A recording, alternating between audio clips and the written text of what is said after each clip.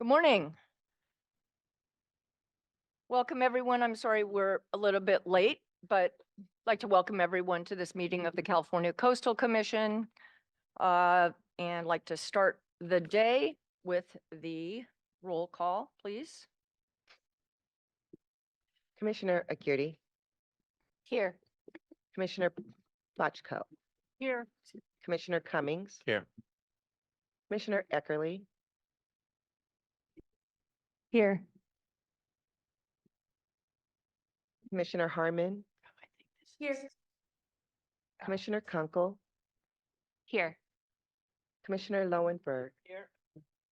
Commissioner Notoff, Here. Commissioner Rice, Here. Commissioner Turnbull Sanders, Here. Commissioner Uranga, Commissioner Williams.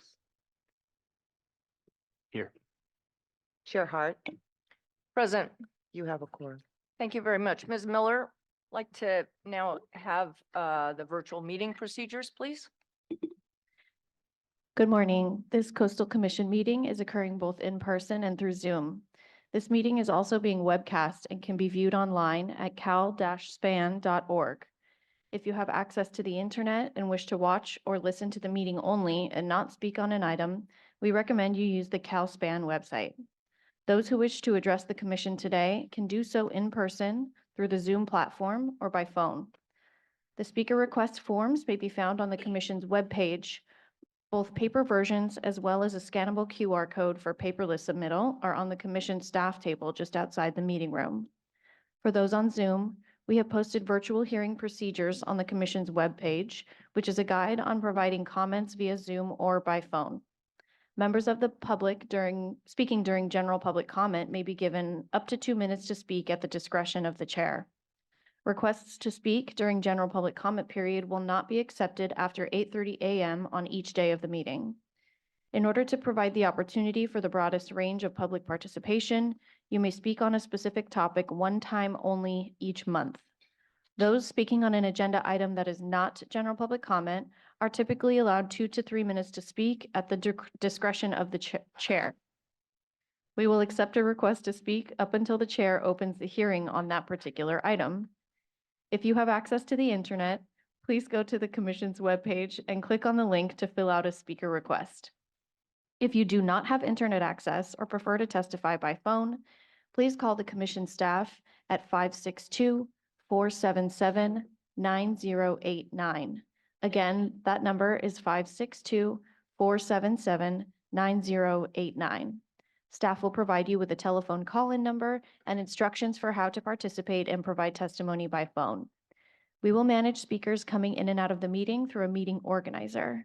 When it is your time to address the Commission, the organizer will invite you to turn on your video and microphone or provide instructions on how to unmute the phone. Madam Chair, that concludes virtual hearing procedures. Thank you very much. We'll now turn to agenda changes. Good morning, Chair Hart and Commissioners. We just have a few agenda changes for today. As listed on the posted agenda changes memo, we have the following. Item 7B, this is the LA County Department of Public Works project at Will Rogers State Beach.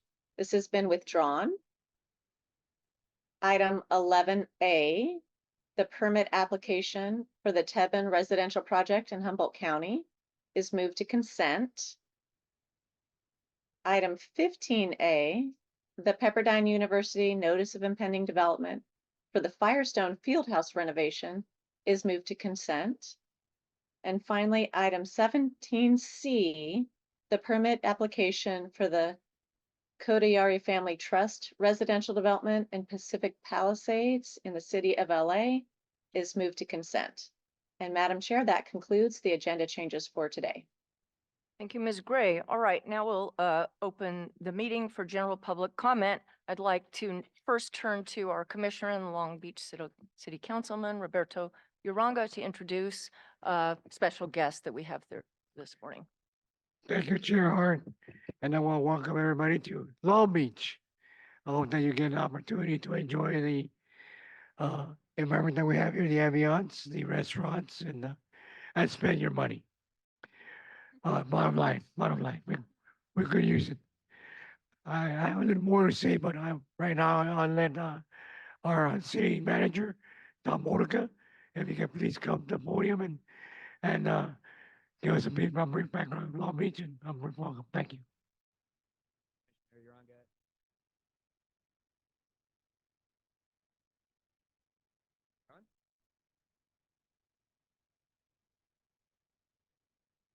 Ah, okay. I never speak from here. I speak from over there. So thank you. And I just wanted to welcome all of you to City of Long Beach. I'm a city manager here, and on behalf of the mayor and city council, we're just ecstatic to have you here in our home. We love hosting the Coastal Commission.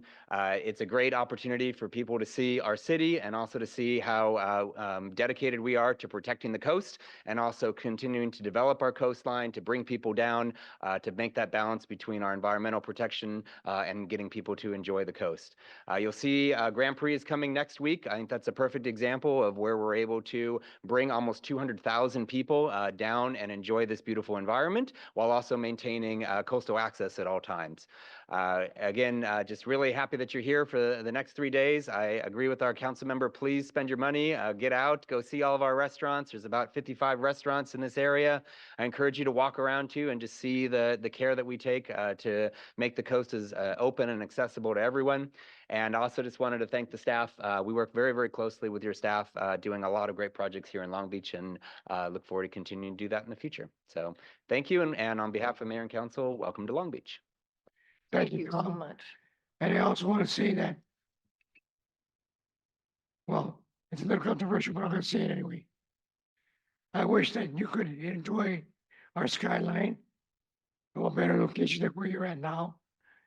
I apologize for having you have to drive over the bridge to come to Long Beach. But because of the boycott that we presently have here in Long Beach, we have no choice.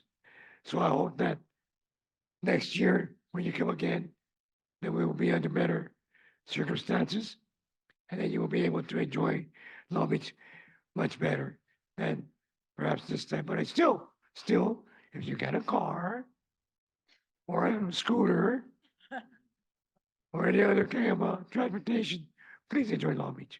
Thank you very much, Chair. Thank you so much, Commissioner Uranga, and it's just such a great place to meet. We're really grateful. All right, like to now open, further open, I guess, general public comment. Turn to Vale. We'll start, if we could, with people here in the chambers, and then we'll move to Zoom. And how many people do we have, Vale, at this time? We have 36 people signed up to speak. All right, so we'll try to move as quickly as we can, given the number of public comments, and there'll be 2 minutes each, please. Thank you. We have about 12 in person as well, so I'll begin with those folks. For members of the public, I will be announcing the names of the upcoming speakers and invite you to speak when it is your turn. Each speaker will be allowed 2 minutes during general public comment. In order to allow for live video testimony on Zoom, we will be bringing you in as panelists. As we bring you in, your Zoom will reload. This may take a moment. To speed up this process, we will bring several people in at a time, but please remain muted and keep your video off until we ask you to speak. After your time is up, you will be moved back to attendee mode. For members of the public present in the room, I will call your names in the order that they appear on our sign-up list. When you hear your name, please line up behind or near the podium and announce yourself with your name when you approach to speak. Several helpful tips. There's a raise hand function that will help us find you in the attendee list on Zoom. If you are using a phone for audio, you can raise your hand by dialing *9. If you are participating by Zoom, you should see a button on the Zoom screen. If you have signed up to speak for this item and are able to do so, please raise your hand now. Again, *9 if you're on a phone. When it is your time to speak, we will invite you to unmute and turn on your camera. You can unmute yourself on a phone by dialing *6. Please remember to state your name for the record. So we will begin with in-person speakers, starting with Max Bracey, followed by Cindy Harden, and then Andy Oliver. Any of those names in the room? Please approach. If you heard your name, you can begin. The order does not matter. Just speak, announce your name, please. All right. Good morning, everyone. I'm Morning. Cindy Harden, and I'm here to talk about Bayona. in the interim stewardship. We've been lucky enough to have 2 fabulous years of rain in a row, so the wildflowers are looking good, but the invasive non-native plants are rampant right now. Mustard, castor bean, arundo, and euphorbia terracema are everywhere, including areas that have been painstakingly restored. We keep on hearing to wait for the EIR, the revised EIR. It's been coming up on a year now that the EIR was disqualified, and there seems to be very little movement. There are many volunteer groups that would be happy to participate in stewardship. Bayona Creek Renaissance. 3 people have approached me, and I have to say no. The only group that is sanctioned, it seems, to do this kind of work is the Friends of Bayona Wetlands. Last month, somebody who is affiliated with them chose to disparage me personally about comments I made in February. This person said that Cal OSHA would be required for these events, that we just need to wait for the EIR. In the meantime, a monoculture of Euphorbia terracema is invading all over the dune system, all along the Trestle Trail. I am asking the commission to please encourage some interim stewardship, some weeding. It's really simple. You don't need Cal OSHA to be present. It does not take precious time away from the Department of Fish and Wildlife in their planning of the EIR. Many years ago, before this became such a contentious issue, the field trip program that I run with students hold ice plant for years with great effect. I see my 2 minutes is up. I ask for your consideration in this. Thank you. Thank you. Max Bracy, Andy Oliver, Noah Suarez Sykes. Hello, I'm Andy Oliver, a Long Beach homeowner, here to encourage you to take a deeper look at the impact of short-term rentals on residential communities. A few months ago, my life was turned upside down when a shooting happened on my front porch because of an unhosted short-term rental, which the city took no prior enforcement action against. Last December, you were presented with recommendations to ban whole home short-term rentals and support communities attempting to limit them. I encourage you to keep looking at this, not just because of the homelessness and housing implications these rentals contribute to, but also because of the very real public safety issues unhosted rentals can cause neighborhoods and the visitors to these neighborhoods. In Airbnb's own 2020 IPO filing, they admit they do not verify the identities of hosts or guests, nor do they verify or screen third parties who may be present during a reservation made through the platform. So issues like this arise. Just last month in Belmont Shore, a house party of 52, yes, 52, unruly and belligerent renters had to be broken up by the police, endangering an entire coastal community. The incident was preceded by multiple calls to Long Beach's short-term rental hotline about this property. No action was taken. Ask yourselves this question: is code enforcement personnel in coastal communities, or really all communities, properly staffed on nights and weekends to police such issues in a timely and effective manner? Or are we, the neighbors, expected to do that? And how would you feel if you were such a neighbor? Also, why are there varying levels of regulations in different coastal communities? For instance, Newport Beach has a much stricter policy than Long Beach, even admitting in their own ordinance that, quote, many short-term lodging units are operated by agents and or absentee owners who exercise little or no supervision or control of occupants, unquote. No such language exists in the Long Beach ordinance. We must live in a different universe 30 minutes down the road. There should be some consistency in how coastal communities approach the issue because, as you know, many are being overrun by corporate owners with no connection to or real affinity for the residential neighborhoods in which they preside. In closing, I urge you to factor in the very important public safety implications for both homeowners and coastal visitors as you consider better rules for short-term rentals, because public safety must come first. Thank you. Noah Suarez Sykes, Steve Ray, Stephanie Gebhardt Rath. Good morning, commissioners. My name is Noah Suarez Sykes, and I am an organizer for Better Neighbors LA, a coalition of Southern California tenants, hosts, housing activists, and community members dedicated to preserving long-term housing by regulating short-term rentals. At Better Neighbors, we conduct data analysis and research on the short-term rental industry in the coastal zone and its impact on affordable coastal access and housing. California faces a grave housing affordability crisis that deepens every single day, and the scale and scope of the crisis means it's not enough to just build new housing. We have to make better use of the housing that we actually have. And one thing that we can't afford is taking housing units off the market to be replaced by unhosted short-term rentals. In December, your commission heard a presentation from Professor David Walksmith of McGill University that advocated for a regulatory floor that restricted unhosted short-term rentals, but permitted hosted-only rentals. And we at Better Neighbors firmly believe that true home sharing and hosted-only short-term rentals is the best way to balance affordable access to the coast for visitors and residents. And a few years ago, your commission approved a short-term rental policy here in Long Beach that permits unhosted short-term rentals. The negative effects of this are clear. According to our analysis, Long Beach has seen a 24% increase inside the coastal zone of unhosted short-term rentals from 2022 to 2023, resulting in 313 units of housing lost to residents. It's simple supply and demand. You reduce the housing supply while the demand stays constant or increases, the price goes up. This is a point that was made by Professor Walksmith based on a breadth of research, which his commission and staff should take seriously when looking at the issue of short-term rentals in the future. As the commission considers ongoing STR ordinances, including potential upcoming changes in Long Beach and approval of petitions to prohibit unhosted short-term rentals, we urge the commission to take strong steps to limit regulation to true home sharing and hosted-only short-term rentals, since it is the only sure way to keep STR room rates low and protect vulnerable housing units. Thank you very much. Steve Ray. After Steve Ray, we have Stephanie Gebhardt Rath, Rachel Wilson, and Elizabeth Hansberg.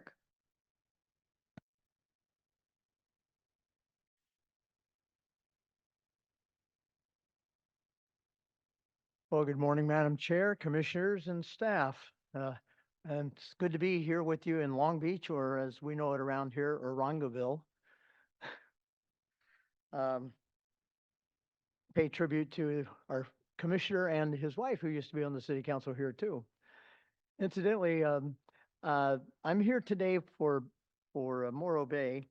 There's a major project occurring there, what's called the Battery Energy Storage System Plant, BESS plant, proposed by the Vista Corporation. They have just released the EIR for the project for review, and comments are due by May 28th. Your staff should have received their copy of it for review and comment. We would like to point out that the project as proposed in the EIR and in the application to the city appears not to be the project they're going to build. It looks like they're actually proposing another project now, because they're releasing a bunch of information on this other project or this differently designed project. And as a result, the current application and the EIR seem to be irrelevant, but they're going ahead with it anyway, pushing it through. So we would like to alert the staff to that when they are going through it. The new project will, in our opinion, be such a major change in the project that they need to resubmit the project application from the beginning. They need to obviously redo the EIR, because the EIR analyzes the previously proposed project. So we're going to try to get that done, to have them withdraw and resubmit. But we would ask your staff to be aware that that is happening, and we will proceed with them in the future. Thank you very much. Stephanie Gebhardt Rath, followed by Rachel Wilson and Elizabeth Hansberg. Good morning. Thank you to the chair, Chair Hart, Can you speak a little closer and just tell us your name, please? Stephanie Gebhardt Rath. Good morning. Thank you to Chair Hart, to Vice Chair Escalante, and the commissioners and staff. My name is Stephanie Gebhardt Rath. I represent Heal the Bay. I'm our beach programs manager. I came here today to thank the commission for your support of our Adopt a Beach program since 1998. This program is core to Heal the Bay's mission, making coastal waters and watersheds of Greater Los Angeles safe, healthy, and clean. Last year, fiscal year of 22 to 23, we had over 600 individual Adopt a Beach cleanups and reached over 20,000 volunteers. This includes 7,000 volunteers for the annual Coastal Cleanup Day. I'd also like to thank you for expanding funding last year to support Heal the Bay's new diversity, equity, and inclusion initiatives. We surveyed cleanup volunteers and on their demographics, feelings about public open green spaces, and in particular, Heal the Bay events.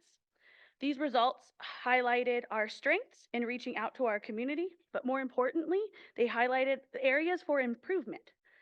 I would be happy to answer any questions you have today, and I look forward to continuing to work together to educate the public and on the impacts of solutions to plastic pollution in our coastal waters. Thank you for your time. Thank you. Rachel Wilson, Elizabeth Hansberg, and then Stephen Carr. Please start with your name. Rachel Wilson, and I have a PowerPoint. I am here for Morro Bay, the battery energy storage system. Good morning, Chairman and Council and staff. I'm going to be talking about two things, the off-site consequence analysis and the fact that the EIR never mentions our southern sea otter, even though it's right across from the plant. Next slide, please. Vistra did acknowledge the risk that there is a potential for thermal runaway and the release of toxic gases. Next slide, please. But what they did is they talked about the sensitive receptors, but they left out the bay and the beaches that are literally right across the street from the proposed battery energy storage system. So they don't even look at our bay, which is really literally right across the street, within maybe 150 feet. Next slide, please. Also, their wind analysis was not done from Morro Bay.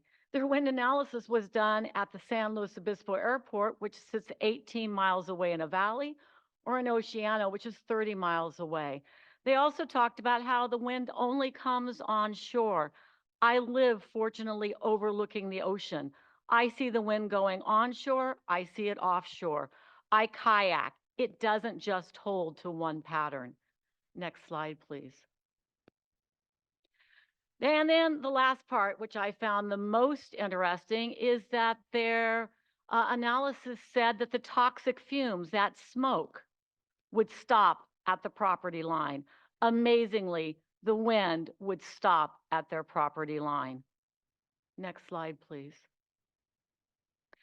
And their EIR did not mention the presence at all of our southern sea otter. If they would have looked at a map of Morro Bay, you could see Morro Bay T-Pier otter viewing area. It is so obvious. If their biologists came to Morro Bay, it would be very obvious. Next slide, please. I am a kayaker, and one day, I guess the video is not running in the center, I was totally oblivious as a southern sea otter jumped on the back of my kayak. I'll have to get the video next time. Finally came around front to sit on the front of the kayak. I can definitely let you know that there are southern sea otters in Morro Bay, and in Monterey Bay, because this fellow for about a week came jumping on my kayak. Thank you. Elizabeth Hansberg, Stephen Carr, Lisa Baca. Good morning, members of the Coastal Commission. My name is Elizabeth Hansberg. I'm with People for Housing Orange County, here before you again to press the issue of the housing shortage that we experience in Orange County and in many communities in coastal California. You currently have a project that is, I believe, in the pipeline to come before you, the Magnolia Tank Farm project in Huntington Beach. This project goes well beyond it has 20% affordable housing for workforce and affordable housing for people that would be serving the resort area. Getting this on the agenda in the next couple of months would be much appreciated. This project is exactly the type of project that we want to see, making accommodations for everyone to have access to the coast with rooms that are priced at rates that affordable housing residents could afford from other parts of California to come. I'm really concerned about the way that the Coastal Commission is positioned to restrict and delay and deny housing. And so I would just like to refresh your memory that, residents are being pushed to the Inland Empire. People are having to move out of the state because they can't afford to live here. We have students that get accepted to universities and can't go because they can't afford to live in the areas around the university. Most of our high opportunity communities, most of our job centers, most of our critical mass of transit infrastructure are in coastal or coastal adjacent communities. And so the need for housing in those places that bring opportunity so that we're not displacing Californians to Texas. And perhaps the most challenging thing for me is that we have young people that are asking the question, do I give up if I stay in California, if I don't move to Texas, do I give up buying a home or having children? People are asking themselves those questions because of the housing shortage. So, thank you. Thank you, Stephen Carr, Lisa Baca, Daryl Gale. Good morning. My name is Stephen Carr. I'm a resident of Long Beach, and I'm here to speak about the short-term rental issue. Currently there are 800 STRs in Long Beach and about 600, a little over 600 unhosted, and they are a big problem in our city. 300 along the coast, which could be 300 homes occupied by people. We are in a housing crisis. Our city, I believe, is ill-equipped and in handling the regulations of them. I live next to one where people that own it own 12 of them, and they are absentee owners. We've had several parties where they just rotate in and out of revolving door parties. And my son, his bedroom shares a wall with the house. Anytime there's a party in Long Beach, some sort of festival, we feel the ripple effect.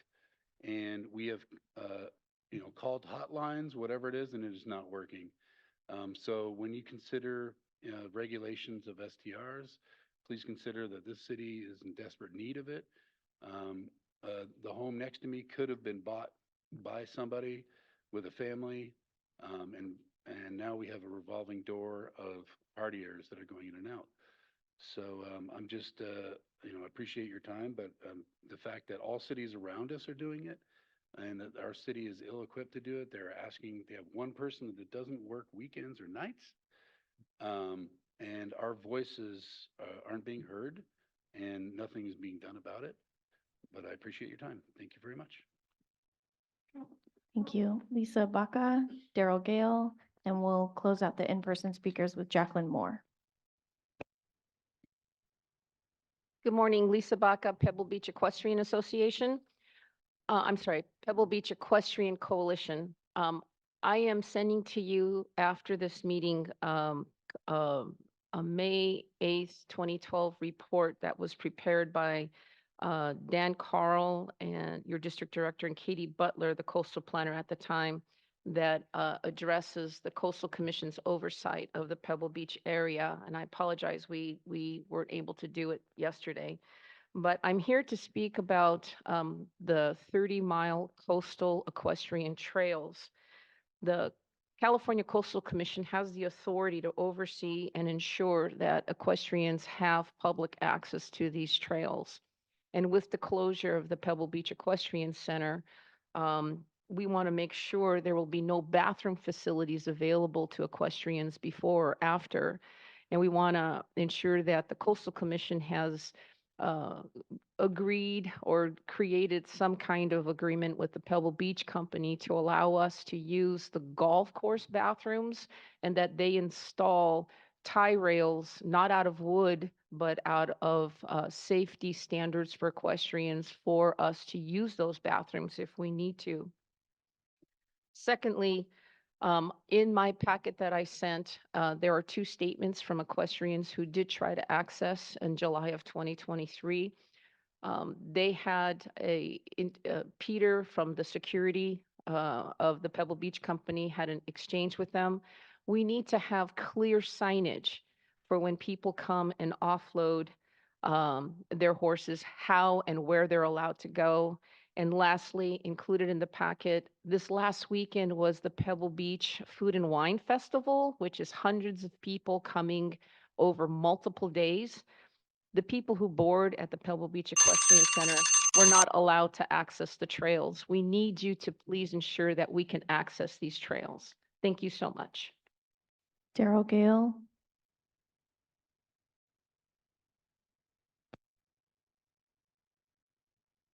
And then Jacqueline Moore will close out the in-person attendees.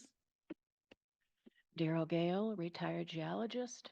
Hello, commissioners and staff. I'm very confused. You see, in 2020, 2018, I went down to the Chula Vista Coastal Commission meeting and with horror watched you tell Edison it was okay to dump 3.6 million tons of nuclear waste on the beach. And then Steve Padilla said, we're going to do everything we can to find a better place for it. That is documented in the new movie, San Onofre Syndrome. So what's happened since? I've been checking your website regularly. It's been years. Have you consulted with other state agencies as to where to move it to? Have you talked to Camp Pendleton? What about Representative Mike Levin? How about meetings with state and local transportation authorities? How to package it safely? Consulted with other municipalities who also have nuclear waste near their waterways? What does the San Clemente mayor and city council think we should do with it? Are they happy leaving it on the beach, getting corroded, exposed, and to wash into the ocean for our next big storm? What about our extended steam South California universities with marine biology experts and marine geologists? They must have a position on it. Where is the discussion with nuclear engineers? Do you have staff dedicated to writing position papers after research with experts? Has there been any community meetings where you get feedback from residents and businesses within 10 miles of this terrifying toxic beach waste dump? I haven't seen anything on your website. Do you have a plan for just when one of those Chernobyl-sized thin canisters cracks and contaminates the local beach communities? This will really hurt our multi-billion-dollar tourism industry. Who is working on this? Where is Steve Padilla? Did he find a site? Or am I talking to the wrong place or people? Thank you, Jacqueline Moore. And then we'll go to Zoom, starting with Magdalene Romero, followed by Diane Edmonds, and then Gary Hedrick. Jacqueline. Hi, hello, good morning. Chair Hart and Commissioners, my name is Jacqueline Moore. I'm Vice President of PMSA, the Pacific Merchant Shipping Association here in Long Beach. I wanted to thank you all for coming to our neck of the woods. I know you have many beautiful options along the coast to come to, so we're glad to see you here near our ports. We, PMSA, we've enjoyed a long, collaborative, and effective, I think, relationship with the Commission, and we are truly appreciative of that. I would be remiss if I did not take one quick moment to raise a topic again, and that is offshore wind. The maritime industry is a vested stakeholder. We simply want it to be done in the safest manner possible for commerce along our ocean. I'd like to thank you for making sure that all stakeholders, not just our partners at the port authorities, but that the maritime industry also has a seat at the table. So thank you for that. Thank you for coming down to Long Beach, and that concludes my comments. Thank you. Thank you. So we'll go to Zoom now, starting with Magdalene Romero.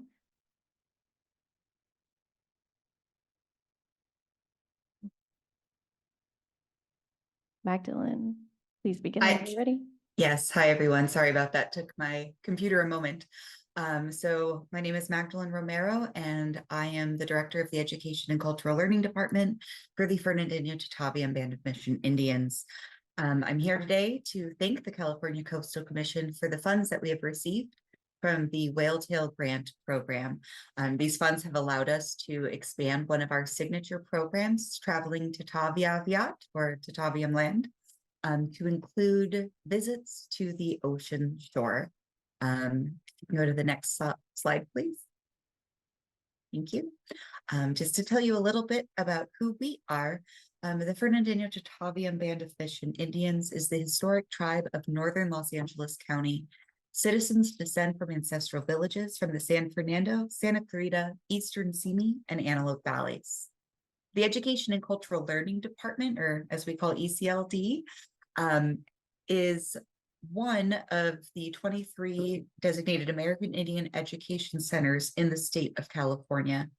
It is the only center within Los Angeles County, and our department's priority is to serve not only Fernandino-Tataviam tribal youth, but all Native and Indigenous youth residing within the tribe's ancestral territory. Next slide, please. So just a little bit of an overview of the program that we do. So traveling to Taviaviat, Ahevev Mehmet, or on the ocean shore. It engages Native and Indigenous youth residing within Los Angeles County. These youth are introduced to traditional Fernandino Tataviam villages, cultural and natural sites, and they make contemporary connections to historical sites. Youth will gain leadership through our program, leadership skills and knowledge of local conservation efforts through aquarium visits, camping trips, hiking, kayaking, and other outdoor recreation activities. Next slide. These funds really matter to us because they allow for us to provide outdoor access to so many different programs. And I know I'm almost at time. Show the next slide. You can see some really great pictures of our kids enjoying the program. So thank you all so much for these funds. We greatly appreciate what we're able to do for our youth. Thanks to you. Thank you. Diane Edmonds, followed by Gary Hedrick, and then Dr. Loretta Mayer.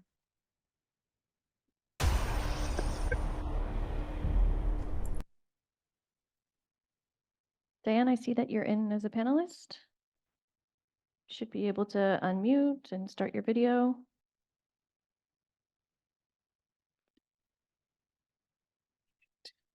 There we go. All right. Should I talk while the video's going or? Did you just want us to play your video? Yes, please. Okay. I have a few words to say as well. But Okay, we'll play the video now.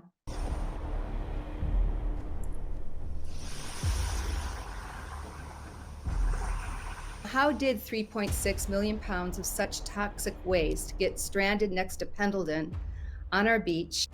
It's stuck at Pendleton because there is no repository, long-term repository for the waste across the entire country. The whole design philosophy behind these canisters is that they were there essentially to be a temporary storage until the fuel would be moved to a permanent repository.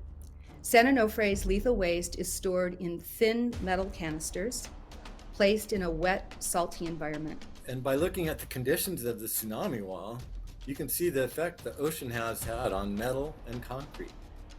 There's no way to unweld the canisters right now to see what the condition of the fuel is inside. So I would rather ask the question, not how long will they last, but how soon could they fail? And that's where the risk factor really comes in when they say, well, the risk is minimal. The risk is not minimal because it cannot be measured. And if it cannot be measured, then you have to assume that it can occur.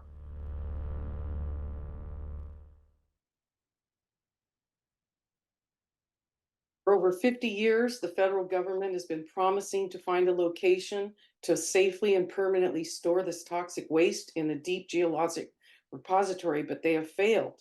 The metal canisters were not intended for long-term storage of radioactive waste in a corrosive marine environment. Many scientists and environmentalists are concerned about this, and we need to get this waste moved. There's significant evidence of sea level rise occurring now. We can't afford to wait until there is a catastrophic leak. Please require that this waste be moved to higher ground as soon as possible. Thank you. Thank you, Gary Hedrick. Yes, thank you. Greetings, commissioners. My name is Gary Hedrick of San Clemente Green, and I'm talking about the issue of stranded nuclear waste at San Onofre. Next slide.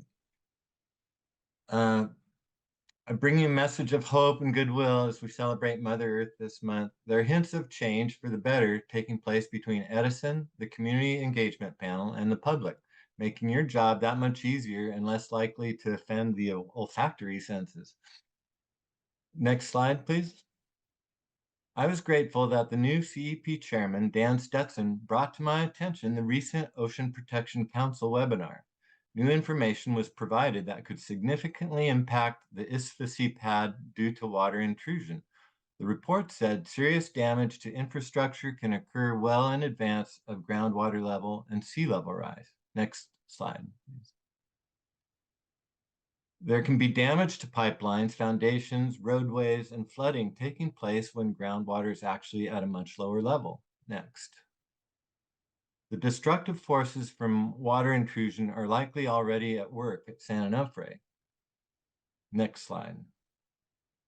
Destructive forces from water intrusion are likely already at work at San Onofre, and the massive foundation containing nuclear waste is already showing signs of stress. Next slide. Those same researchers indicated to me that further study of the site at San Onofre should be conducted in great detail. It was also a nice surprise that Manuel Camargo, representing Southern California Edison's position regarding this new information, said, whether additional study is required at this time is at the discretion of the California Coastal Commission. Next. Those same researchers indicated to me further study, Patrick Bernard, he said a site-specific engineering study would be needed to, oh, that was fast. Well, next time I'll do better. Thank you, sir. Next is Dr. Loretta Mayer, followed by Brian Rosen, and then Lorna Moffett. Dr. Mayer? Yes, thank you. I just want to say it's a pleasure to be with you again. My objective here is to provide you with continuing education on fertility control for rodents as opposed to lethal management strategies. Next slide, please. What I want to show you is where we are. We have taken enclosed situations where, as you can see on this graph on the left, in 5 months, we have reduced the rodents in an interior setting similar to an island by 100%. What is available now is non-lethal, no hazing of birds, which needs to be done in the farallons. Bird infertility is unaffected. There's no bioaccumulation in the soil. It doesn't persist in the water. There will be no risk to handlers.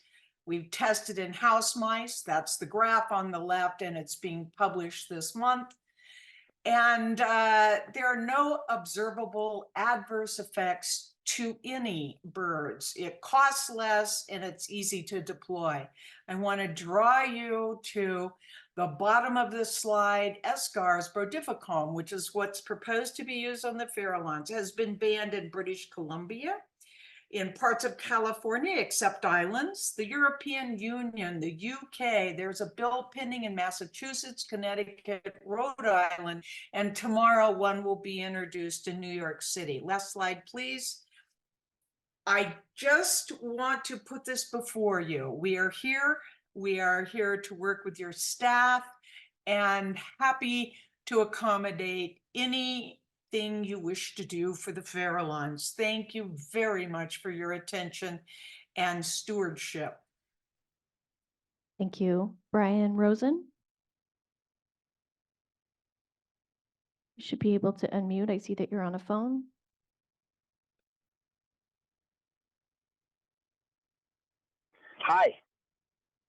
Hi, this is Brian Rosen here. I wish to oppose and ask you to oppose the so-called rapid transit busway in Monterey County. It will be very destructive to sand dune habitat and environmentally sensitive habitat. And only 5 miles of a bus line will be sped up during rush hours, and it will still be considerably quicker to drive from Monterey to Salinas. It's quite a long bus ride with 46 stops. A better alternative that would reduce emissions more and help the bay more from emissions would be to convert one lane in each direction of Highway 1 to a HOV lane, accommodating buses and carpools. And we already have a rail corridor in place, and it would have much more connectivity, and it could connect with Santa Cruz and the Bay Area. And the Coastal Commission recommended looking at these alternatives, but at page 54 of the MST, Monterey Salina Transit Agenda, it says all alternatives proposed by CC staff will result in greater impacts to environmentally sensitive habitat areas compared to the board-approved, the SURF project. But that's absolutely untrue. I've spoken with the Coastal Commission staff, and one alternative is a no-build alternative. Obviously, that won't do anything. And the carpool lane is another one. That won't be a harm. But MST and keep saying that, including in the environmental assessment, that we will preserve the rail for future options, and that's in their plan to have rail in the future. But that's not true. Now they're admitting that 4,400 linear feet of rail are going to be removed, and there's not going to be any place to put the tracks without severely impacting the dunes and causing great damage. We bought the tracks under Prop 116 for rail service, and now they're trying to they have to remove 4,400 linear feet, 0.83 mile of rail, and we're going to preclude future emission reduction by not having a place for the rail and having the destructive surf, which we don't even need because we already have these wonderful railroad tracks there.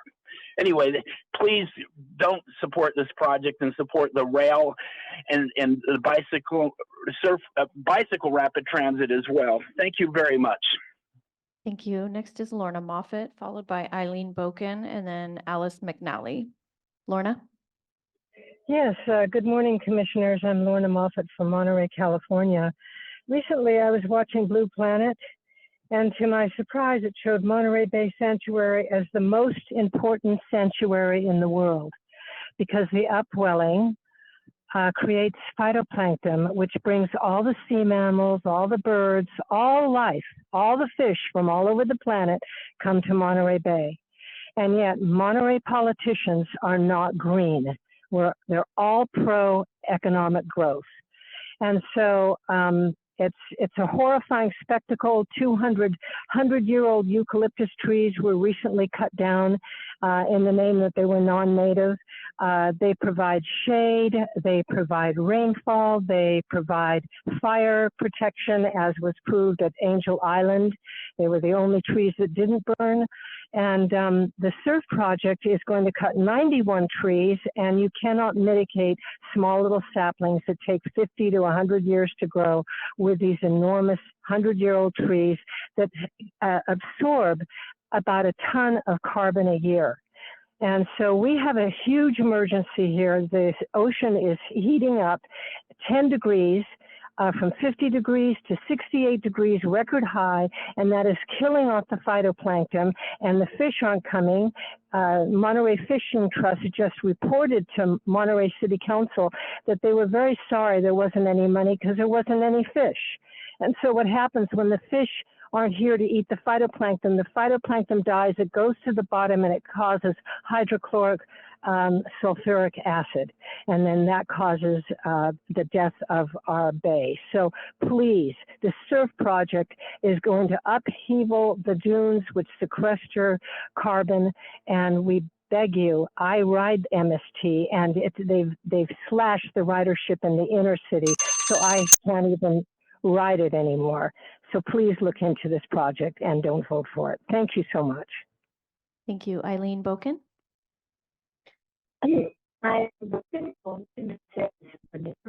Eileen, you're breaking up. Can you maybe speak a little bit closer to your device? Okay. Eileen Boken, Coalition for San Francisco Neighborhoods, speaking on my own behalf. When the Coastal Commission meets in the North Central Coast District on July 10th through 12th, I would urge the Commission to meet in San Francisco at the San Francisco Zoo in the Bernard Osher Great Hall if it's available. This is the venue where the Greater Farallones National Marine Sanctuary Advisory Council meets when it convenes in San Francisco. The San Francisco Zoo is adjacent to Ocean Beach. Commissioners would be able to see firsthand the erosion and accretion issues on Ocean Beach, as well as the snowy plover protection area. The zoo is also next to the Oceanside Wastewater Treatment Facility. A tour could be arranged that would include its recycled water project. The State Lands Commission has been invited for its June 7th meeting to be in San Francisco and also to be at the zoo. Thank you. Thank you. Next is Alice McNally, followed by Emma Martin, and then Matt Haynes. Good morning. Can you hear me? Yes, we can hear you. Thank you. We all know the risk posed by the 1,800 tons of nuclear waste stranded 108 feet from the surf at San Onofre. And we agree that this was a huge mistake The waste must not remain where it is any longer and must be moved further inland from the surf. This recommendation has been voiced by one of your own members on a CCC video. The 2022 U.S. Government Technical Report predicts sea level to be 10 to 12 inches higher in the next 30 years. Climate change and warming water could cause an additional rise of 3.5 to 7 feet by the end of the century. Storm surges and coastal flooding are expected to occur 10 times as often by 2050. Capillary action is also a reality.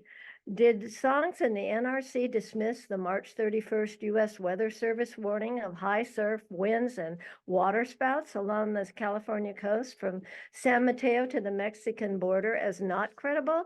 The Big Sur Bluff collapse on April 1st, Japan and Taiwan's 7.4 earthquake and tsunami warnings on April 2nd, the cracked and damaged tsunami wall, which Edison now calls the erosion wall and claims it was not built to stop a tsunami, is only 102 inches at the highest point. The infrastructure along the beachfront is crumbling and rusting. Photo shows that canister vent assemblies are rusting, or is this stress crack corrosion? Whistleblowers warn of scratches on the canisters from handling and loading, weakening the canisters, making them more likely to give way when making contact with cool water.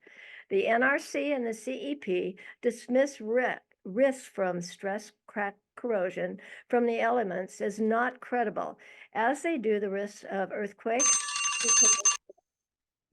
I am asking that the Coastal Commission look closely at this situation Thank you. We have to move on. Sorry. Emma Martin. Hello, everyone. My name is Emma. I use she, hers pronouns, and I'm the program director at the Center for Independent Living, which is a peer-run cross-disability advocacy and direct services organization in Alameda County. We were founded in 1972 as the first independent living center, and now there are 400 plus across the country and around the world. I'm here to talk with the commissioners a little bit about our Coastal Connections Youth Program, which was funded with Whaletail funds. CIL was so honored to be a first-time recipient of Whaletail funding, which allowed us to develop and run for these past 2 years our Coastal Connections Youth Program, or CCYP. CCYP is a 6-week program that brings youth with disabilities from across Alameda County to coastal environments. High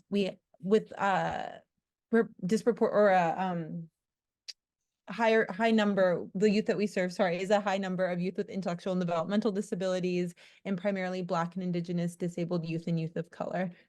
Sorry for my slip of the tongue there.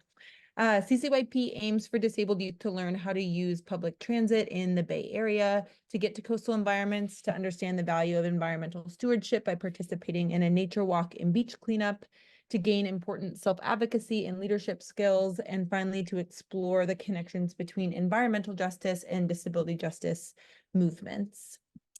With our Whaletail funding, we've led 10 cohorts of youth with disabilities, reaching over 100 students. CIL staff collect portfolios of student work within the program and also conduct pre and post surveys to evaluate the impact of CCYP. At the end of our most recent cohort, 100% of students said they felt more comfortable using public transit and confident enough and had enough experience to use transit more independently in the future. One youth said in their post surveys that they learned to pick up trash at the beach. Another student said they learned how to get on different trains at BART and how to use a clicker card. And another student said they learned how to not step in front of a bus, which is incredible. So we wanted to thank you so much, the Coastal Commission, for the funding of our work. Thank you. Thank you. Matt Haynes, followed by Angeles Ochoa Carmona, and then Maya Dunn. Hi, everybody. My name is Matt Haynes. I'm with MECA. We're the multi-ethnic collaborative of community agencies. We're a backbone organization representing 9 diverse CBOs down here in Orange County, California. I am here today to speak in favor of the Magnolia Tank Farm redevelopment in Huntington Beach. The plan provides to housing affordability and coastal access. Getting this on the agenda for the next couple months should be a high priority for the Coastal Commission. Mecca represents, like I said, 9 different CBOs. We serve the diverse communities across Orange County. We have representatives from a range of different backgrounds, and something that is very prevalent in all communities that we serve is housing affordability and housing scarcity, especially here in Orange County, which is a high cost of living area. And we do see the Magnolia Tank Farm development as something that will absolutely benefit our diverse communities down here in Orange County. One of the big benefits of the Magnolia Tank Farm project is 211,000 square foot lodge and 215 guest rooms, including 40 low-cost rooms that will create access for families and youth-serving nonprofits. One of the many publicly accessible features of the hotel is the Wetlands Interpretive Program that will provide enriching educational experiences for all ages. The intent of the interpretive program is to provide organized, guided docent-led tours of the wetlands for all visitors, including student groups seeking to expand their knowledge of the wetland species. So we believe that kind of the combination of affordable housing, access to the coast, and the prioritization of folks who work in the hospitality industry down here and folks from diverse communities is just a wonderful combination. It's a great project, and we really hope that you guys get this on the agenda as soon as you guys possibly can. Thank you. Angeles Ochoa Carmona, Maya Dunn, and then Cindy Abbott. Good morning, members of the Coastal Commission. My name is Angeles Ochoa. I am the digital organizer with Orange County Communities Organized for Responsible Development. Today, I'm here to support the Magnolia Tank Farm redevelopment and affordable housing project in Huntington Beach with a commendable 20% affordable housing rate. This initiative is vital for providing housing affordability and coastal access to under-resourced working families. Prioritizing this project on the agenda in the upcoming months is crucial given California's housing crisis. This project adds 250 new housing units with 20% designated for workforce and affordable housing, surpassing state mandated requirements. It's urgent that we address these critical needs in our community swiftly. As a lifelong resident of Orange County, I've seen the struggle for affordable housing firsthand. As an organizer with Accord, I work every day with working class residents of OC who are constantly being displaced because of the rise of housing costs in Orange County. The inclusion of affordable housing units in this project is significant, offering essential support to under-resourced working families and addressing a pressing issue. I urge the Commission to prioritize the Magnolia Tank Farm project. Its extensive benefits make it a model for responsible development in our coastal area. Thank you for your consideration. Thank you, Maya Dunn. Well, good morning, Commissioners. I'm Maya Dunn. I'm the former Executive Director of the Orange County Fair Housing Council, and I continue to be an advocate for affordable housing along the coast. As you know, the Coastal Act requires that the Commission encourage affordable housing opportunities. And many of you may know that in some of your history, up until 1981, the Commission required over 5,000 deed restricted units to increase affordable housing along the coast. So although there was legislation to end that policy, I know your intent is to support more affordable housing along the coast. So in that vein, as a general comment, I'm hoping that the Commission can direct staff to better identify a way to prioritize affordable housing projects that come to you so that the state can meet its priorities. In particular, today, I'm requesting that the Magnolia Tank Farm project be placed on the agenda in the next couple of months. And as you know, affordable housing is necessary, particularly in Orange County, which is one of the most unaffordable areas of the state. And this will help the city of Huntington Beach to reach their state mandated regional housing needs numbers with the 20% rate for this development as being affordable for very low and extremely low income families. I think that you're aware also that the city of Huntington Beach has been sued for their housing element compliance. So it's really important that these projects get before you. Thank you so much for your consideration and all you do. Thank you, Cindy Abbott, followed by Tony Alexander, and then Megan Durbin. Cindy? Good morning. I'm Cindy Abbott of Pacifica. Over many years, the city of Pacifica has disregarded the input of Coastal Commission staff who have raised concerns that the draft update to the 1980 Local Coastal Land Use Plan cannot be found consistent with the Coastal Act.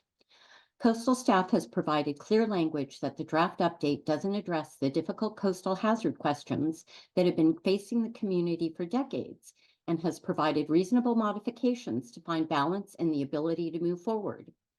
Instead of heeding the reality of a need to plan for a future of accelerated storms, continued coastal erosion, and eventual sea level rise, the City of Pacifica, showing a lack of vision and ability for long-term planning, has merely repackaged their full armoring plan.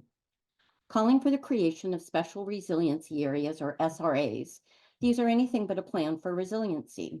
Special resiliency areas are instead a plan to armor at least 2 areas of Pacifica, West Shore Park and Rockaway Beach, into perpetuity, and intensifies development in the coastal hazard zone, placing even more people and future generations in harm's way instead of recognizing the need to shift away. Please do not be misled. This is not a resilient strategy, but a novel way of rewording a continued armoring and intensified development plan, and not beginning the action needed to protect our beaches, public trust lands, and natural coastal habitat.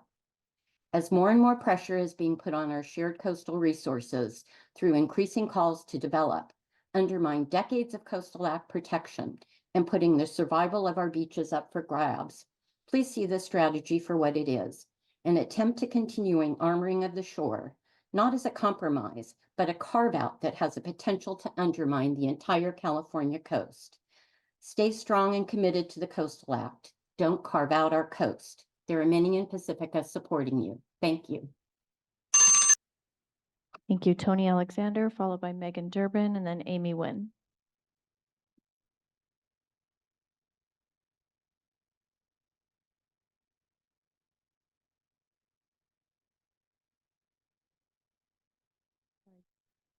Tony Alexander's being promoted right now. Here we go.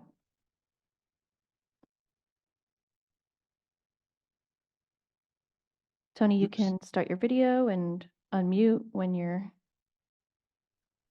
Okay, I'm starting my video and I'm unmuted. Thank you Please very begin. much. My name is Tony Alexander, and I serve as a trustee on the San Jose Evergreen Community College Board. And the reason why I am speaking, I am in support of the Magnolia Tank Farm project and the public benefits that come with it, including high affordable housing rate, very low income, extremely low income for local working families. I encourage the commission to get the Magnolia Tank Farm on the agenda in the next couple of months. And you ask, why is someone in the community college district wanting to do that? We have a strong need for affordable housing. And this is one of the things that we need to go ahead and do to make sure that we are able to go ahead and get low income housing and very, very low affordable income housing. So thank you very much. And thank you. Thank you, Tony. We have 7 more speakers, Madam Chair, just a heads up. I'm sorry, how many more? 7 more. Okay, that's great. Next is Megan Durbin, followed by Amy Nguyen, and then Robin Rudiso. Hello, my name is Megan Durbin. I'm a senior planner at WIN Coastal Planning and Biology in Fort Bragg, up in Mendocino County. Thank you all for your time and your ears today. I believe the Coastal Act is a good law. I'm a lifelong California resident. I'm incredibly grateful for what I now know is the result of the rights protected by the Coastal Act. Free public access to bluffs and beaches, existence of sandy beaches to access, amazing open space and ocean views, and development that is harmonious with the stunning natural scenery. The Coastal Commission's North Coast office staff is who I most often interface with. Our projects typically propose a single-family home with accessory development on vacant lots. Upon application submittal, the lead agency, most often the county, refers out the coastal development project materials to stakeholder agencies, including the Coastal Commission. Project studies, designs, maps.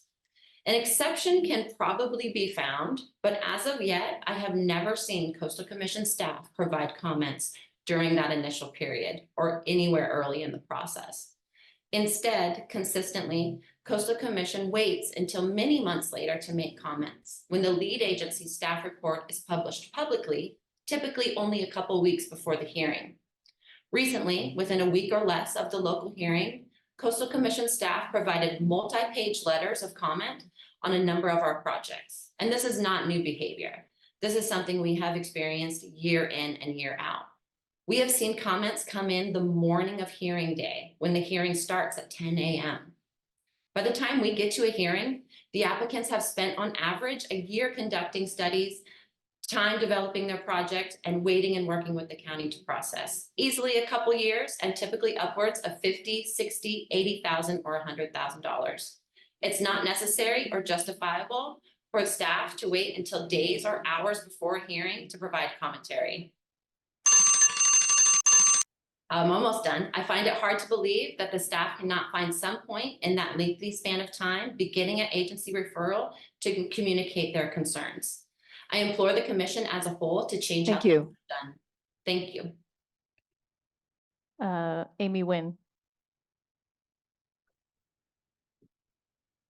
Thank you, Chair Hart, commissioners, staff. My name is Amy Nguyen. I'm with Wynn Coastal Planning and Biology here in Fort Bragg, working with Megan, and I'm echoing Megan's sentiments on behalf of many of our clients.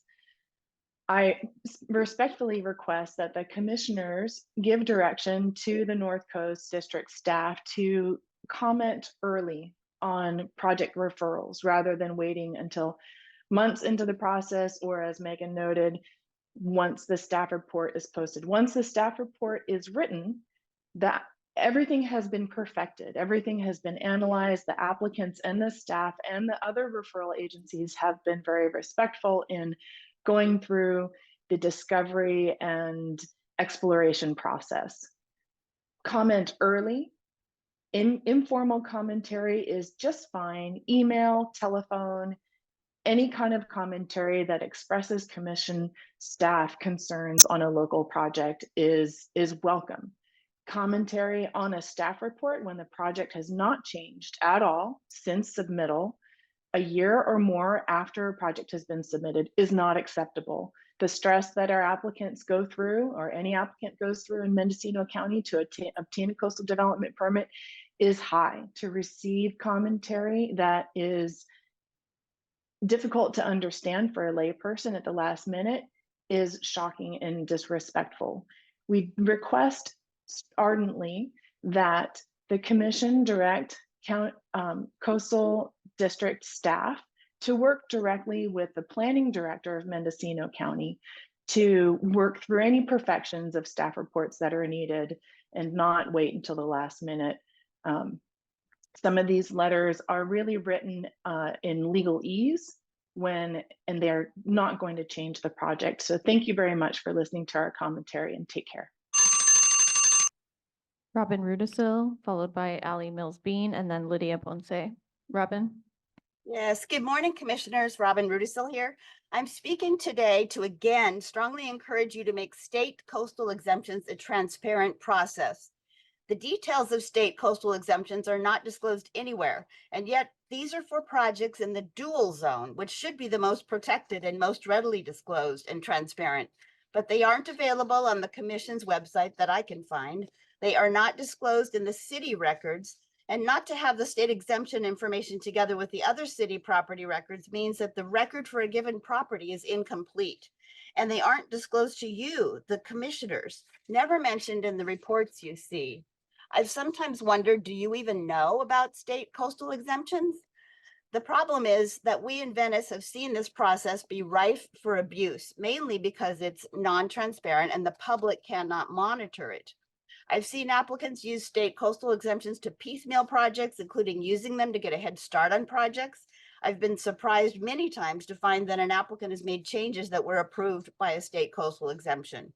I've seen applicants get a state coastal exemption approved and then develop well beyond or much differently than what was approved as their project. It's a common problem. If we see questionable construction, we try to find out if it's authorized by going to the city or state website and looking up the approval, but we wouldn't be able to find any records for something approved by a state coastal exemption. It seems wrong that they're never disclosed to commissioners or the public, especially as public participation is a main tenet of the Coastal Act. I ask that you fix your procedures and send state coastal exemption information to the city planning department so they can be disclosed on the city planning system. And that you also disclose state coastal exemptions and post them on your website and in the district director report so that all of the commission's processes are transparent, as they should be given the importance of the Coastal Act places on public participation. Thank you. Thank you. Next is Allie Mills Bean, followed by Lydia Ponce, and then Robert Roy Vanderhoek.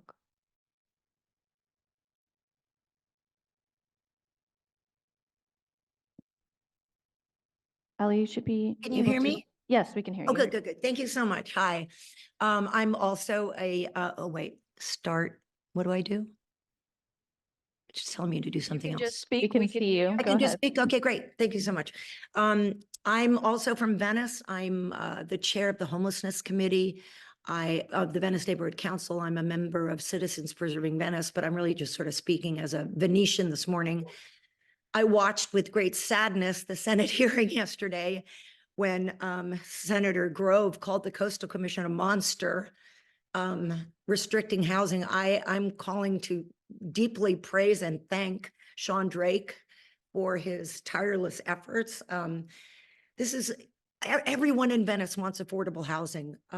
We definitely want affordable housing. We're also very grateful that you understand, probably the city, I don't even think has read the Coastal Act, that Venice was designated as a special coastal community. And that means access for everybody, especially the poorer members of the Los Angeles community who come to our beaches.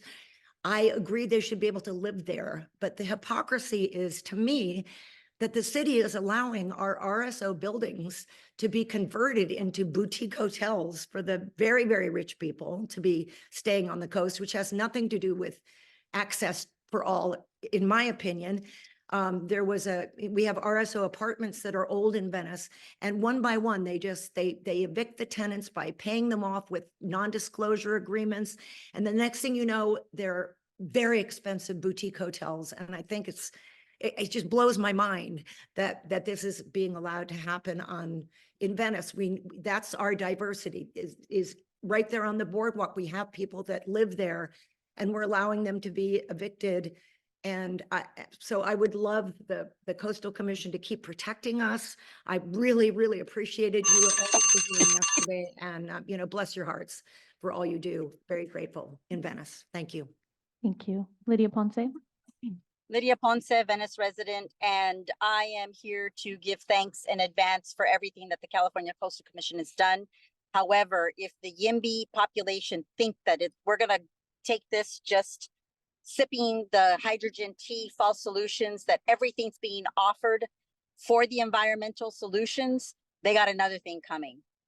I find it extremely infuriating that the YIMBYs have so much money and have been lobbying to undo the regulations that protect the environment, knowing full well that they have children and grandchildren. It is just unconscionable. And for 500 plus years, we've been doing nothing but trying to live along side by side with the pilgrim ideology. There is no such thing as a free market. There is no such thing. When it comes at the death of ecocide, there's terracide and genocide.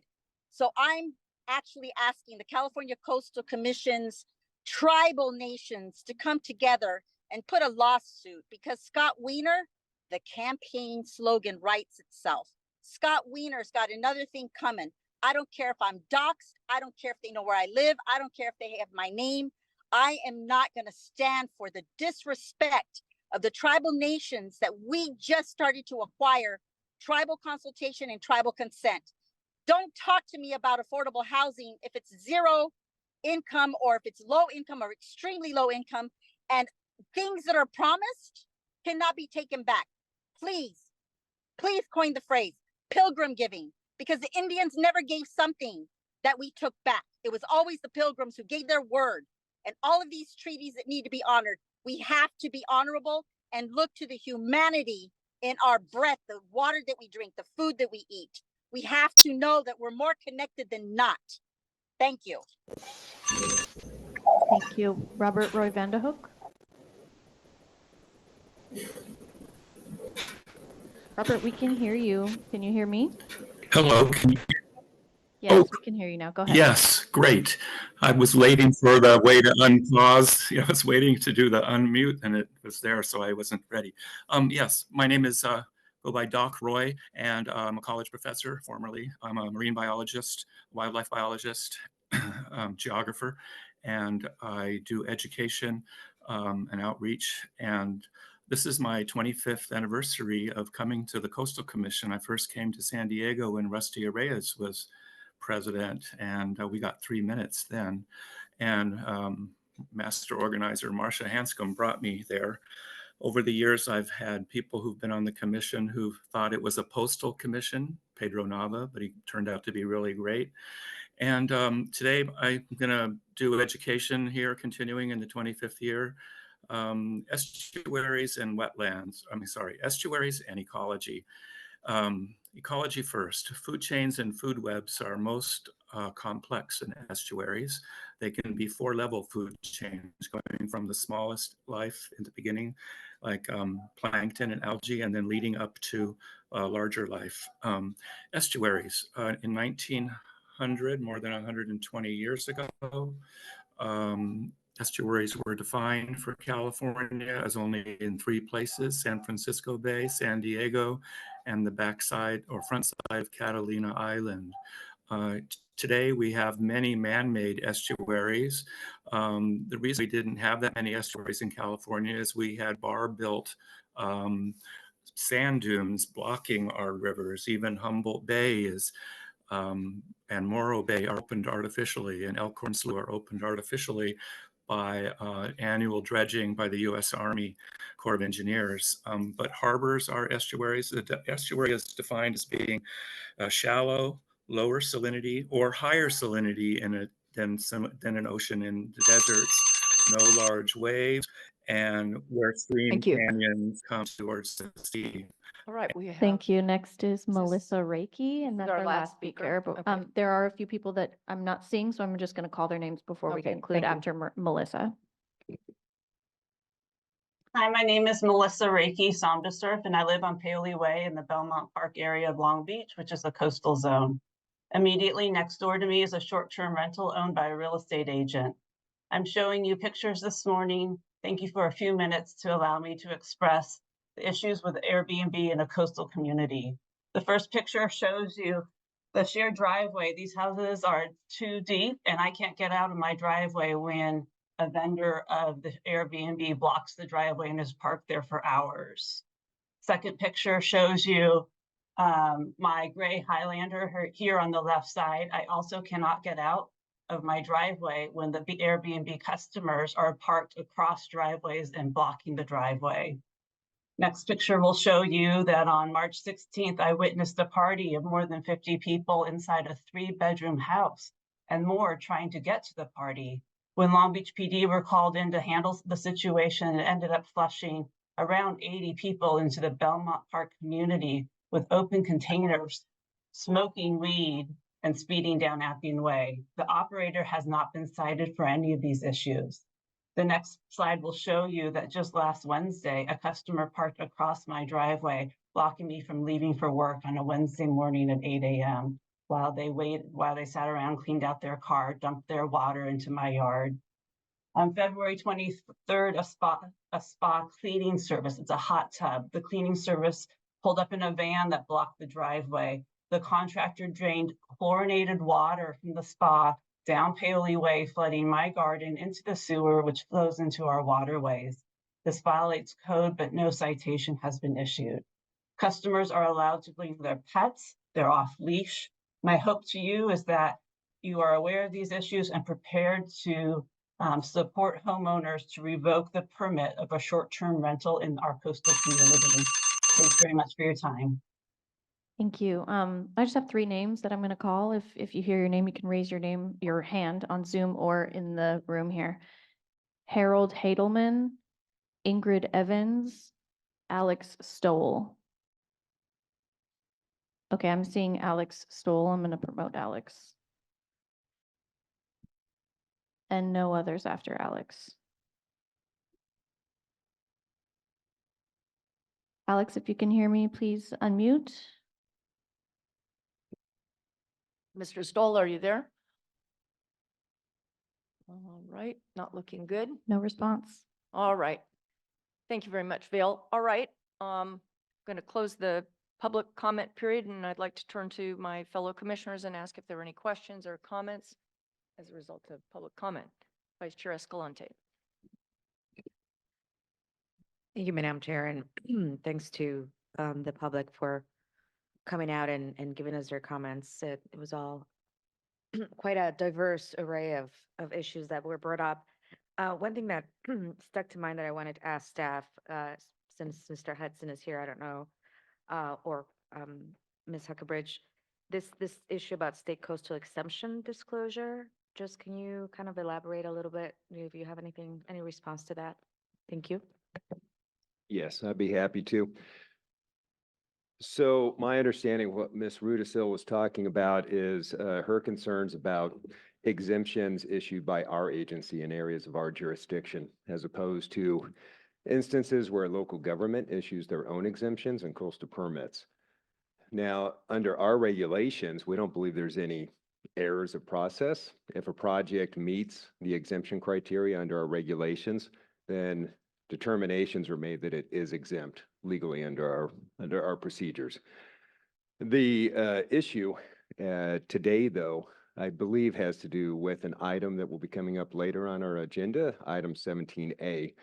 And that item was stemming a discussion with Ms. Rudisil and others about some concerns about what they believe is bifurcation of a project, components of the project that an applicant has chosen to be exempt, versus the components of a project that require a coastal development permit.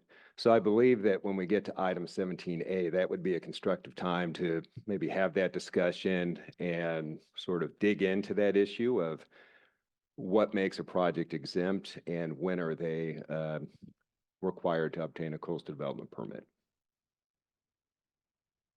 Thank you. Looking forward to that and always appreciative of our friends in Venice input, of course, and engagement. Thanks. Thanks, Mr. Hudson. All right, Commissioner Nada. Oh, yeah, thank you. And I echo the comment that was a very informative array of comments this morning. So thanks to the public for that. The San Onofre waste issue is something of, very concerning to me, and I would like to have an update on, where are we on that? What's the commission's ability to move this away from the shore? We all know that the sea is creeping in. It's never been a good place for it.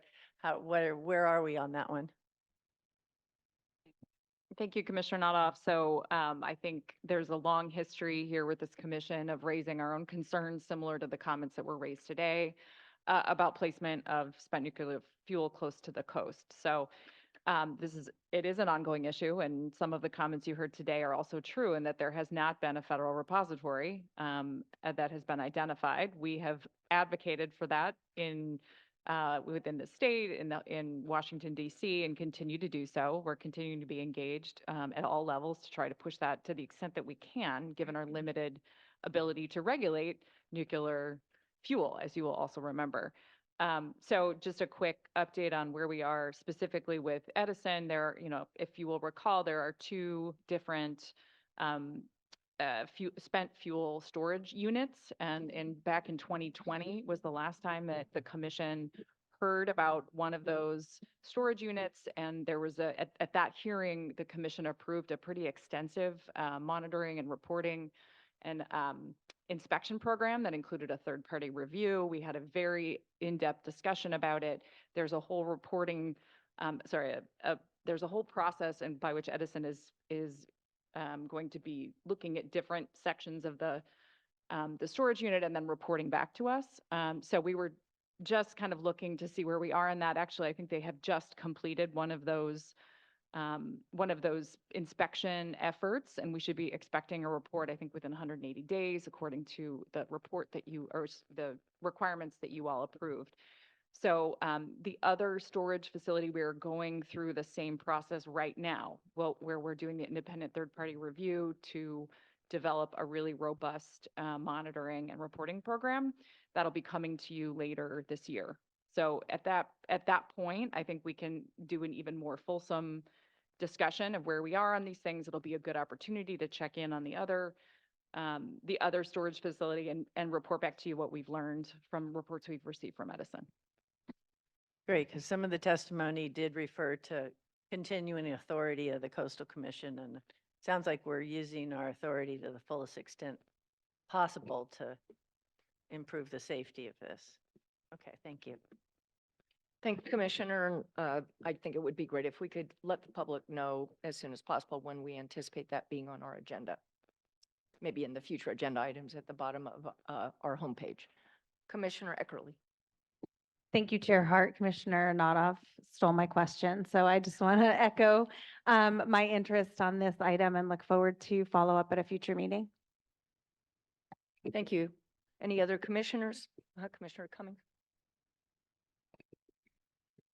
Thank you, Chair. And I just want to thank the members of the public who came out today to speak about short-term rentals and the impacts they have on local communities. I know we're going to be talking about this quite a bit during our meeting over the next couple of days, but one thing that has come to mind is that, I think that we need to be thinking about, short-term rentals and how they impact communities that are in kind of within metropolitan areas, because within those communities, we are seeing impacts on affordable housing, displacement of people within those communities. But what's come to my attention over the past few days, and I'm not going to get into an item that we'll talk about tomorrow, but in some extremely rural communities where some of the housing has historically been for vacation homes, there are certain circumstances where it seems like it might make sense that we have unpermitted short-term rentals, and that actually might not be to the detriment of the housing there, because since they're so far away from metropolitan areas and there aren't that many jobs close, you might not actually be displacing people from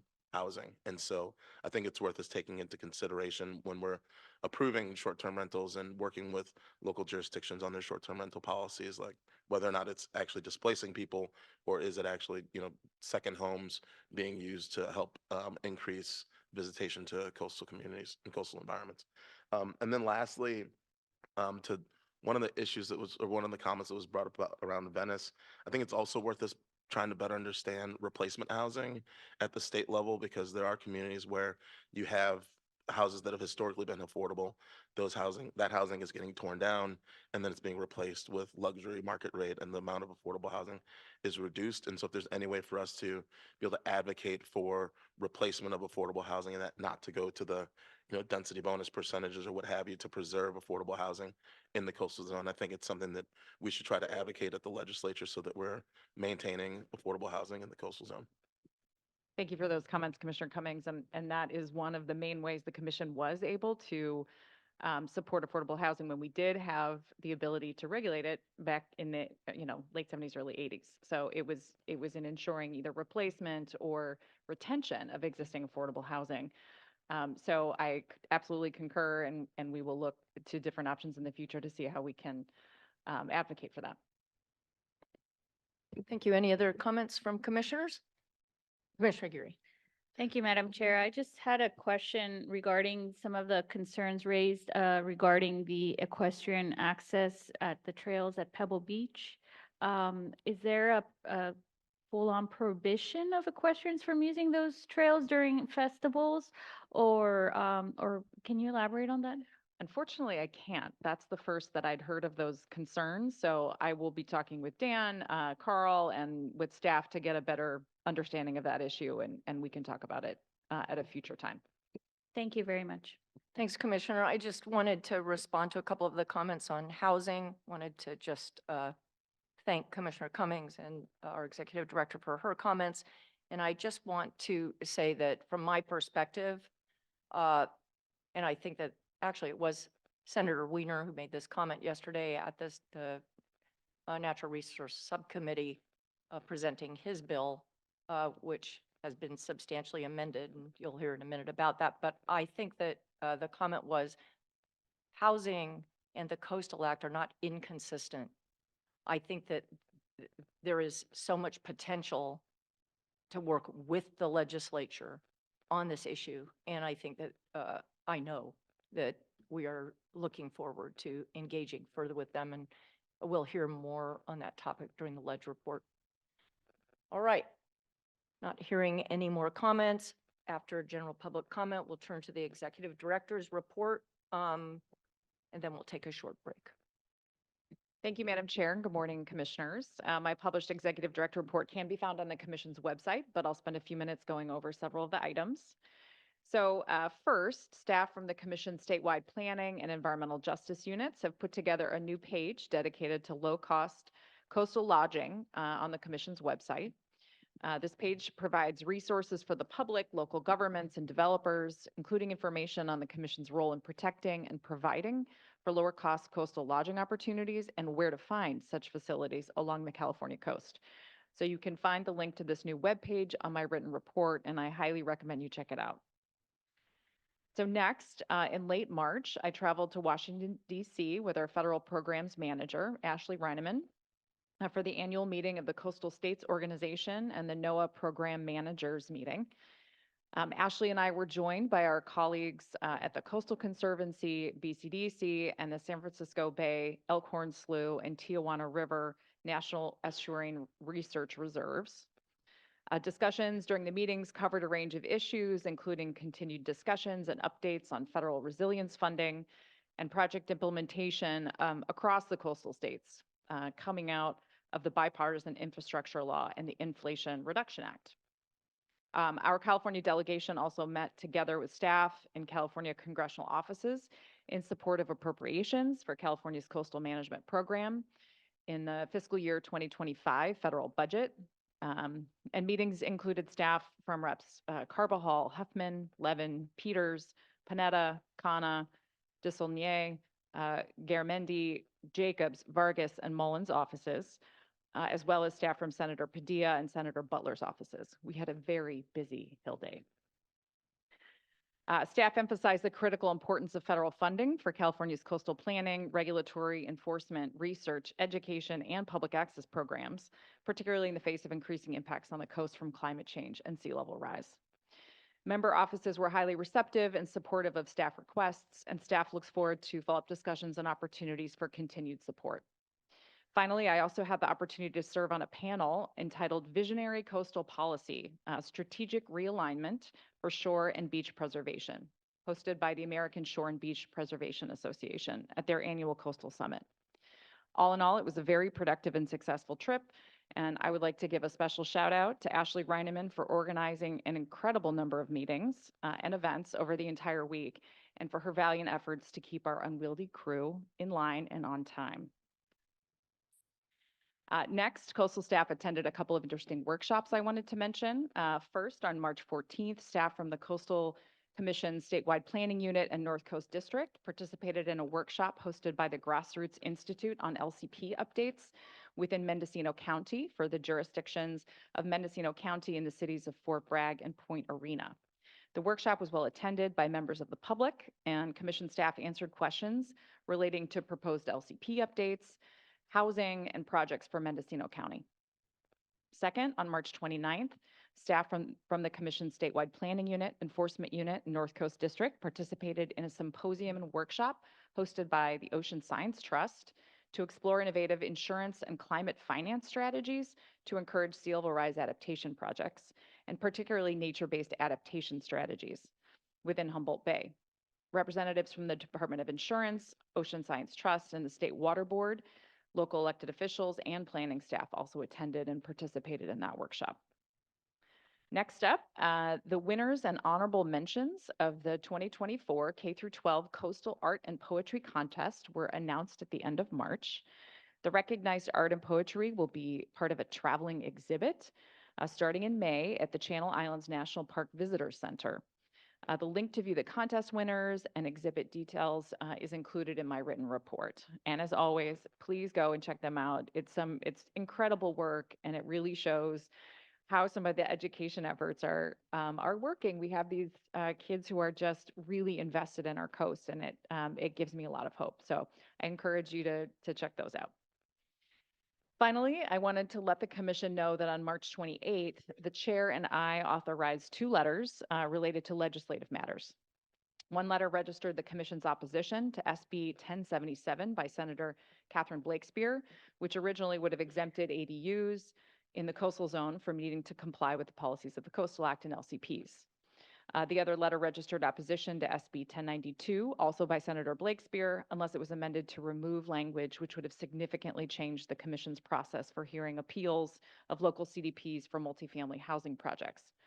Staff previously briefed the commission on its concerns with both of these measures as part of the March legislative report, and we have been in close conversation with Senator Blake Spear's office since that time to explore alternative avenues to achieve the author's goals without negatively impacting the Coastal Act and coastal resources. Due to the timing of when the bills were scheduled to be heard in the Senate Natural Resources and Water Committee, which was yesterday, the chair and I determined that in this instance, it was necessary to act quickly and register positions on behalf of the commission so that staff could participate in yesterday's hearings. As you will hear during the legislative report, the timely engagement with the author's office has led to amendments that will allow the commission to remove its opposition to both bills. So, Madam Chair, that does conclude my executive director's report, and I'm happy to answer any questions. Thank you so much. Dr. Huckelbridge, turn to the commission, ask if there are any questions or comments on the ED report. Commissioner Rice.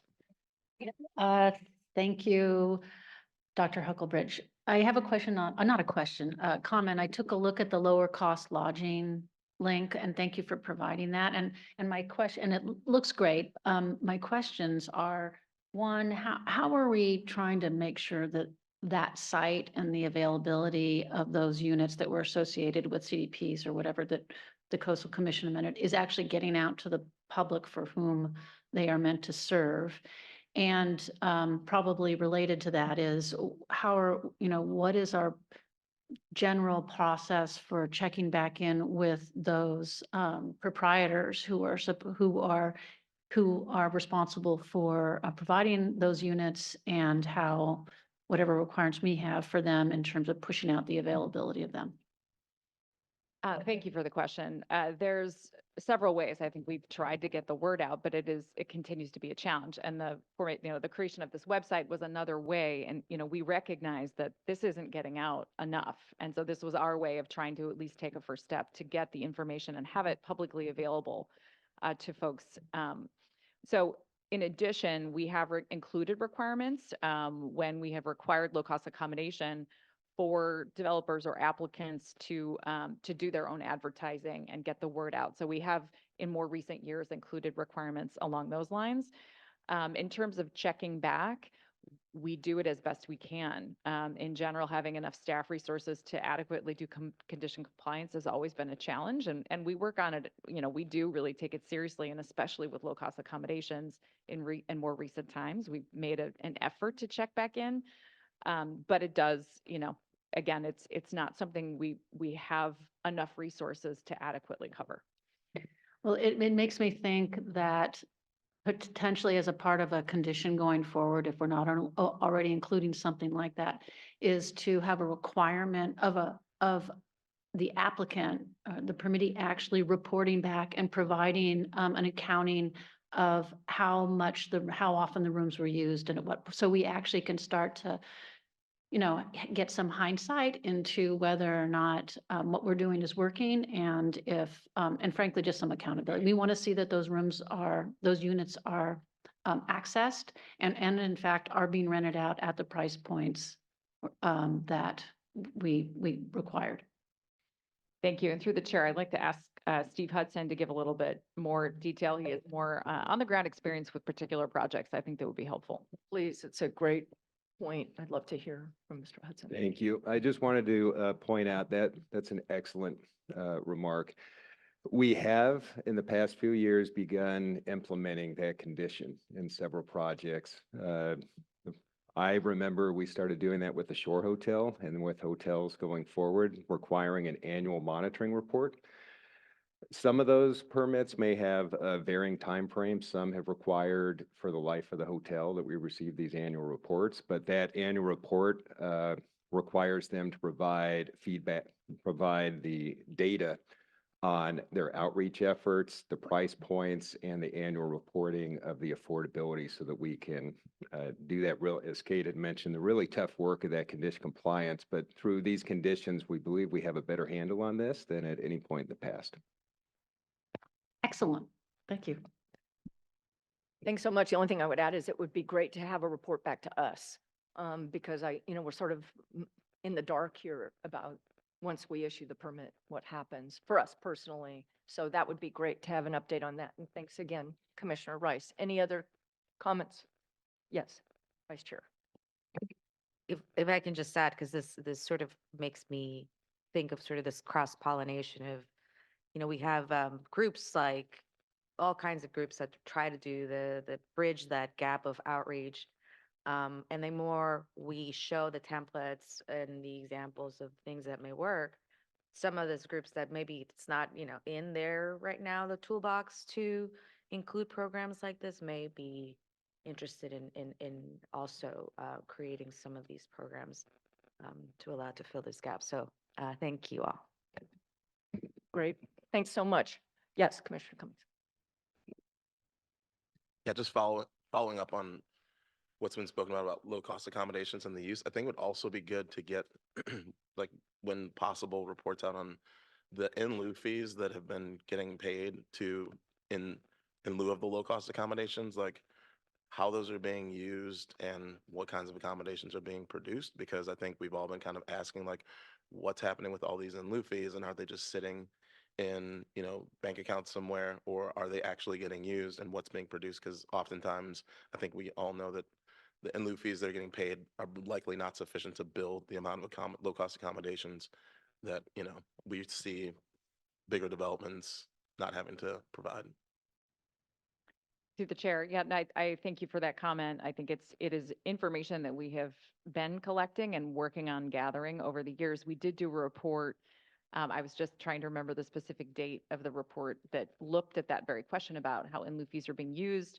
I think we're in the process internally of updating that information with the intent of coming back to you all at some point soon with more of a fulsome discussion on low-cost accommodation. I don't have a timeline for that yet, but that's in the works.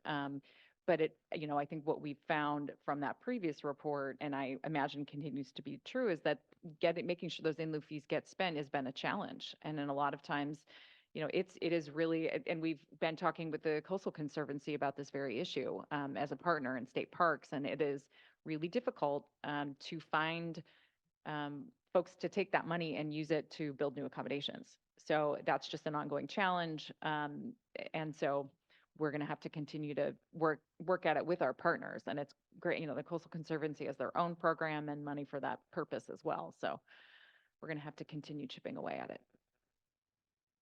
Great, thank you. Any other comments? All right, in that case, I just want to say on my behalf, I just love the Coastal Art and Poetry Contest. It's just fantastic. And thank you for providing a link to that. And also, I just wanted to agree with the discussion about and the issues with in lieu fees, issues with our monitoring, and just comment on again, I mean, we're operating in a constrained environment where we can't require certain things. I mean, we can include it in the permit, but how it rolls out, it continues to be a challenge. Same way with our lack of ability to require specifically affordable housing. These are things that I really look forward to working with the legislature on in the future, as I mentioned. All right, on that note, we're going to take, I'm sorry, did you have a comment? I don't believe there's public comment on the executive director's report. No, there isn't. Thank you. All right, in that case, we're now going to take a 10-minute break. We'll resume at 11:05. Thank you.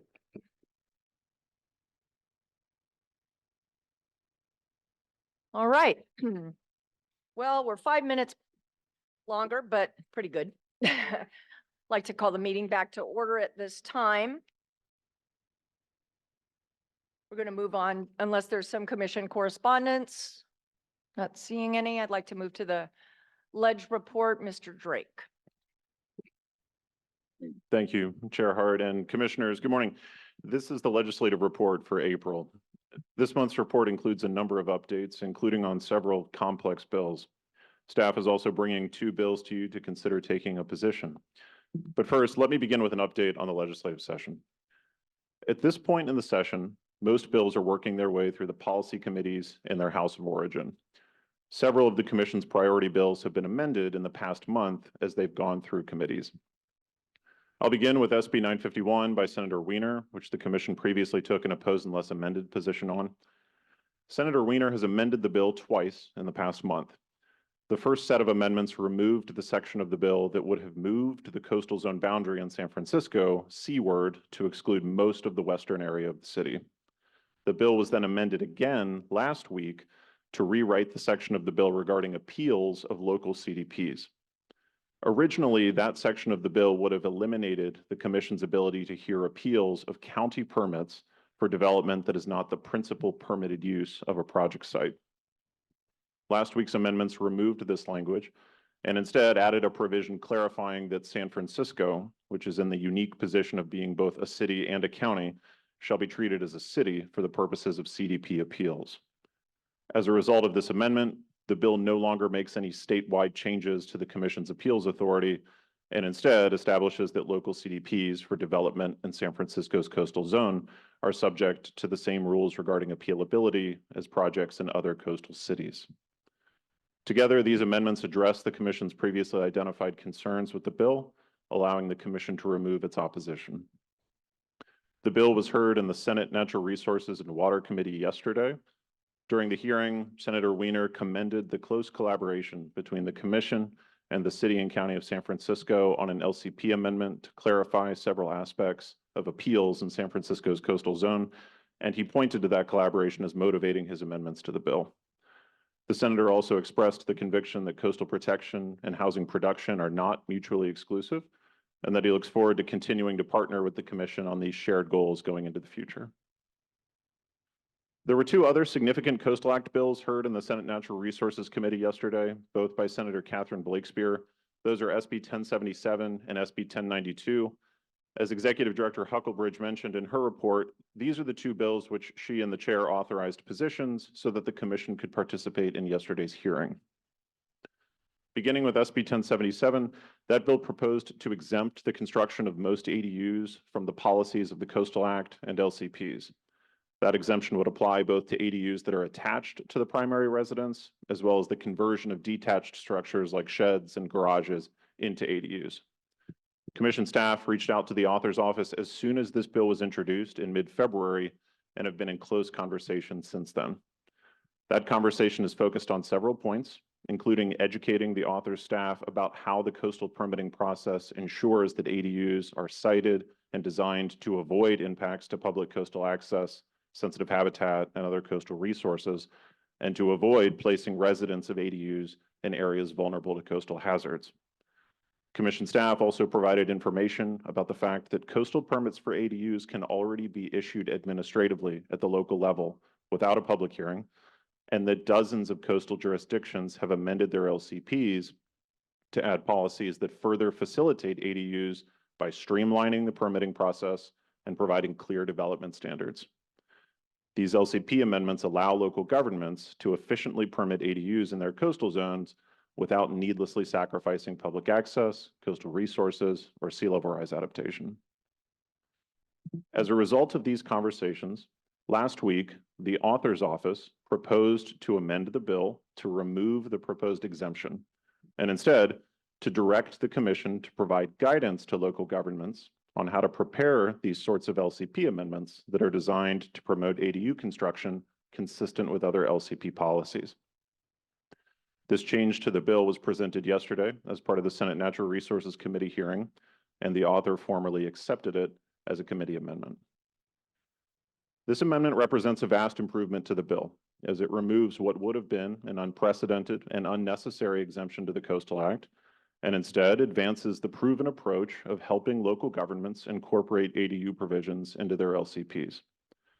The Commission routinely provides guidance to local governments on how to implement various statewide priorities within their coastal zones, and has done so in the past for multiple state housing laws, including ADU law.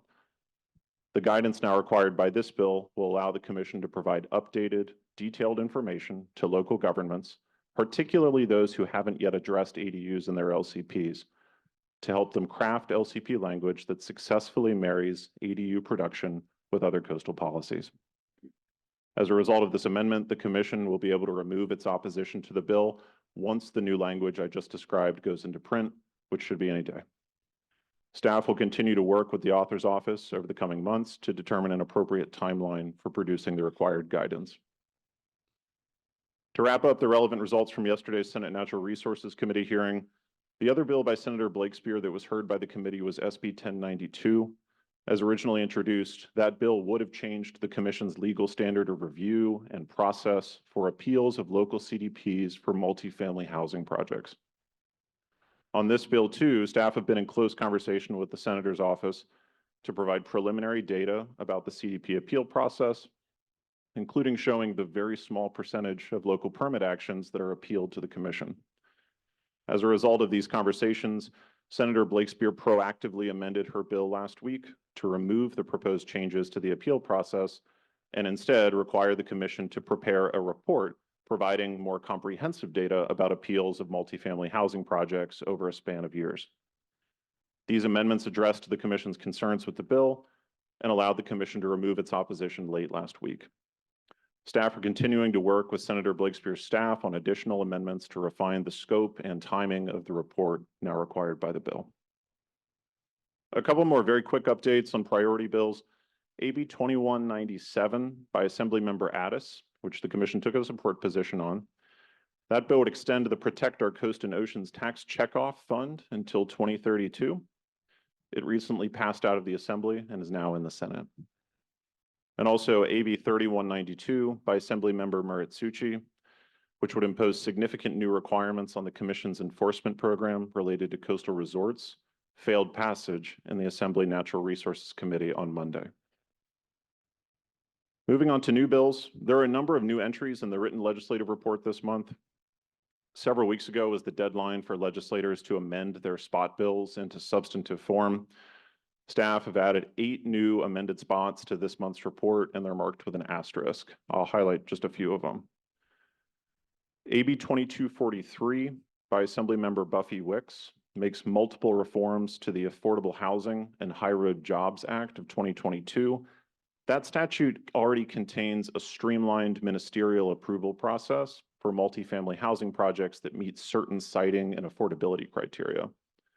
AB 2243 would clarify and expand upon several aspects of that process.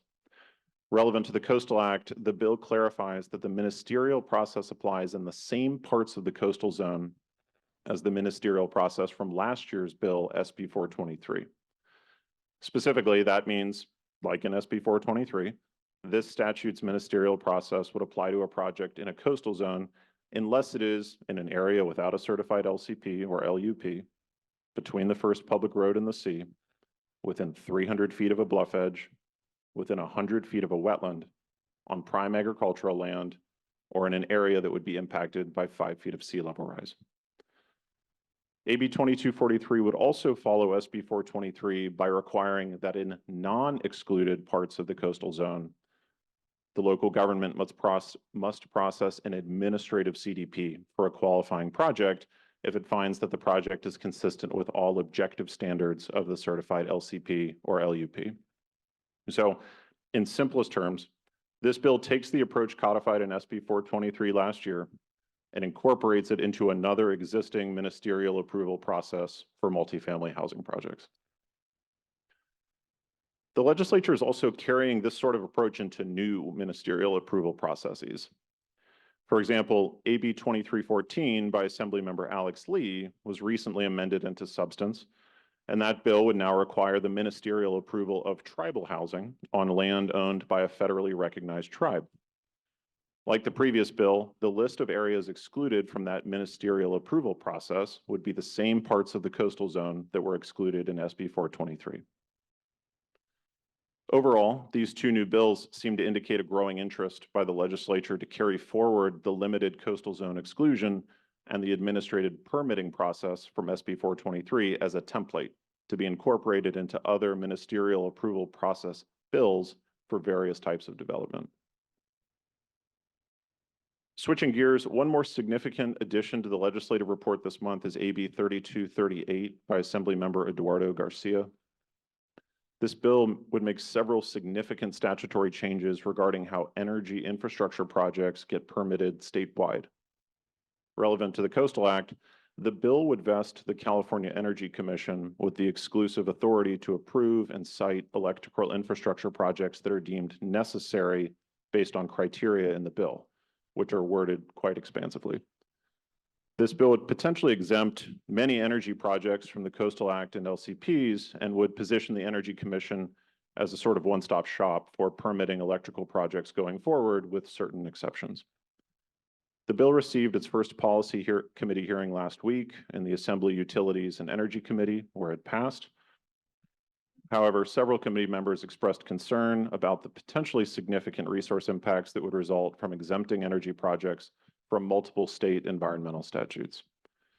We anticipate that these discussions will become more focused as the bill moves into its next committee, the Assembly Water, Parks, and Wildlife Committee.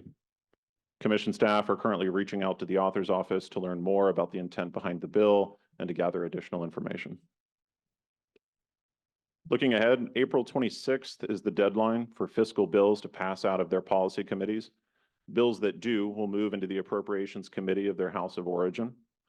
Given that this is the second year of the two-year session, any bills that don't meet this deadline won't move any further. Next month, staff will provide an update on which bills moved into the Appropriations Committee or onto the floor of their first house. With that, Madam Chair, I can pause in case there are any questions before we move into the bills that staff is bringing today for a position. All right, are there any questions, commissioners? Vice Chair? Thank you, Mr. Drake. Quite a thorough report as always. Quite a bit to swallow. Very glad about the resolution. Thank you to Madam Chair in particular for your leadership to get us across this very difficult yet necessary finish line. That's wonderful. Congratulations. I could clap aloud. That last bill, AB 3238 of our friend, my friend Eduardo Garcia. Is CEC a co-sponsor? I mean, where's this bill coming from aside? Is it a legislature bill or is the CEC a co-sponsor? Where's the administration on this? We understand this is an author-sponsored bill. To be frank, given everything that the commission has been engaged on, we're still in the position of gathering information though about the bill. So we're looking forward to connecting with the author's office to learn more. Yeah, me too. I look forward to hearing about that. Thank you. Any other commissioners? Commissioner Nutt? I was just going to say too, that is an issue that's come up before, and I think there's a lot of work to be done there that we could get to resolution so that we're moving forward environmentally sustainable projects in the coast and elsewhere. So just keep us posted on that one. And congratulations. I think getting and I also wanted to just say, when we worked so hard last year to get the framework for SB 423, it was with the concern that that would be, and knowledge that that could be used as a template going forward. And now we're seeing that. So I hope that we can hold on to that. Thank you. Thank you. I just had a question, Mr. Drake. I was just curious about how AB 3238 relates to Senator McGuire's now law with regard, I know there was a framework established for the commission's role, state land's role, et cetera, with regard to wind. It seems that this would be in conflict, or am I missing something on this? No, I can certainly appreciate the tension there, given the intentionality of Senator Pro Tem McGuire's bill last year related to offshore wind and the permitting parameters that it laid out. We can make sure that that's something that we focus on as we dive into understanding in finer detail the mechanics of AB 3238 to see if there is in fact a tension there that's worth exploring with the author's office, or whether somehow that bill as it's currently written avoids creating that sort of potential conflict. Thanks so much. And also I lost, what is the final day? I didn't quite catch the final day to introduce bills is what day? So the bill introduction deadline has passed. April The 6th. upcoming deadline that I mentioned was April 26th, and that's going to be the deadline for bills to pass out of policy committees and go to appropes or onto the floor. Okay, thanks very much. All right, let's continue then. Great, thank you. So as was mentioned, staff is bringing two bills to the commission to vote on an official position. Analyses of these bills can be found on page 22 of the written staff report. The first bill staff is recommending a position on today is Assembly Bill 2560 by Assemblymember David Alvarez from Southern San Diego County. AB 2560 would amend state density bonus law to remove longstanding language stating that density bonus law does not supersede the policies of the Coastal Act. This may sound familiar, as Assemblymember Alvarez carried a bill last year, AB 1287, that would have made this same change, as well as several other changes to density bonus law. The commission took an opposed unless amended position on that bill and requested that the author remove the section related to the Coastal Act. Ultimately, that provision was removed in the Assembly Natural Resources Committee, and that bill moved on without it. However, this year, Mr. Alvarez has revived that language as the standalone provision in this bill, AB 2560. So to provide some context, density bonus law allows a market rate housing project to exceed local development standards in exchange for including in the project residential units for specific demographics. The law applies to projects that include affordable units for low-income residents, transitional foster youth, disabled veterans, unhoused persons, college students on financial aid, and senior citizens. Local governments are required to grant a density bonus, which means to allow for a greater than normal number of units in the project, if the project includes affordable units for one of those demographics. The amount of the density bonus is codified as a sliding scale based on the percentage of affordable units provided and the demographics targeted. In general, density bonus law grants up to a 50% density bonus for residential projects that incorporate anywhere from 5% to 44% affordable units. And in certain cases, developers may be entitled to a 100% density bonus, a second density bonus, or to have the density maximum waived entirely. In addition to providing one or more density bonuses, the law requires local governments to provide up to 4 incentives or concessions, I'm just going to call them concessions, to any project that qualifies for a density bonus. Concessions include reductions in setbacks, square footage, and parking requirements, approval of mixed-use zoning, and any other proposal that would improve a developer's bottom line for the project. A developer can also propose to have any development standard waived in order to accommodate a density bonus or a concession. Examples of waivable standards include lot coverage, open space requirements, setbacks, architectural design standards, and so on. There is not a limit to the number of development standards that can be waived under density bonus law. And the number and the extent of exceptions available under density bonus law has been growing nearly annually. In addition to the now 2 density bonuses, qualifying projects are entitled to up to 4 concessions, as well as I mentioned, an unlimited number of waivers of local standards. Among these exceptions, a noteworthy and commonly utilized concession is the approval of mixed-use zoning, whereby commercial, office, industrial, or other land uses can be incorporated into what would otherwise be zoned as a residential project. The result, in staff's experience, is that many projects which take advantage of density bonus law, in the coastal zone at least, are not strictly housing projects, but are large mixed-use developments in which the residential units are predominantly market rate. So although it is commonly referred to it as an affordable housing law, it's important to recognize that modern density bonus law provides exceptions to projects which may contain few or some affordable units and which provide varying amounts of housing. Adding all of this up, density bonus law provides a growing number of exceptions to local development standards. When an exception exceeds the development standards in an LCP or the policies of the Coastal Act, that puts the Coastal Act and density bonus law in conflict with one another, potentially significantly. Density bonus law currently contains a provision, which is referred to as the Coastal Act Savings Clause, which resolves those conflicts and harmonizes the 2 statutes by establishing that density bonus law exceptions shall be permitted in a manner that is also consistent with the Coastal Act.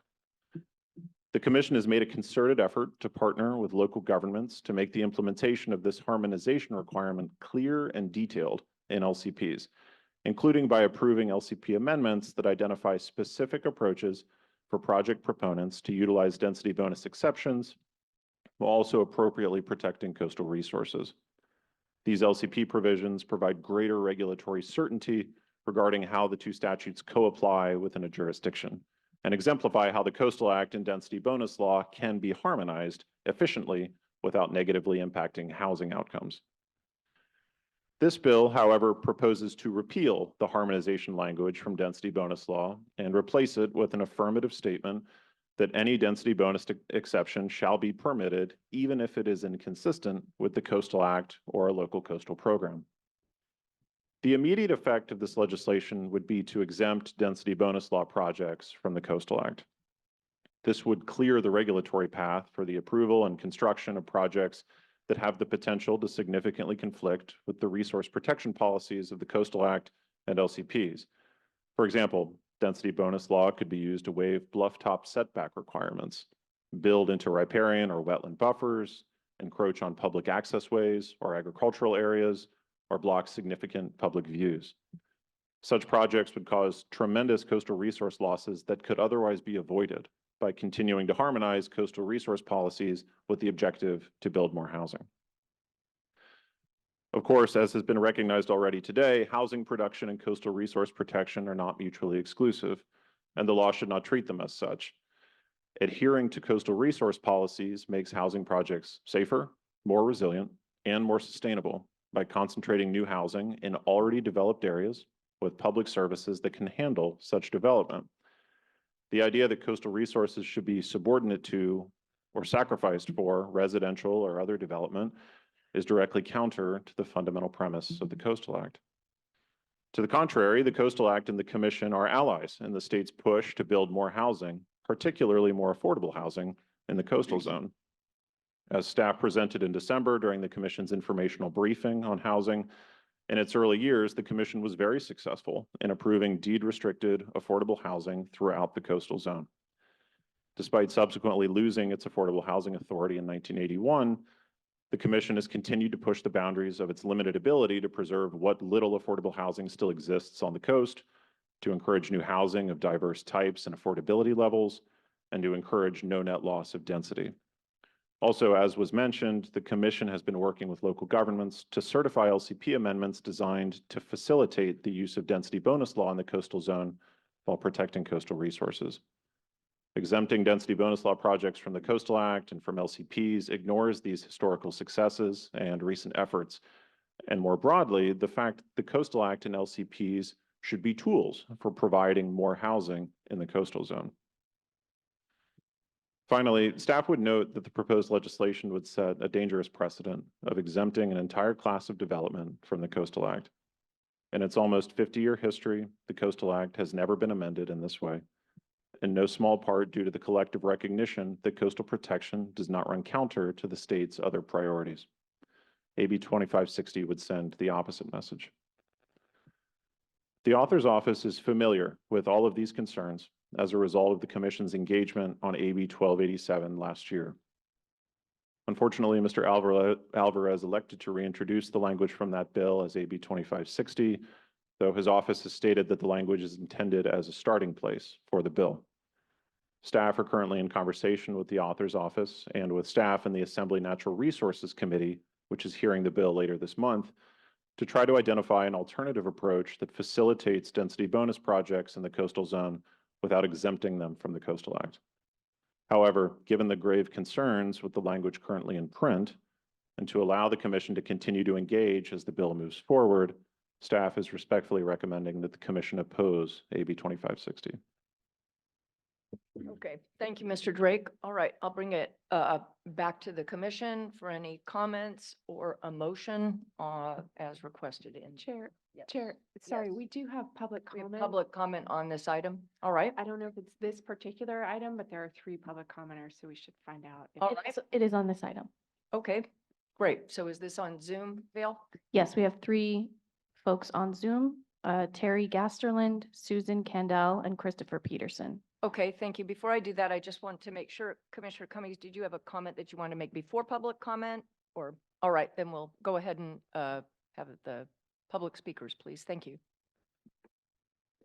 Terry Gasterland is first. You can unmute and start your video and begin. Terrific. Thank you very much. Thank you for an excellent overview of the legislation. Can you hear me? Yes, we can hear you. Great. Good morning, Commissioners. My name is Terry Gasterland. I'm the Deputy Mayor of Del Mar and serve as our council's legislative liaison along with my fellow council member Tracy Martinez. I ask you to please oppose entirely AB 2560.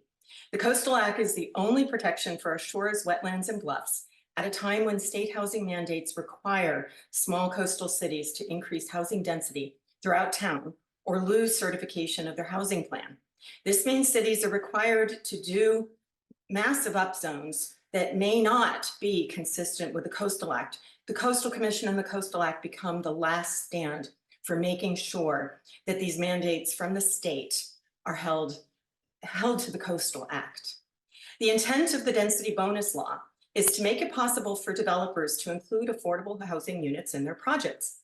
If they include just 15% lower income affordable, they get up to 50% extra market rate units. But let's think about that.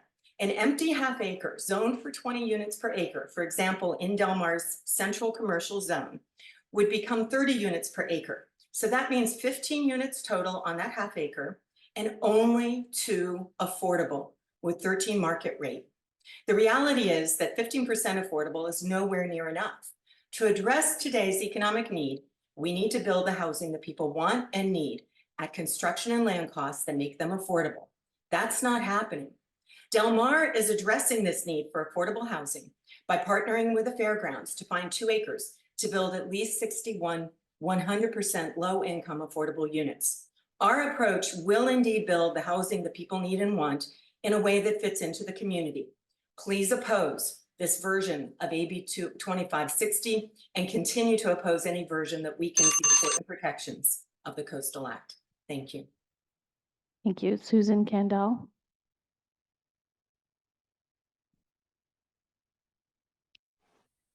There she goes. Susan?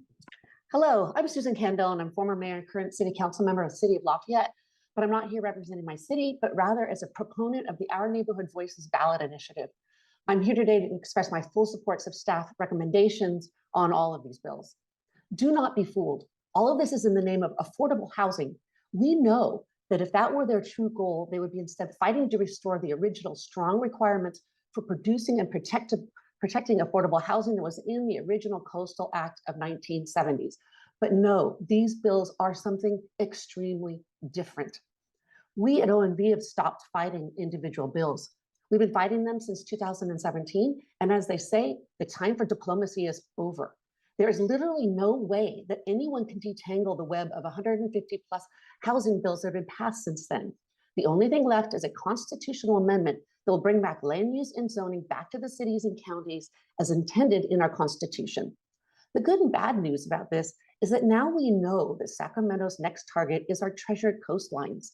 And we are in the process of adding language to our initiative that will specifically protect the coastal commissions and coastal cities' land use authority in our coastal zones. We would love the help and endorsement by this commission to make sure we add the right language that will protect our coastlines for generations to come. We've begun meetings, we have begun meetings with the coastal local electeds, and I invite any of you out there that want to help us in this existential fight to reach out to me. Just go to the City of Lafayette website to find my contact information to not only fight these bills in front of us today, but to fight Sacramento forever and stop the overreach that is now threatening our coastlines. Shame on them, but together we can stop this. And thank you very much. Thank you. Our final speaker is Christopher Peterson.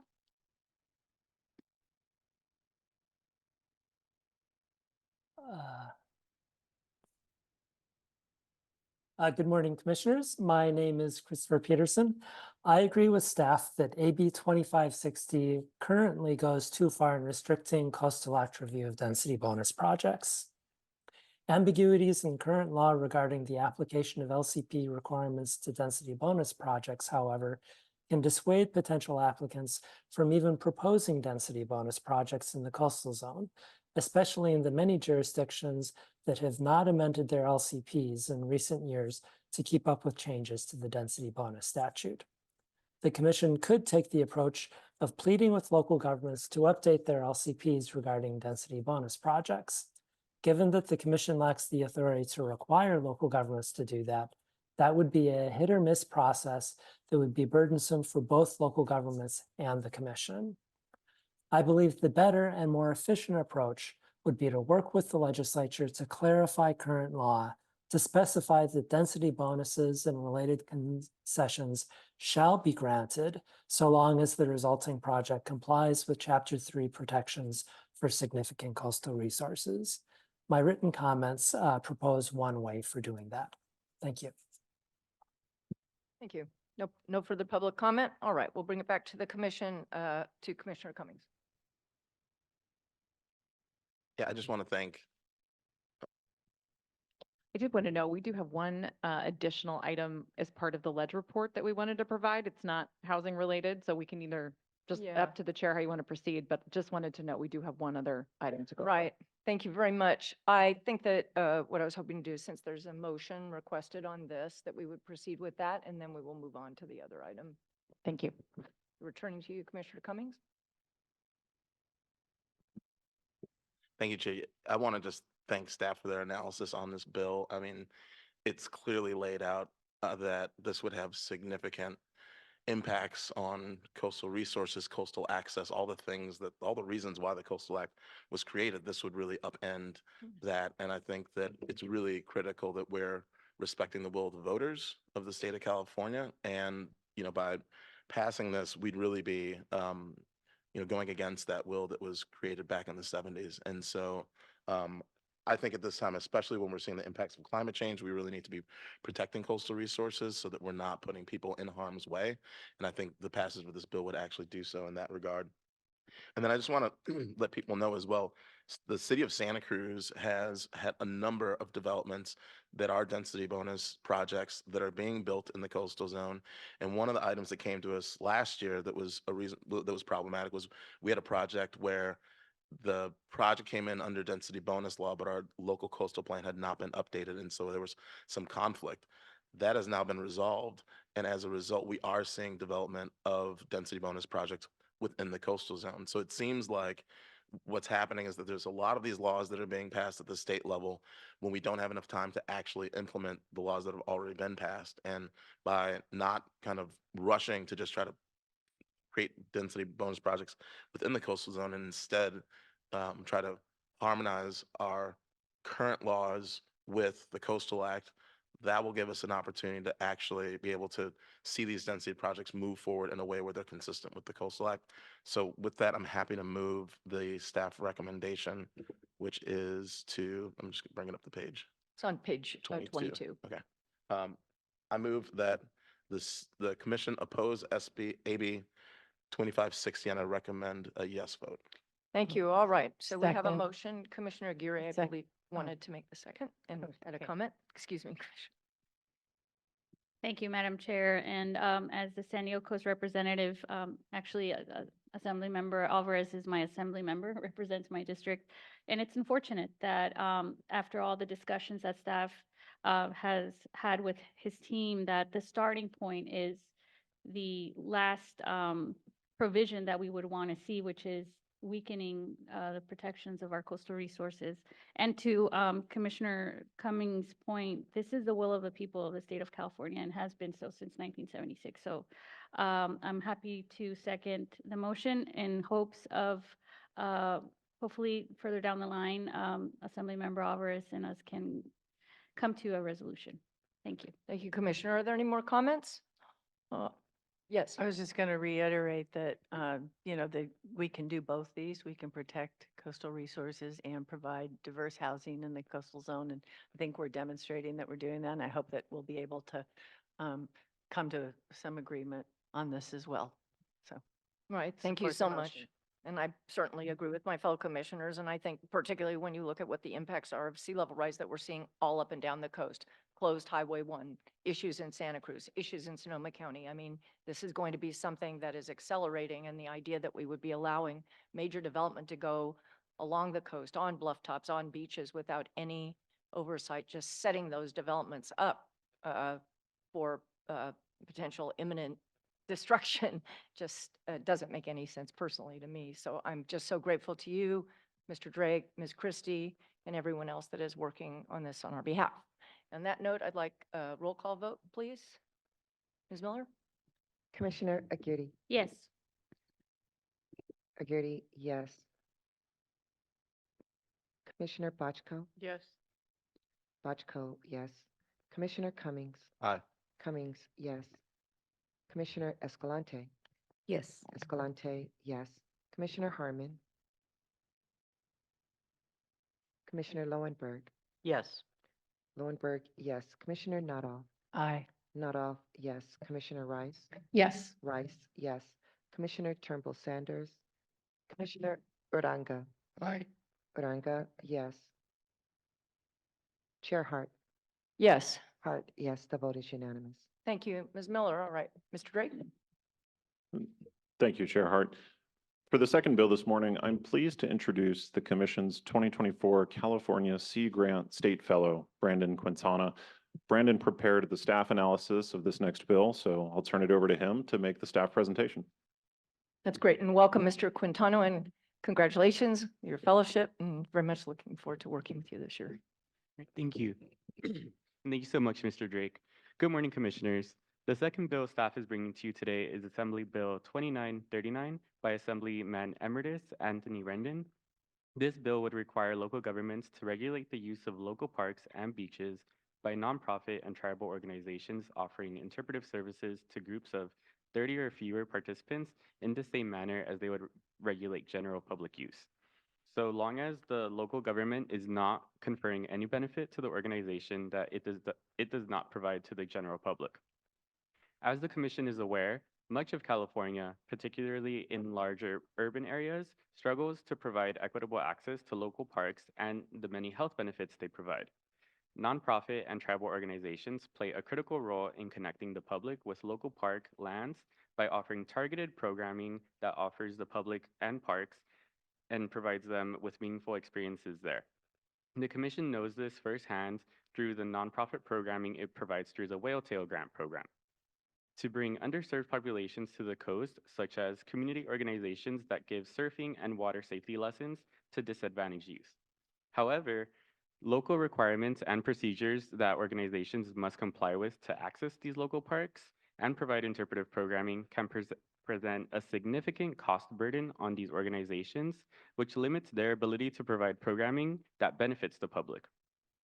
AB 2939 would enhance public access to locally managed parks and beaches statewide by simplifying the process by which nonprofit and tribal organizations provide small-scale interpretive programming on local public lands. Specifically, the bill would establish that organizations seeking to provide interpretive programming to 30 or fewer participants may access local parks and beaches in the same manner as the general public, without additional procedures or fees. By equating these small interpretive programs with general public use, the bill would remove the burden that nonprofits, tribal organizations, and local governments face in facilitating access to local public lands for small-scale interpretive programming. The bill does not unnecessarily interfere with existing local park programs.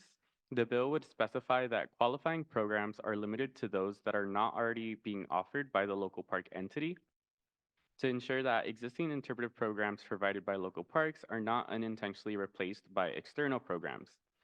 In order for organizational programming to be treated as a general public use, the organization may not receive benefits such as fee waivers, prioritized reservations, or other perks beyond what is available to the general public, and this reinforces the intention of the bill to put organizational groups on the same footing as the broader public when accessing parks. The bill would not preclude organizations from receiving such benefits from local governments, but such organizations that do so would remain obligated to comply with any existing local procedures and requirements associated with providing programming on local public lands. Importantly, the bill also caps eligible programming at 30 participants, and this cap is intended to ensure that increased public access is sustainable and does not overwhelm natural resources and infrastructure of local public lands. In this way, the proposed cap is a strategic attempt to balance the need for access with the capacity of locally managed parks and beaches, and is consistent with the Coastal Act's mandate to balance maximum public access to the coast with diligent stewardship and conservation of resources. In conclusion, AB 2939 would advance the Coastal Act's objective to maximize public access to the coast in line with sound resource conservation principles. The bill seeks to deepen the public's connections with locally managed public lands statewide by easing the financial and administrative burden of non-governmental organizations that provide interpretive programming on local public lands.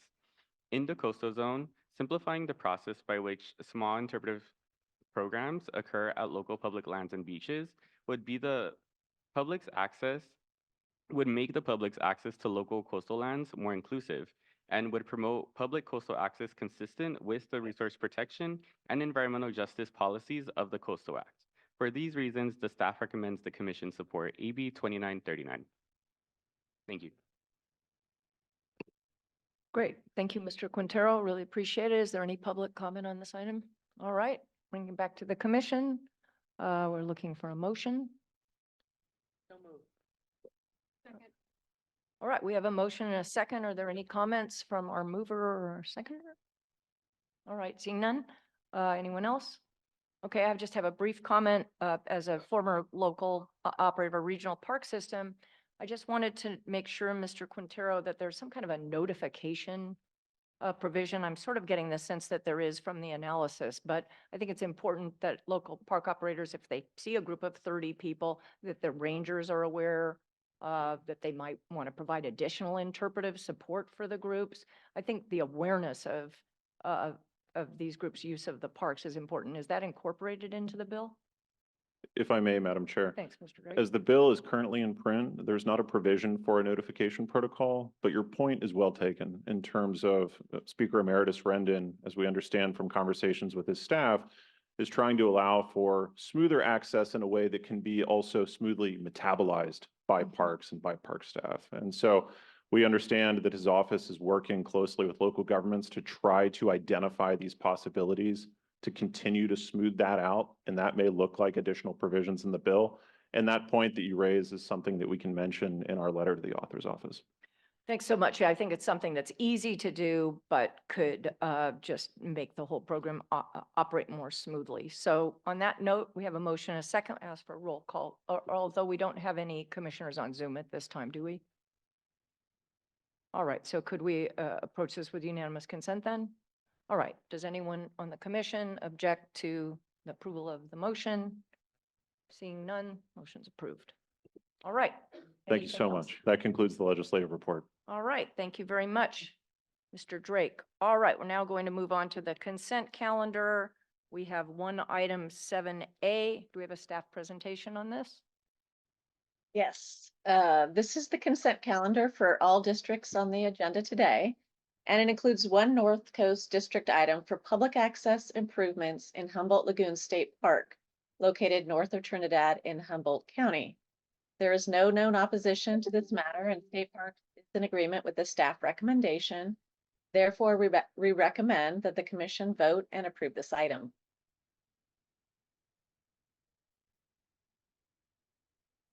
All right, thank you. Does any commissioner have an ex parte on this item? All right, seeing none, are there members of the public? All right, I'll bring it back to the commission with a motion, asking for motion. All right, moved by Commissioner Bochco. Do we have a second? Commissioner Uranga, we have a motion and a second. Turn to the commission, ask if there's any objection to adopting the motion through unanimous consent. Seeing none, motion is adopted.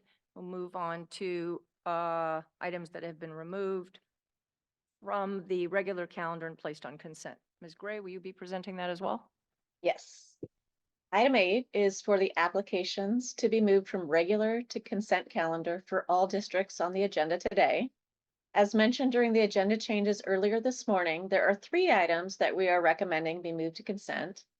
And those are item 11A, the permit application for the Tebon single-family residence in Humboldt County. Item 15A, the Pepperdine University notice of impending development for the Firestone Fieldhouse renovation. And item 17C, the permit application for the Naveed Kudayari Family Trust residential development. We have received correspondence on item 15A, which includes 4 letters of support from the public on the Pepperdine Fieldhouse renovation project. And these are posted under the correspondence tab for this item on the agenda. Also, with regard to item 17C, the Naveed Kudayari Family Trust residential project, staff has not received any correspondence and was not aware of any opposition or concerns by members of the public although it appears that we have one speaker that has signed up to speak in opposition of this item today. The applicant is in agreement with the staff recommendation on this matter, and staff continues to recommend that this item be moved to consent. Deputy Director Steve Hudson is available to answer questions on this particular item. In regard to the other matters to be moved to the consent calendar today, those applicants are also in agreement with the staff recommendations, and staff is not aware of any opposition to those items. Thus, staff is recommending that the commission vote and approve this item, and we are available for questions. Okay, thank you very much. So my understanding is there is a speaker on this then? We actually have several speakers. It looks like we have 3 on 15A and 2 on 17C. All right, do all want to speak or some of those just here? It looks like, are those available? Did you write that? Oh, okay. Then the only 2 speakers are going to be on 17C. That's Leslie Purcell and Tony Russo. Leslie Purcell indicated that they would be participating via Zoom, but I'm not seeing them. It looks like Tony Russo is in person, according to my sheet here. Mr. Russo, are you here? All right, here he comes. Please come forward.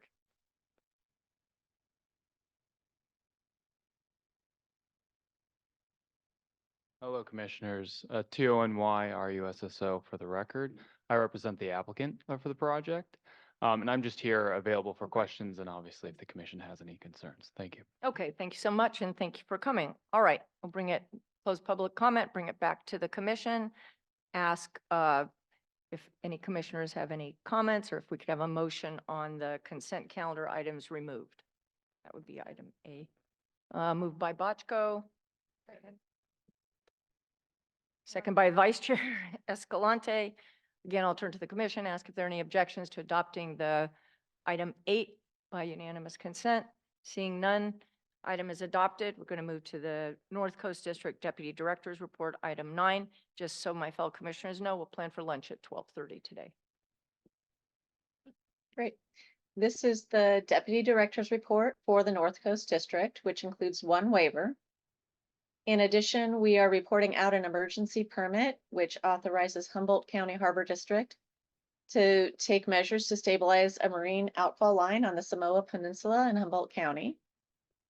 The subject area experienced significant erosion during this year's winter season, including a storm event that led to significant exposure of the pipeline on the sandy beach, which then became subject to wave hazards. Stabilization measures include trenching to drop the beach portion of the pipeline into the sand, and then cover that expanse of the pipe with mesh bags of rock. This is a temporary measure designed to minimize the development necessary to abate the hazard and ensure the pipeline does not break. This emergency permit will require a follow-up action. Staff is not aware of any opposition to the 1 item on the North Coast Deputy Director's Report, and we are asking whether 3 or more commissioners object to this item. Okay, are there any speakers? No speakers. All right, do 3 or more commissioners object to any item on the Deputy Director's Report? All right, seeing none, the commission concurs. We'll move on to item 10A, appeal from the Carrington Company, Eureka, or on the Carrington Company project. Item 10A is an appeal of a City of Eureka coastal development permit. We do have a PowerPoint for this, and I'd like to ask Melissa Kramer, the Coastal Program Manager in our North Coast office, to give the staff presentation. Thank you. Hello, Commissioners. Item 10A is an appeal of a City of Eureka approval of a CDP for a lot line adjustment between 3 lots. Next slide, please. The subject lots are at the southwestern end of the City of Eureka along Broadway, just north of Herrick Avenue. The lands are planned and zoned for agricultural uses under the city's LCP. Next slide, please. As seen in this LiDAR image, portions of the area are lowland farmlands and portions are high upland terrace over 100 feet above mean sea level along the southeastern end. Next slide, please. This slide shows existing configuration of the 3 lots based on a chain of title legality analysis required by the city in support of the CDP application. The lot in red is 54.7 acres and is developed with agricultural support structures in its northwestern corner along Broadway. that are part of a small farm operation called Butler Valley. This lot also includes most of the lowland agricultural lands, which are farmed wetlands that have been separately leased for commercial grazing operations for many years. Next slide, please. This map shows the adjusted lots as approved by the city.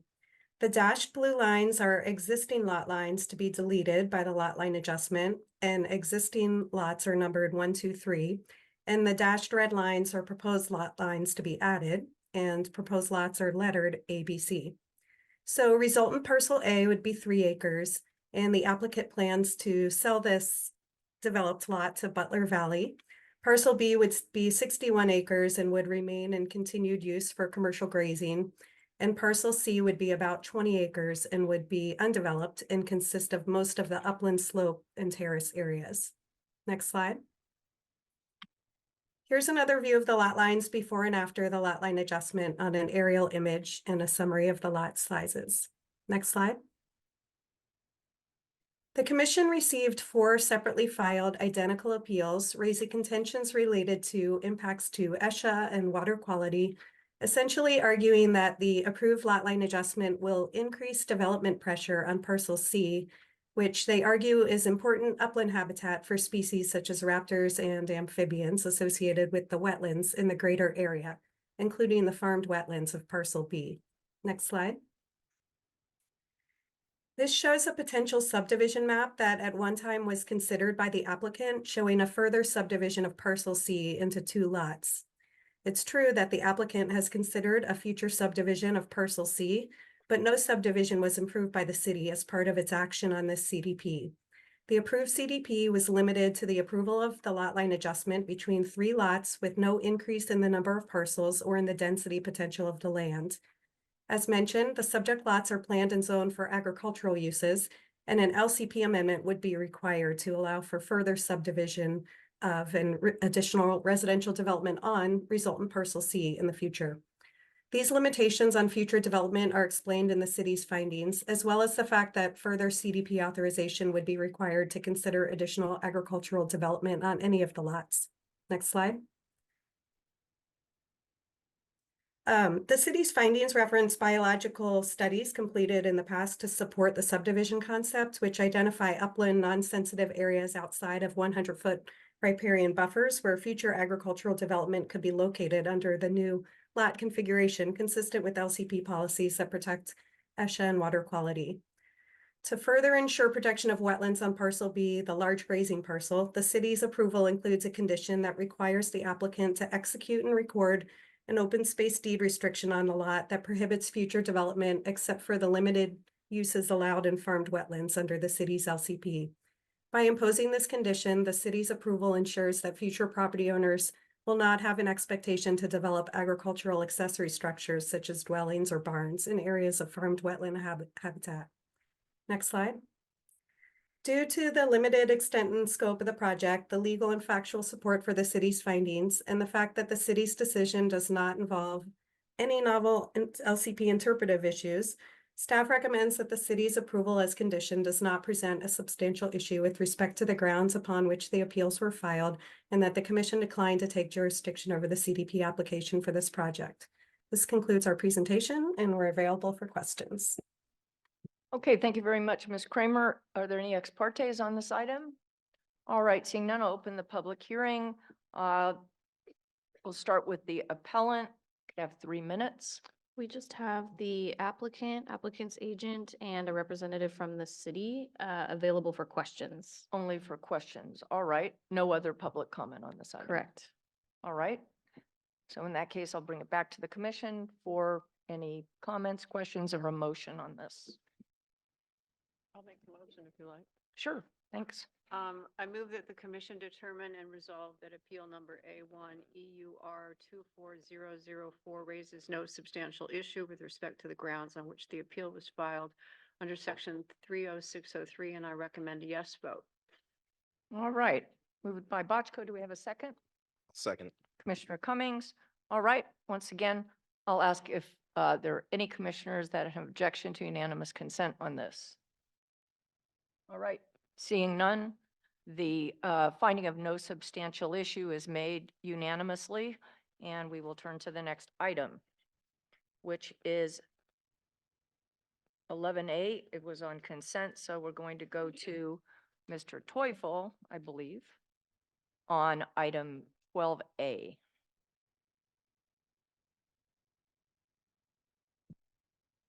Thank you. Just give me one moment here. Okay, good morning, Chair Hart and Commissioners. That brings us, as you noted, to item 12 and the Deputy Director report for the Energy, Ocean Resources and Federal Consistency Division. We have one immaterial amendment for your consideration today, as well as 2 negative determinations to report. No comments or objections have been received on these items, and I'm not aware that anyone has signed up to speak on them. We're therefore asking whether 3 or more commissioners object to any of the items in the Deputy Director report. Okay, thank you. Are there any speakers, any ex partes? All right, do 3 or more commissioners object to concurrence? All right, seeing no objection, the commission concurs, and we would move on to 12A, the informational update on the transboundary pollution crisis in the Tijuana River Valley. So Mr. Teufel, I assume you'll begin, and then we'd like to hear from Commissioner Aguirre on that. Yes, thank you. I'm glad to be able to provide some positive news today on this issue. After many months of effort and coordination with a wide variety of partners and stakeholders, including the mayors of Imperial Beach, San Diego, and Coronado, Representative Scott Peters, in conjunction with the San Diego delegation in the House, and Senators Padilla and Butler, successfully fought for over $220 million in funding for the IBWC in the fiscal year 2024 appropriation cycle. $156 million of that funding will go to IBWC's construction budget account, and the majority of that construction funding will go to repairs and improvements to the South Bay International Wastewater Treatment Plant. This is an increase of more than $100 million in funding from last year, and more than twice what the House and Senate Committee of Jurisdiction passed. So it's a significant improvement. While it's unfortunately still only a portion of what's needed, it nevertheless represents substantial progress and helps further chip away at IBWC's funding and repair backlogs. Also notable is that the funding package included an amendment that finally provided IBWC with funds transfer authority, so it can receive funds from other federal and non-federal agencies. This opens the door to a variety of additional funding options. And we've heard from Congressman Peters' office that they intend to use this language to help find additional funding streams to support the expansion of the international treatment plant. I also wanted to provide an update regarding the request last month to provide the Commission with a presentation of the research recently published in the scientific journal Emerging Infectious Diseases on the stranding and death of 3 coastal bottlenose dolphins along the coast of San Diego County during the summer of 2022, and the apparent connection of these deaths to sewage exposure from the Tijuana River. While the lead researcher from the National Oceanic and Atmospheric Administration's Southwest Fisheries Science Center was unfortunately unavailable to discuss this research with you today, we're hoping she'll be able to be available next month, and we're in contact with her to make those arrangements. I think it would be most valuable for her to speak to you directly about this work, but it seems to present an alarming new development, or at least a new observation. In addition to being worrisome due to the low number of coastal bottlenose dolphins in California waters, only about 500 of these animals exist between San Francisco and Mexico. This unusually large stranding is also concerning because the species is a nearshore specialist, predominantly found within only a short distance of the shoreline, usually about 1,500 feet. Accordingly, they represent somewhat of a canary in the coal mine type of a situation for coastal water quality and ecosystem health. I'm hoping we'll have more on this topic in a short presentation for you next month. That concludes the update I have for you today, and I'll note that we have several speakers signed up to provide comments as well. Thanks, Mr. Teufel. It started with good news, but definitely ended on an extremely depressing note. All right, Commissioner Aguirre. Thank you very much, Madam Chair. And yes, it is It is exciting news to have accomplished what seemed almost impossible. I want to thank Congressmember Peters and the entire San Diego congressional delegation for securing the $156 million. And I think of note, as Mr. Tufo said, it's giving the ability to receive funding from other sources to IBWC that is very encouraging. However, the threats to public health and environment continue to be vast. Collectively, over 1 billion gallons of sewage per month continue to go into the ocean untreated. The south end of Imperial Beach has been closed now over 882 days. The other good news that I do want to share is that recently, last week, we had the Secretary for Sustainable Development for the state of Baja California come and give the council an update on the status of the rehabilitation of the Punta Bandera sewage treatment plant, which is entirely on the Mexican side that discharges 40 million gallons of sewage per day. And they are on target to have that project completed by September 30th of this year. That would remove the sole source of pollution for South San Diego beaches during the summer or dry weather months. So it's very encouraging. Also want to share that the Port of San Diego last week declared a state of emergency. It also followed resolutions passed unanimously by Sweetwater Union High School District and South Bay Union School District, which combined represent 42,000 students in South San Diego. Additionally, the Southern Indian Health Council voted unanimously in support of a resolution calling on the Biden administration to declare a federal emergency for South San Diego County and award all appropriate federal assistance to facilitate resolution of the public health crisis caused by transboundary pollution within the Tijuana River Valley.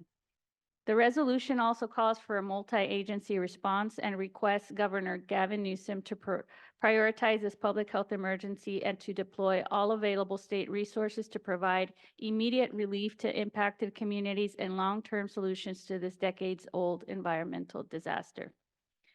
I want to share a quote from Madam Chairwoman Erica Pinto of the Humboldt Indian Village of California and Chair of the Southern Indian Health Council.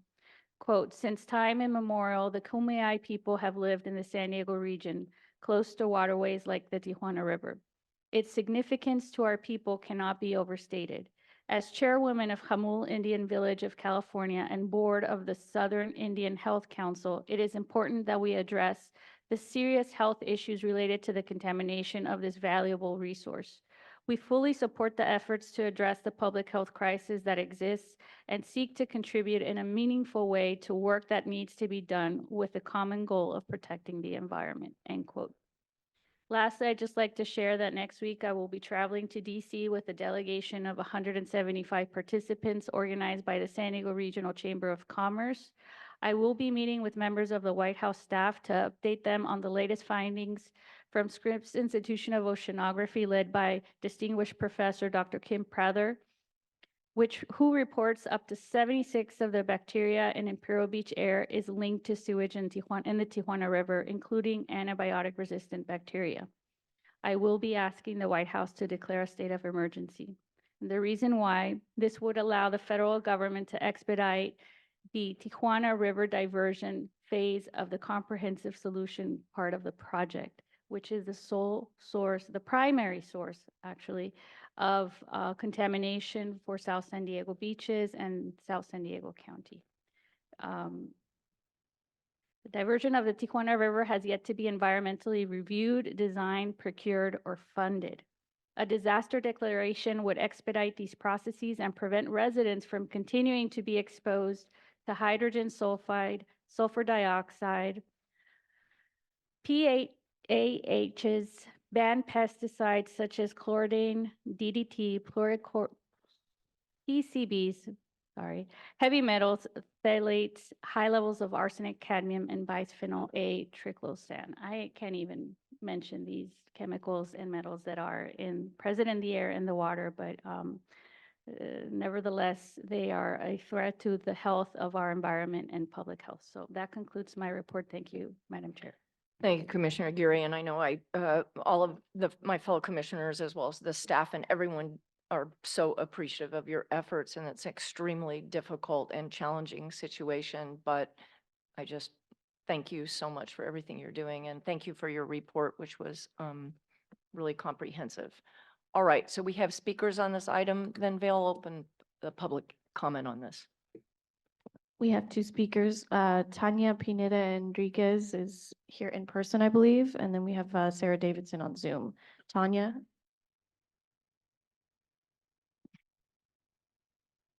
Morning. Hi, good afternoon.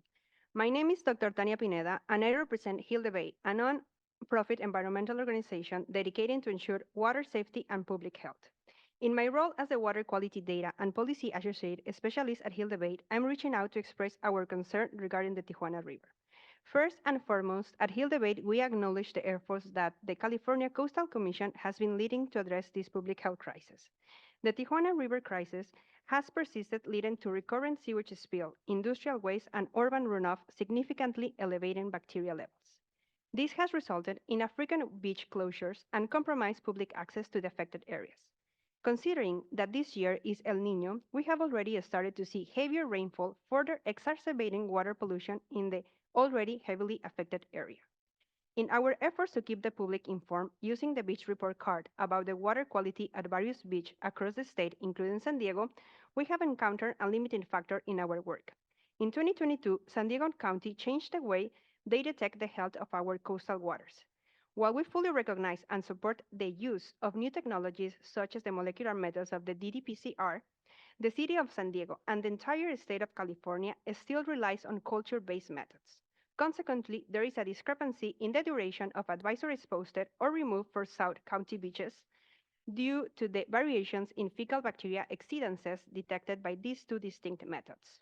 We strongly recommend that the San Diego County also incorporate culture methods into its water quality monitoring approach to ensure consistency across the state. This alignment will facilitate the integration of their findings into the comprehensive water quality analysis conducted on the beach report card, and ensuring that no more people are exposed to contaminated water and soil, and that we are well informed when recreating in our beautiful coastal waters. We appreciate the opportunity to comment today and looking forward to continue our collaborative work with the California Coastal Commission. Thank you. Thank you. Thank you, Sarah Davidson. Hi, good afternoon, Chair Hart and Commissioners. My name is Sarah Davidson, and I manage the Clean Border Water Now program at the Surfrider Foundation. Thank you for your ongoing attention to transboundary pollution in the Tijuana River watershed.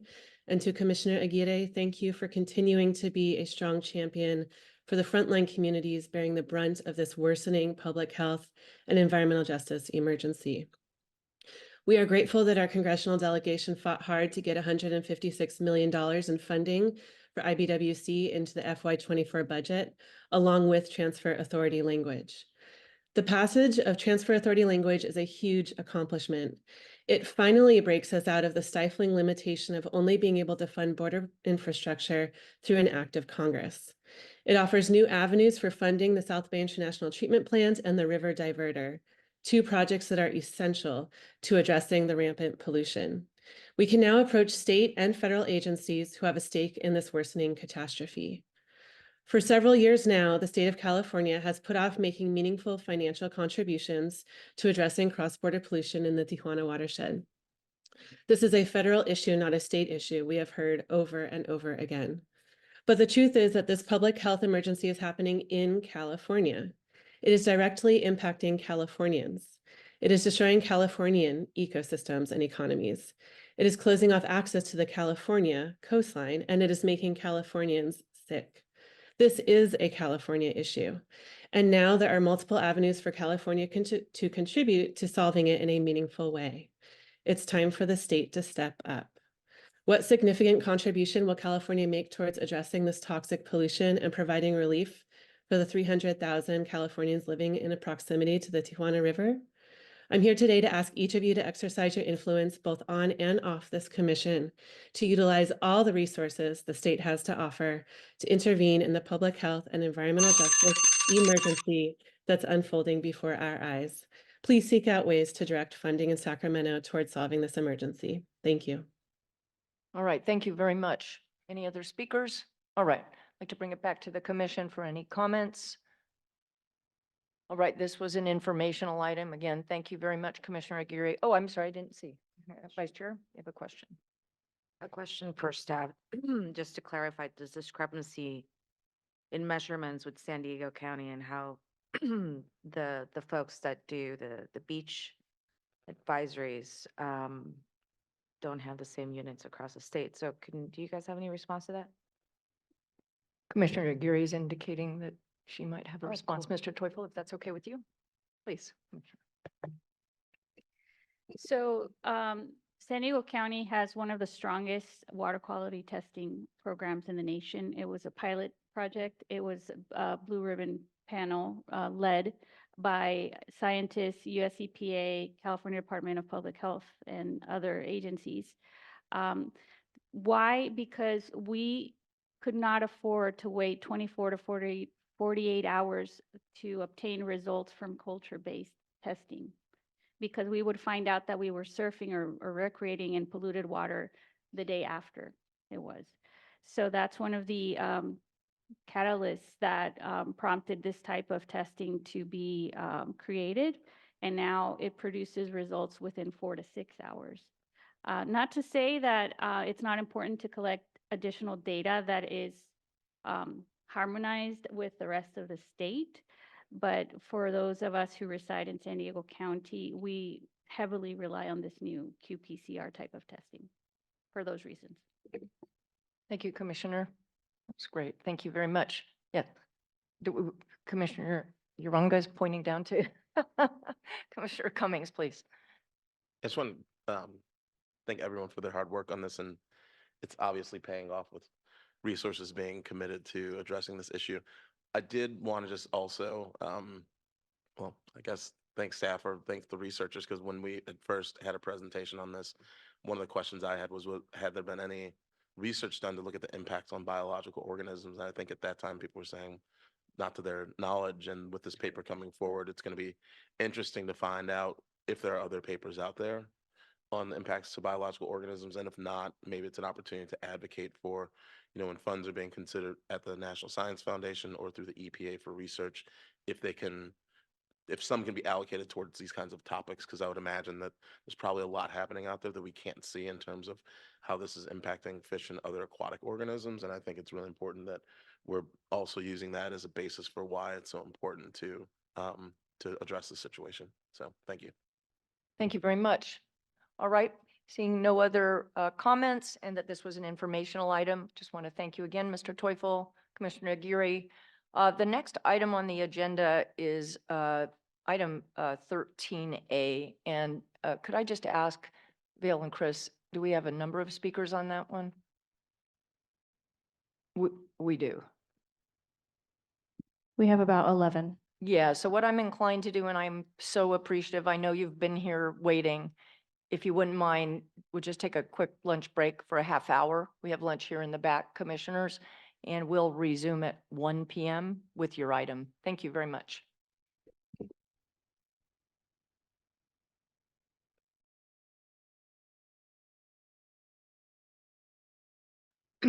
All right. All right, everybody, we've returned from lunch now, and we're going to be moving on to item 13A, the United States Space Force item. Mr. Teufel, will you be presenting that? We actually have Wesley Horn, one of the environmental scientists in the Energy Ocean Resources Division. He'll be joining us by Zoom By today. Zoom.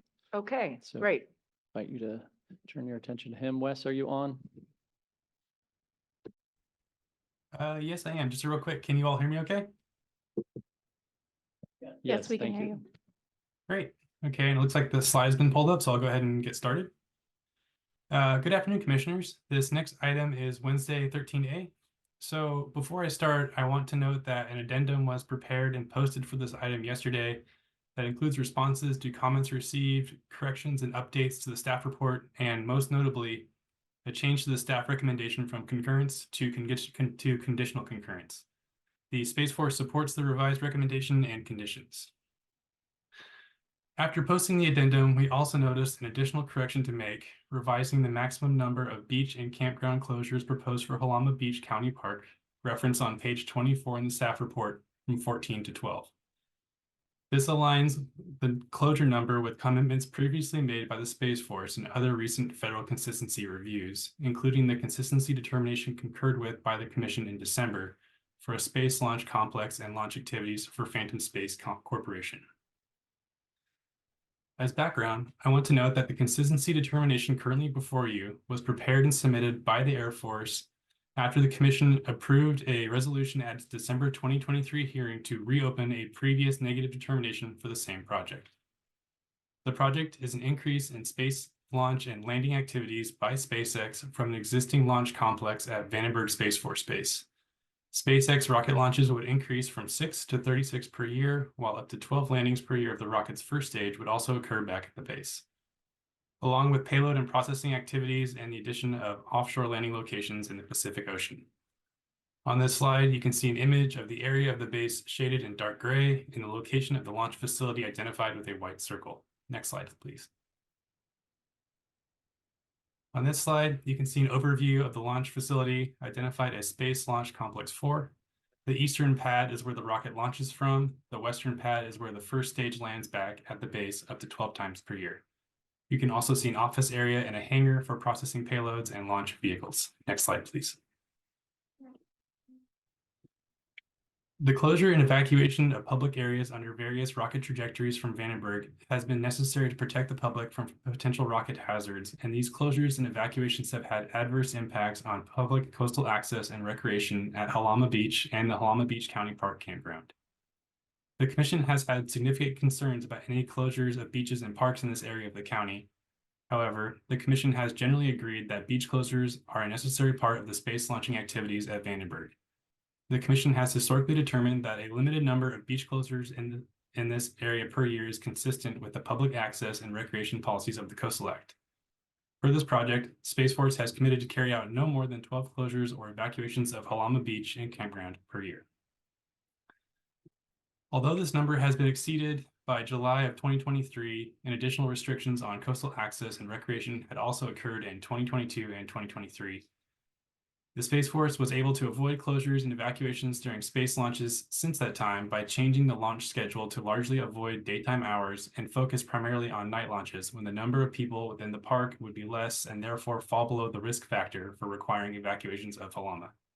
Space Force has committed to continue primarily launching during the night to the extent practicable.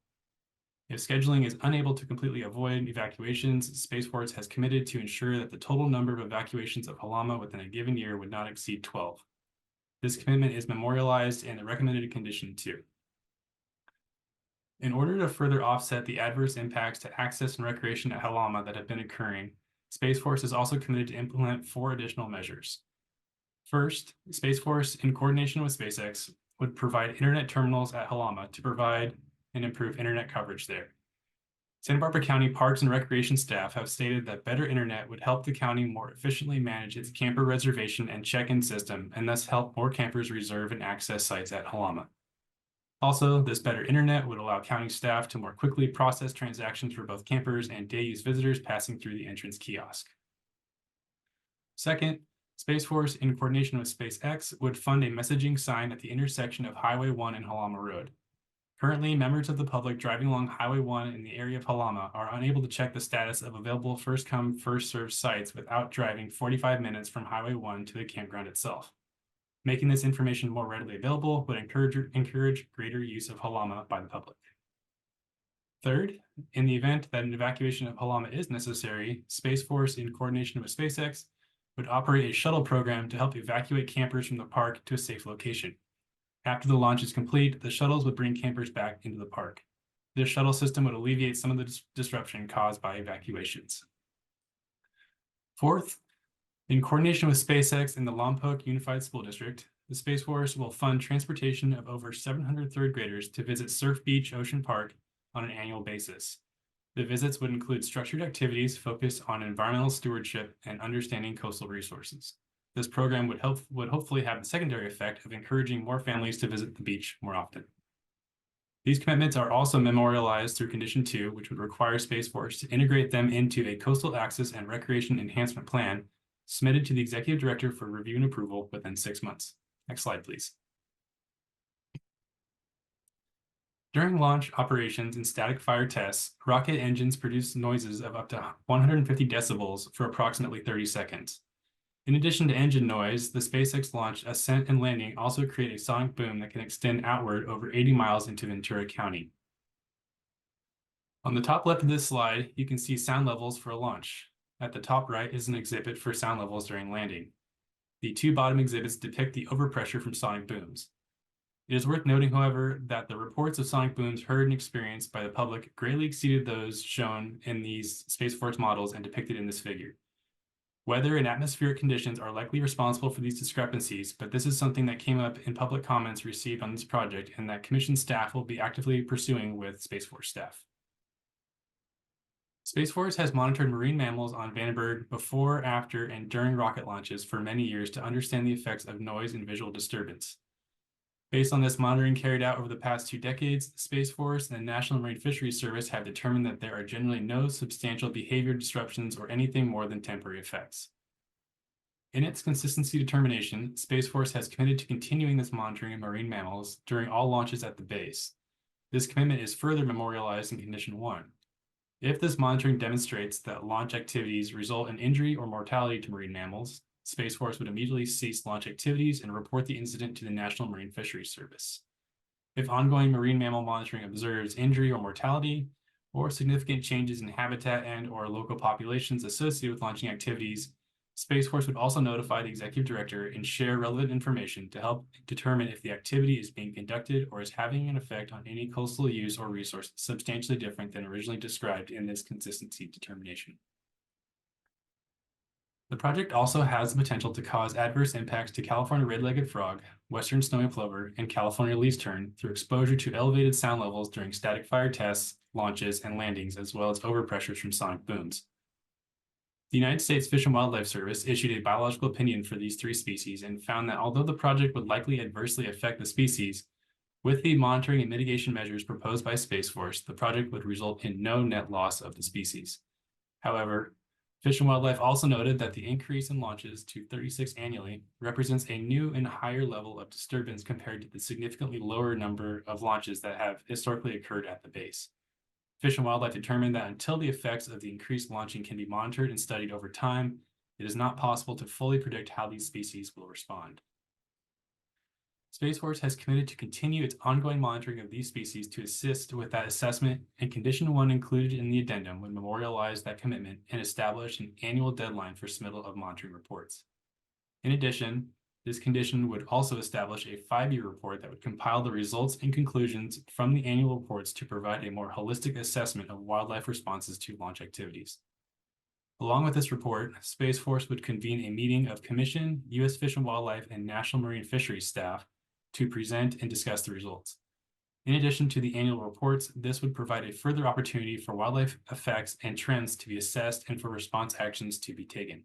Next slide, please.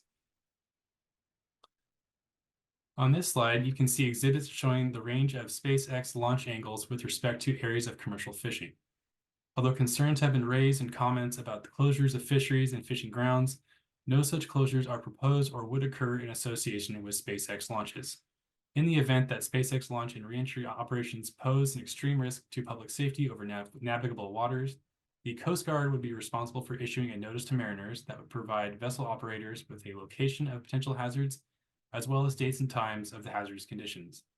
Once a notice to mariners is issued, there is no requirement for vessels to alter their routes or change their navigation speeds, and if vessels are within the potentially hazardous area despite the notice to mariners, a scheduled launch would be delayed or altered to avoid potential hazards to vessels. In addition, Space Force and SpaceX have committed to establishing an enhanced fisheries communication protocol, including regular dialogue with the commercial and recreational fishing industry in this area of the coast. This commitment is memorialized through Condition 4. Next slide, please. In closing, I would like to note that since publication of the staff report, Commission staff received 5 comments from members of the public, 2 letters from commercial fishing associations, 1 comment letter from the Santa Barbara County Air Pollution Control District, 1 letter from Surfrider, and 1 letter from the Gaviota Coast Conservancy. There are also several comments that came in earlier this morning from members of the public. These comment letters have been posted to the Commission's online agenda, and the addendum referenced earlier includes a summary of these comments as well as staff's responses to their key points. With that, I would like to conclude my presentation. The motion and resolution can be found starting on page 6 of the staff report, and staff is available for questions. Thank you. Thank you, Mr. Horn. Appreciate it. Are there any ex partes on this? All right. In that case, I'll like to ask for, I'll open the public hearing. I understand that we have representatives of the U.S. Space Force here, and I'd like to welcome them. And again, apologize for the long wait, but I don't think so. Is that on? Okay, great. You Hey, can good pull it afternoon. up to a little if you want. Good afternoon, Colonel Brian Titus. I'm the Vice Commander at Vandenberg Space Force Base, which basically means that I'm second in command for the installation, and I'm in charge of operations. So all the launches that we do out of there, I kind of keep an eye on that and manage all that. So I don't have a formal presentation for the commission today, but I'm available and at your service for any questions or comments that come up throughout the presentation. Thanks. Thank And you, are Mr. there any Titus. comments or any questions that I can answer before we get started? I think what we'll do is we'll go through the public hearing, hear from other, apparently I've lost my ability to talk, which is not a good sign, but all right. So no one else from your group will be speaking, but they might be responding to questions. Yes, ma'am. Okay, perfect. So what we'll do is we'll hear from the public. Then if members of the commission have questions, then we'll ask you to come back. Sounds great. Thanks. Thank you so much. All right. Bill. We have 10 speakers signed up, all Nope. on Zoom. All right. We'll have 2 minutes each, please. Beginning with Mandy Sackett, followed by Joy Downing Riley, and then Aaron Eastwood. Mandy? Hello, Mandy Sackett on behalf of the Surfrider Foundation. Space launches are an emerging threat to coastal resources and access. This has led to serious issues in Florida and Texas, where rocket launches are launched off sensitive habitats like dunes, and the public is barred from stretches of the coast many times a year. California needs to be a leader on this issue and set the bar high for minimizing impacts. It's an innovative program, but it requires innovative management. Last year, Surfrider filed a lawsuit against the FAA over SpaceX Starship Super Heavy Launch Program for unaddressed environmental and coastal access impacts in South Texas. The determination today would allow up to 36 new launches with potential impacts to the Santa Barbara coast and to Halama Beach. We appreciate the efforts to minimize coastal impacts over the past several months, but we would really prefer that Vandenberg would formally commit to 0 or less closures at Halama instead of sort of a soft commitment with the 12 maximum, which still is a lot, 1 per month. Commercial launches at Vandenberg are also expected to contribute to hundreds of thousands of pounds of debris to our ocean each year, tens of thousands of tons of CO2 and other noxious gases to the atmosphere. Historic data on marine life impacts does not inform the effects of these more frequent launches. The launches are extremely loud and disrupted, and these activities are adjacent to the Vandenberg State Marine Reserve, part of our state's network of MPAs that needs to be protected. I've heard from dozens of people from as far as Ojai who are regularly disturbed by the noise and ground acceleration, and these testaments indicate that the sound impact map is grossly underestimated, as you heard, and it's just one example of why increasing the launches is premature. We appreciate the efforts to build up the environmental monitoring program, but we feel that approval of this consistency determination puts the cart before the horse. We need to pump the brakes, ensure that each launch, the launches increase at a much slower rate so that we can.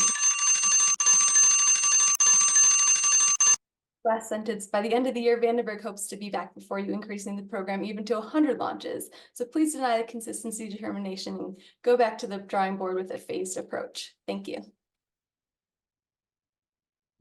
Thank you. Next is Joy Downing Riley.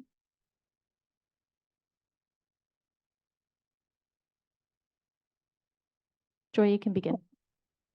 Hello, my name is Joy Downing Riley. I'm with Ventura County Chapter Surfrider Foundation Blue Water Task Force, and I'm here to support Mandy's comments that you'd go back to the drawing board considering what the impact for marine mammal and beachgoers is from this increased SpaceX launches from Vandenberg Air Base.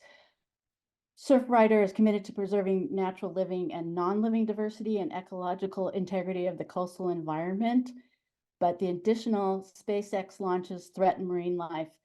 Despite the remarks by Mr. Horn, I would like to point to a 1993 study that was published in the Journal of the American Acoustic Society that demonstrated that the pinnipeds that breed and live on San Miguel Island were impacted by rocket launches from Vandenberg, and they caused sea mammals to cause stampedes that might have caused damage to their bodies, to their babies, and potential hearing loss. Halama Beach is a stranding habitat for sick and injured California sea lions and other seal species. The Channel Islands National Park is habitat for 30,000 pinnipeds, and Vandenberg Air Base, as mentioned, is home to rookery of 6 species of pinnipeds, including northern elephant seals. I would like to point you to a 2019 letter from the Marine Mammal Commission that restricted Air Force launches during pupping season for northern elephant seals and harbor seals. So mitigation measures are required before a 5-year study could even be launched. There will be disruption because many species of marine life use sound to communicate, mate, find food, fend off predators, navigate, and maintain group cohesion. Their vocalizations are impacted by sonic boom activity and will affect them in multiple ways. Thank you. Next is Aaron Eastwood, followed by Phil Simon, and then Anna Citrin. Aaron? Hey there. My name is Erin Eastwood, and I'm a marine conservation biologist and ocean policy professional and a resident of the city of Goleta in Santa Barbara County. Thank you to the commission for allowing public input on this issue. I'd like to first say that I'm pleased to hear the revised commission staff recommendation to conditional concurrence and look forward to reviewing the details.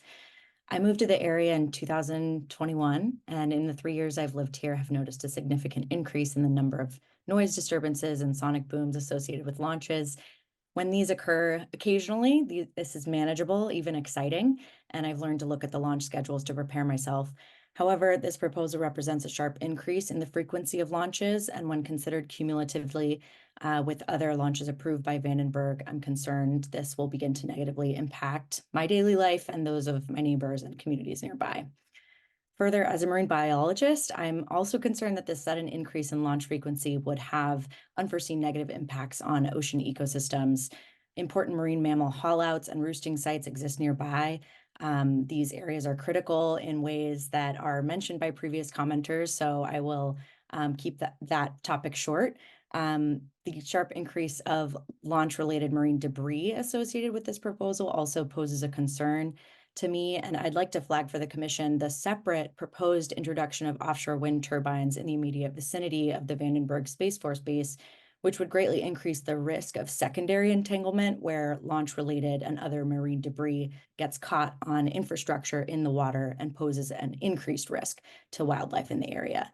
So I respectfully request that the commission allow for an increased launch frequency, but at a much slower rate over a 5-year period than this proposal puts forth, and with increased community outreach, allowing for enough time to monitor impacts on human communities and sensitive wildlife is necessary. Thank you. Phil Simon. Hi, my name is Phil Simon. I live in Ojai. I've been in the valley here for about 25 years. In the past 2-3 months, I've noticed a marked increase in the amount of apparently they're called overpressure sonic booms.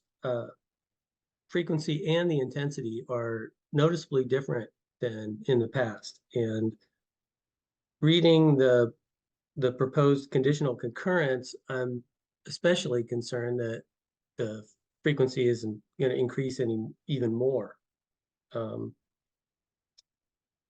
It's very true that though we're 80 air miles away, that's apparently easily within the affected distance of the sonic boom. I don't know if the rockets being launched are different now, the trajectory is different, but something is definitely different than it has been in the past. I'm also concerned about being notified. I don't see any notification that's a push notification from SpaceX or the DAF. I can only find out about these things after they've happened and why. So, and just real quickly, that's the effect on myself and other humans. There's no way to notify pets, animals, and wildlife. And it's very stressful. It's very stressful when you experience something like a sonic boom and you're not expecting it. So I'm really concerned about what the future holds, especially with the indications of non-compliance in the past, what the conditional concurrence document identified. Thanks very much. Thank you. Next is Anna Citrin, followed by Renee Roth, and then Larry Steingold. Anna? Good afternoon, Chair Hart and Commissioners. Anna Citrin, Legal and Policy Director for the Gaviota Coast Conservancy. We have a number of concerns about the increased launch frequency associated with the SpaceX project, which represents a significant increase in launch frequency from the historic average of 6.2 annual launches. Our concerns, some of which we articulated at your December meeting, include impacts to public coastal access and recreation, marine debris, as well as impacts to sensitive species and their habitats. We also share concerns raised by others regarding air quality impacts and GHG emissions, and the importance of minimizing impacts to the commercial fishing industry. The recommendation before you today, as articulated in the addendum, represents a significant improvement from what was recommended in the initial staff report just last week. We really appreciate coastal staff's responsiveness to our concerns and the apparent willingness of base leadership to work with commission staff in addressing those concerns. We especially appreciate the addition of conditions to the concurrence and think that will add clarity and needed guidance for SpaceX going forward. We do have continuing concerns regarding the adequacy of compensatory mitigation to address impacts to Western snowy plover, California red-legged frog, and California least tern, should they be documented. The habitat values at Vandenberg are irreplaceable, and we value the stewardship that base leadership has undertaken to protect the environmentally sensitive habitats on the base to date. Increased monitoring and reporting are crucial, but so is an appropriate response should impacts be documented. Our request is that base leadership commit to impact avoidance to ensure that sensitive species continue to thrive on the base. This may require pausing or reducing the frequency of launches and avoiding periods of peak sensitivity, such as snowy plover. Thank you. Next is Renee Roth and then Larry Steingold. And I will call, after that, I'll call three names that I'm not seeing in the Zoom list. Renee? Good afternoon. Renee Roth here, calling in from Ojai. I appreciate the hard work and the professionalism of this commission. You do amazing, amazing work. I would ask you to take a much stronger and deeper look at the disturbing impact of these launches and the impact they have on people who live within 100 miles of Vandenberg Base. We in the Ojai Valley have been subjected to these noises, these overwhelming sonic booms in the last few months. And I have to tell you, the windows rattle, the plants, shake. It's like we're going through an earthquake. And we all know how unsettling an earthquake is, right? And when those earthquakes happen on a regular frequency that we have no idea when or how or what is happening, it is really disturbing, especially for sensitive people who live in the Ojai Valley. We're not expecting to be impacted by this. So I do want to raise concerns about the impacts again on wildlife, the red-legged tree frog, that comes up in Ventura County where we live, and the ocean mammal populations. These are troubling impacts that I think need to be approached with the utmost caution and respect and concern. So I would hope you would take a much deeper look at what the impact of this accelerated launching program is going to do to the people who are going to be impacted, not just the animals and wildlife, but also the people who will be strongly impacted. Thank you very much. Thank you, Larry Steingold. And if Leslie Purcell, Natalie Kilmer, or Jeffrey Jensen are in the Zoom or in the room, please raise your hands.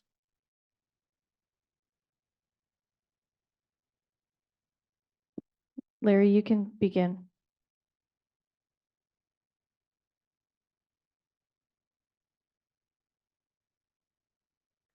Larry Steingold, you should be able to unmute. Yeah, sorry. Larry Steingold, Ojai. A few days ago was my second earthquake. The overpressure, the sonic boom made my house shake. But I want to separate Space Force from SpaceX. Space Force, US government, military, defense, wonderful thing. SpaceX is a business. We can regulate businesses. It's okay for them to throw a few dollars at the beachfront to make that go away. But how do they solve our problem? Once a month, no problem. But the sonic boom a few days ago, and for the last couple of months, has become too much. And again, we regulate businesses. We don't allow roosters in the city. It takes an act of God to bring in a kennel. And we talk about spraying chemicals. We panic over that. Why can't we regulate SpaceX?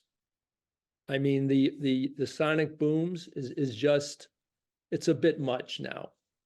Okay, it's too much. Maybe it's going a different direction when they leave the Earth. But something's going on that's a little different, and it's completely unacceptable, especially when they want to exceed and increase the number of launches more. Because once you give them 2 more a month, 3 more a month, soon it will become 7, and then it will become 10, and then it will become all the time. Or maybe they'll find a way. It's a technological issue right now. But right now it's a problem. So we have to deal with it, and so do they. Thank you. I'm not seeing the other 3 speakers, Madam Chair. Okay, thank you, Vale. I'll return to Vice Commander Titus to see if you have any response or rebuttal to the comments. If you don't, no problem. All right, thank you. Then I'll return back to staff, Mr. Horn or Mr. Teufel. Thank you, Chair Hart. I want to respond to a couple of those, and then I'll invite Mr. Horn to provide some responses as well. I live in the Ojai Valley. I know exactly what some of these speakers are talking about. It is, as Wes noted in his presentation, is something we're actively pursuing with Space Force and interested in understanding if something has changed in terms of the sonic booms. But as he noted in his presentation, Space Force has done modeling that indicates that that shouldn't be happening. And so we're trying to understand if it is just an atmospheric situation or if something is changing with those rockets. But hopefully that will be resolved. I don't have more to provide on that at the moment, unfortunately. I also wanted to note just a response to the study on the pinnipeds at San Miguel Island that was referenced from 1993. That was a different launch vehicle. Each of these different types of rockets has a unique lift capacity, different signature, and trajectory as well, which factors into where the sound is being transmitted, how much sound, the strength of the sonic boom. It's my understanding, based on the information we've looked at from the monitoring data, our discussions with Space Force, that kind of effect seen from the Titan IV rockets in the 90s is not being seen from the Falcon 9 rockets that are being launched now in terms of flushing of animals and disturbance on haul-out areas. That's something that the condition would continue pursuing, getting more information. The monitoring would be carried out. The National Marine Fisheries Service is been very engaged on this to ensure that monitoring continues. And if something different starts happening, that those signals would be recognized and that information would be provided.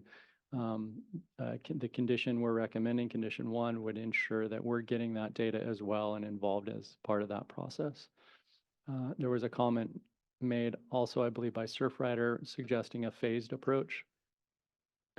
That's kind of what's happening here. Traditionally over the past decade or so, there have been 6 to 8 or maybe 10 launches per year. That's being increased about threefold through this action. Over the past several years, it's been in the early 20s range. This would bring it up to the 30s. The data being collected on the biological response is going to be really critical to informing us as well as the National Marine Fisheries Service and U.S. Fish and Wildlife Service about how the species are responding. Traditionally, there hasn't been an adverse response in those species.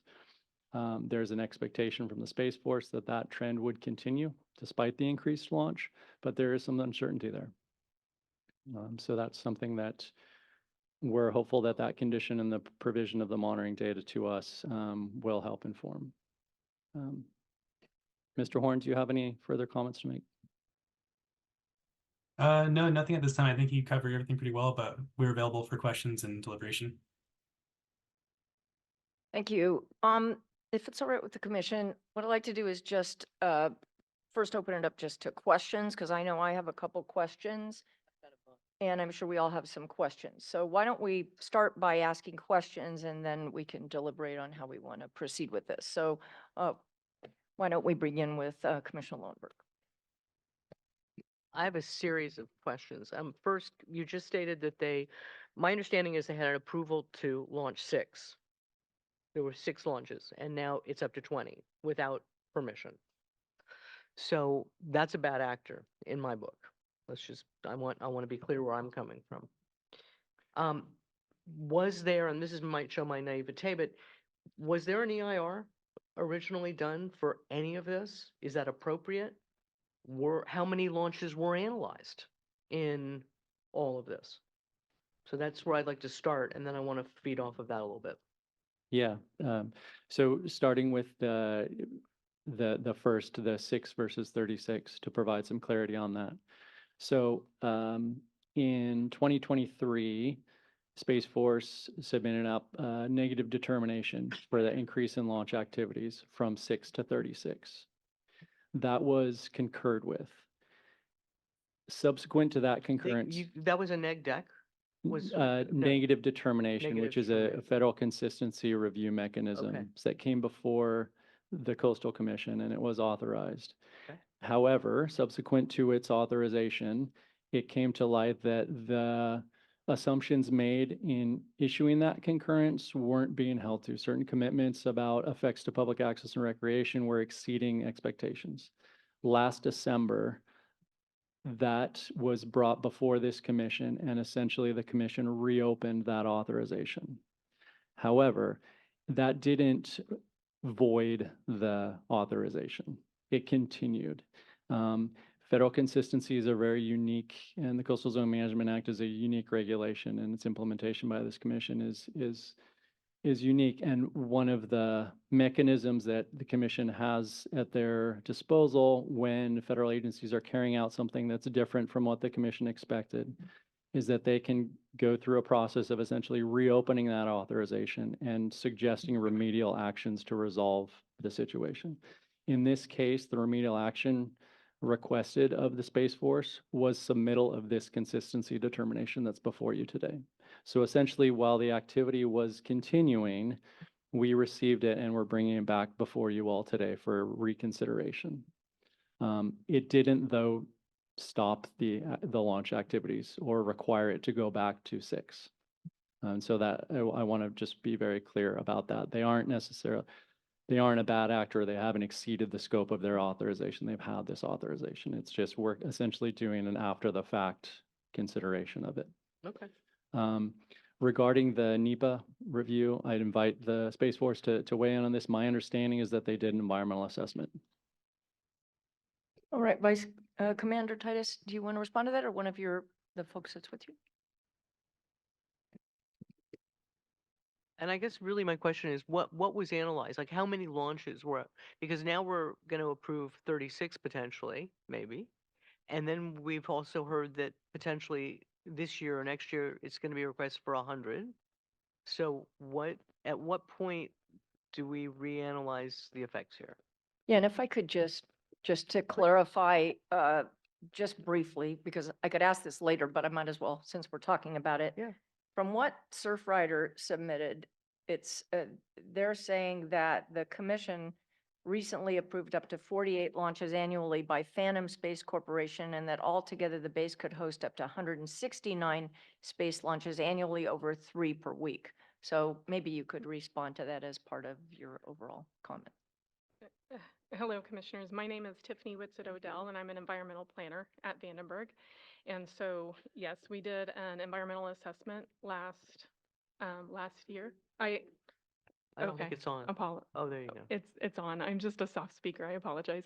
So we did an environmental assessment last year. It was the FONSI was signed, I think, in May or June of last year before we increased our cadence. And that's whenever we worked with the staffers to do the negative determination. And we do a cumulative launch analysis in that as well. And so, Chair Hart, I apologize. I forget your follow-up, your other question. Right. I just was commenting on what was submitted by letter from Surfrider, and they're indicating that with all of the approvals, not just for SpaceX, but for Phantom, that there's up to 169 space launches annually over 3 per week that we're looking at right now. And I think that's been one of the problems we've all been concerned about, is we hear about these, you know, here's SpaceX and here's Phantom. And I think what the commission is interested in, if I could speak for my colleagues, is an overall, how many launches are happening overall and what is the cumulative impact? And I'm glad to hear that that was considered in your report. So that's what, go ahead, but please. But can I ask the question? Unless I missed it, how many were, I'm looking for a number, not just as sort of a vague, we analyzed. How many have you really looked at as sort of the outside before you have to reanalyze? What's the number you looked at in your analysis? So for launch operations, I'm not the expert. Colonel Titus is the expert. So, but in the cumulative launch analysis in the environmental assessment, it was 110 launches cumulatively, and that was decided by previous leaders at Vandenberg as the launch capacity, like the current range capacity that we have. And how many are actually taking place? Last year, So last year we had 37 launches total, everything. That means SpaceX, that means ICBM tests, any kind of powered flight from Vandenberg, 37 launches. The year before that, it was 19, by the way. So we doubled in a year. Not all SpaceX, but just in general. And this year, I wouldn't be surprised if we got closer to 50. Okay. That's for all platforms, not just SpaceX. That's what I was referring to. So they're asking for 36 and you're saying you're only going to do 14 more everybody else this coming year? Well, we're asking for 36 right now, and we do plan to increase that number later. Right. So I just hate to really harp on this, but in my family, we call that the salami tactic. So every year you're going to come and get a little bit more, a little bit more, a little bit more, as opposed to us looking at it like a 5-year plan, a 3-year plan, and really look at those impacts, as opposed to just kind of every year getting a little incremental more. I understand. So from a Vandenberg standpoint, we're not looking to go any higher than 110, which is what we filed with Fish and Wildlife. But we also have to do individual approvals for each of our launch pads. So SpaceX is at Slick 4 and soon to be Slick 6. This is primarily for their operations at Slick 4. When they add Slick 6, that's gonna provide more capacity for launch, which is good for the DoD, which is good for us. And we believe that within the next, we're not gonna be getting to 100 launches anytime soon, but I don't think we've been shy about sharing that that's where we want to go. I don't see that happening for several more years. The cumulative total is right now at 110. That's been analyzed. That's been, that's been through Fish and Wildlife. Right. Okay. Biological opinion, all that good stuff. The stuff that lands in the ocean, just do they go pick it up? Do they go get it? Or does- Absolutely. So there's actually not a whole lot that goes into the ocean. I mean, one of the things, all of this is a trade-off, and there's some balances here, but the reason why you hear a sonic boom sometimes from Vandenberg is actually not that often. Most of the time a SpaceX rocket goes up, it actually lands down closer to way Southern California, even closer to Mexico. So you're not going to hear that sonic boom.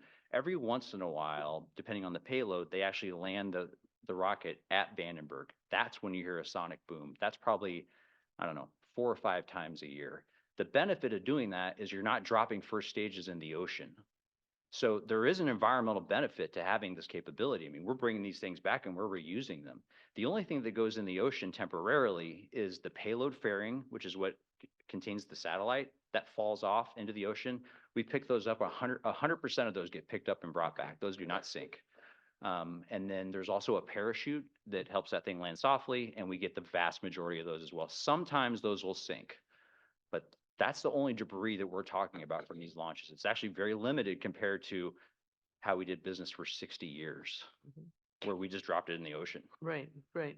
You know, it reminds me of like, I'm from Northern California, and we've got all the refineries outside in Vallejo, okay? Right. And every time there's a problem at one of the refineries, there is you get it on your phone, you get it. Is there a way that you could all let the public know? Either people could opt into it and let people know that, you know, Thursday, like 24 hours, 48 hours, there's going to be something, an event that Yes. might, is there a way to do that or is it being done? It is being done. So, you know, the Space Force is a new service. We're only a few years old, but one of the things that we pride ourselves on is we call ourselves the digital service. So we are looking for every opportunity to use social media and other platforms to inform the public on what's going on with our operations if we can. In the case that we're talking about, we are constantly providing updates when the next launch is going to be. Oh, it slipped. It's not going to be till tomorrow. That's on our social media. We don't have a push capability. Like there's not a way necessarily that I could push that out to residents of Ojai, but anyone can join that Facebook page and they could monitor all of our launch activities. I'm asking you to look into a push. Okay. Because there is the technology out there to do it. Mm-hmm. You know, I get it. When there's a problem in Napa, a highway problem, I get a notification. Mm-hmm. In Marin County, they notify if there's an issue, fire, anything else. Look at the refineries, they're probably the best example that you can look to. If there's an issue, shelter in place, something like that, those are all push. So the technology's there. I don't Happy to think look we're- into that. Yeah. Happy to look into that. Yeah, staff had mentioned, just now shifting a wee bit, you had mentioned a shuttle service to get people out of campgrounds and everything. Who pays for that? The Space Force ultimately would be responsible for that. Space Force would. So that's the US government. Yes. Okay, so the taxpayers are paying. Well, not necessarily. We're going to work through our contracts that we have to make that happen. Okay, because as one of the speakers said, this is a for-profit business now. It is, but keep in mind, so I think a little bit of history is important here. You know, we started launching in the late 1950s, early 1960s, and for 40 years, the US government owned those rockets. We bought those rockets, we operated those rockets, and guess what? We were really slow at building up capability and launching capability. About 20 years ago, Congress decided that we were going to shift to a different model where instead of buying rockets, we buy launch services. And for us to do that, we look to companies like ULA and SpaceX and Firefly and Phantom, all these companies, and we invite them to come build a launch pad on our installation. You pay for the infrastructure, we will buy launch services from you. The reality is there's not enough DoD payloads for that business case to close long term. So what we want is what we could also offer is that these companies can use that same infrastructure to sell commercial launches as long as it doesn't interfere with what they're doing for the DoD. So we are the landowner, we own the schedule, we budget for all the infrastructure. I mean, as you can imagine, a lot of money involved in that. We provide all of that, and as on a non-interference basis, they can use that infrastructure to also sell commercial launch. So that strategy took a long time to bear fruit, but now it's bearing fruit. Launches used to cost $500 million. Now they cost less than $100 million, which is still a big number, but much, much cheaper than it was just 10 years ago. So this strategy is working, and the DoD and the US government is getting a lot of benefit from that. The companies are going to help us with the offsets. Okay. I just, you know, I think if they're making money, they need to either pay for some of the mitigation. You know, maybe even if they're not, you know, they're not doing what they need to be doing, maybe they need to pay for a third-party monitor. Because I don't personally, not the US government, but SpaceX and some of these private companies, I don't have a great deal of faith of them self-monitoring. Well, I would say that that the beauty of having them on our installation and me having this amazing team of environmental experts is that we're actually responsible for the monitoring. We're responsible for engaging with the California Coastal Commission, and we're responsible and held accountable to make sure that we're meeting the terms of this consistency. So we work I have a very close relationship with SpaceX and Firefly and ULA, meaning I talk with them all the time. I communicate with them all the time. But at the end of the day, we're accountable to the regulators at both the state and federal level. So we will be responsible for the monitoring, although they are going to be part of that. And they're going to contribute to that. And they've been great partners in that. Okay, good. Good to hear. Good to hear. Just going back, nighttime launches, is that more disruptive, less disruptive? One would on the natural think it's more disruptive, no? Am I? From what standpoint? It's noise? From a noise Predominantly noise? standpoint. So the reason, part of the driving factor behind going to nighttime launches was to avoid having to perturb Halama. So if we go at night, then there's not any campers on Halama Beach, and we don't have to ask anyone to leave Halama. Okay. From an operational standpoint, it's not ideal because all my folks are coming in at 11 o'clock at night and they're not getting released until 2 o'clock in the morning, and now they can't work the next day. So I would prefer not to be doing nighttime launches. And actually, if you watch over the last several months, you'll see that we've started to move more towards evening launches, where Halama is still pretty empty. So from a safety standpoint, we're fine, but it's at a reasonable time. One thing to take note of is that I think we're confusing the terminology between a sonic boom and just the rumble from a launch. So someone said that there was a sonic boom earlier this week. There was absolutely not a sonic boom earlier this week, at least not anywhere near Ojai or Vandenberg, because that booster relanded it closer to Mexico. There's no way we heard the sonic boom. There is a rumble that we're hearing on ascent, which not a lot I can do about that. But the sonic boom should be fairly rare. I think that's it for me for the moment. All right. Yes, Commissioner Kunkel. Thank you, Chair Hart. And first, I just want to align myself with Commissioner Lowenberg. Really appreciate your questions and concerns. I have a few questions for staff. Can you help me understand the marine debris resulting from the weather balloon launches specifically? What I read in the staff report is that these are shoebox sized and powered by a 9-volt battery. So can you clarify, is the applicant dumping 9-volt batteries into the ocean?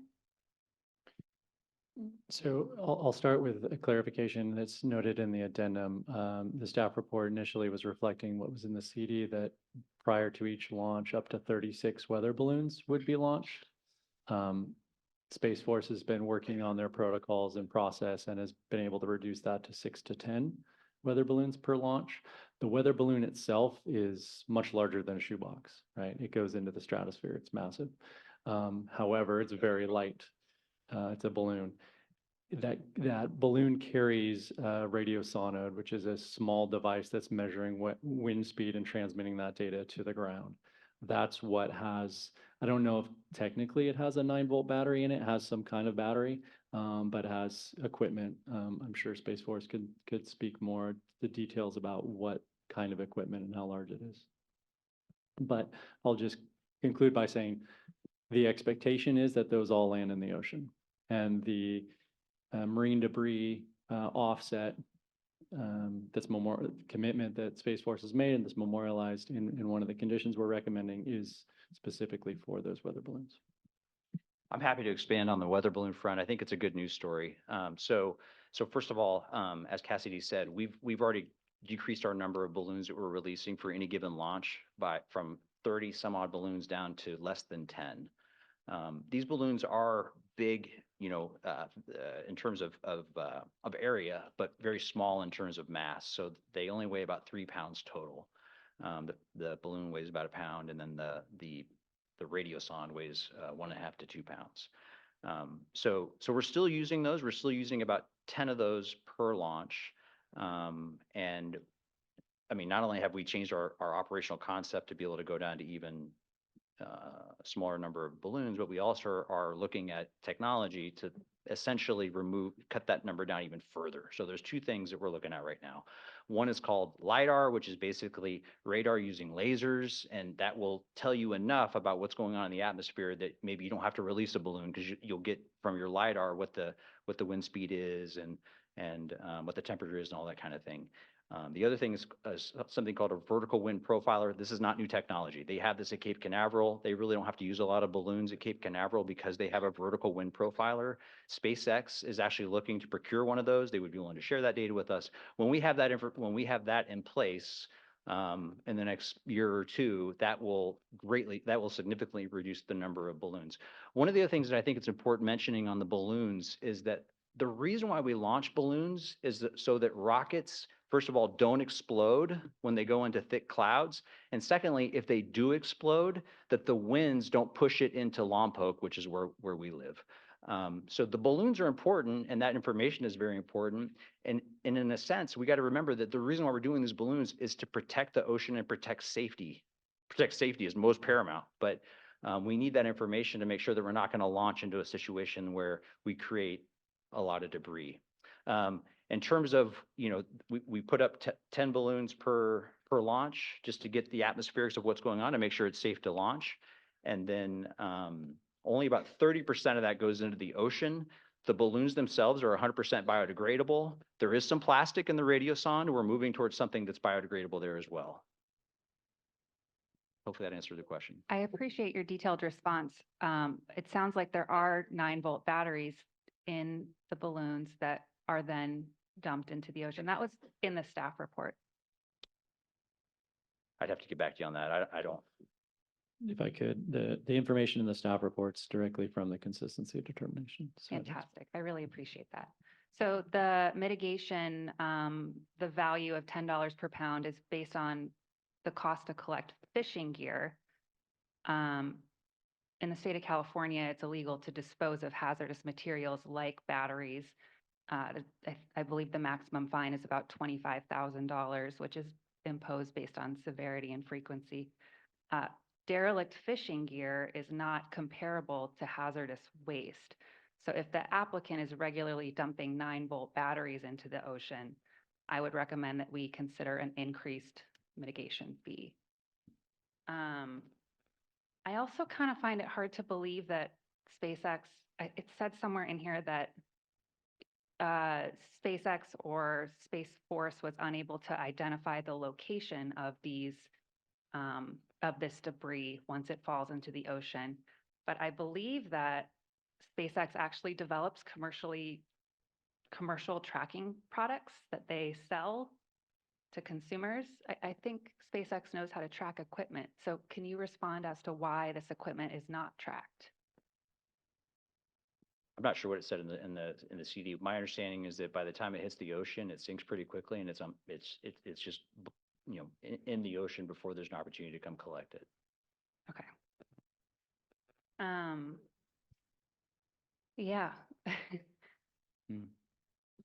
Good. Let me just want to clarify on behalf of all of us before everybody chimes in, which I know we want to.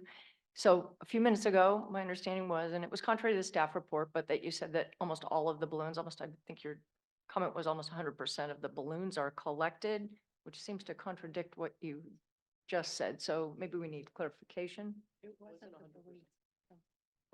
No, what I said was that of the 100%, so 10 balloons go up, 70% of those land on land, and we are able to gather those. Oh, I see. 30% of them go into the ocean on average, and they sink. Oh, okay. But they are That 100% clarifies. biodegradable. Except for the batteries. Except for the batteries. I need to look into the battery situation. That's first I've heard about that. And the plastic, it sounds like. There is also- plastic. So I don't know about the biodegradable. All right, let's return back to Commissioner Kunkel. Thank you. Can you tell me, so it's clear to us that this is a for-profit company, SpaceX, that's doing business on federal property, and some of that business is related to federal activities. Can you tell me what percentage of the of SpaceX's activities on your base are related to for-profit activities versus activities related to military activity?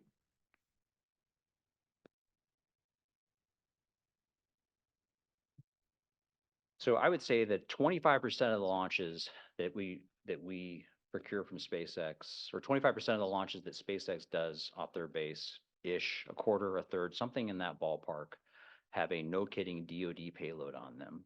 However, I could argue that all launches that SpaceX does support the Department of Defense and our partners and allies. So would that include the thousands of small satellites for SpaceX's Starlink commercial satellite internet business? Absolutely. That is their for-profit activity. It supports- is. I mean, I guess there's a lot of things that businesses do that support other organizations, but that's not directly. Well, Starlink has been absolutely critical in the situation in Ukraine. Okay. Just want to repeat, and I think this has already been repeated by my fellow commissioners and by public commenters, that this is a for-profit business. And what I understand you said is that 25% of the launches have a DoD payload. And so another question for staff. Aside from the federal consistency concurrence approved by this commission for SpaceX in the past, what is the precedent for providing the benefits reserved for the federal government for a federal consistency determination to a private entity? What other private entities have received this benefit?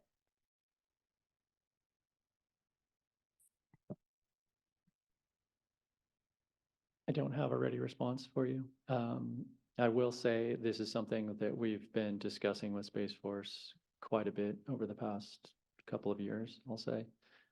This dynamic with Space Force submitting and seeking concurrence on consistency determinations for these private entity activities is something that we struggled with, I'll say.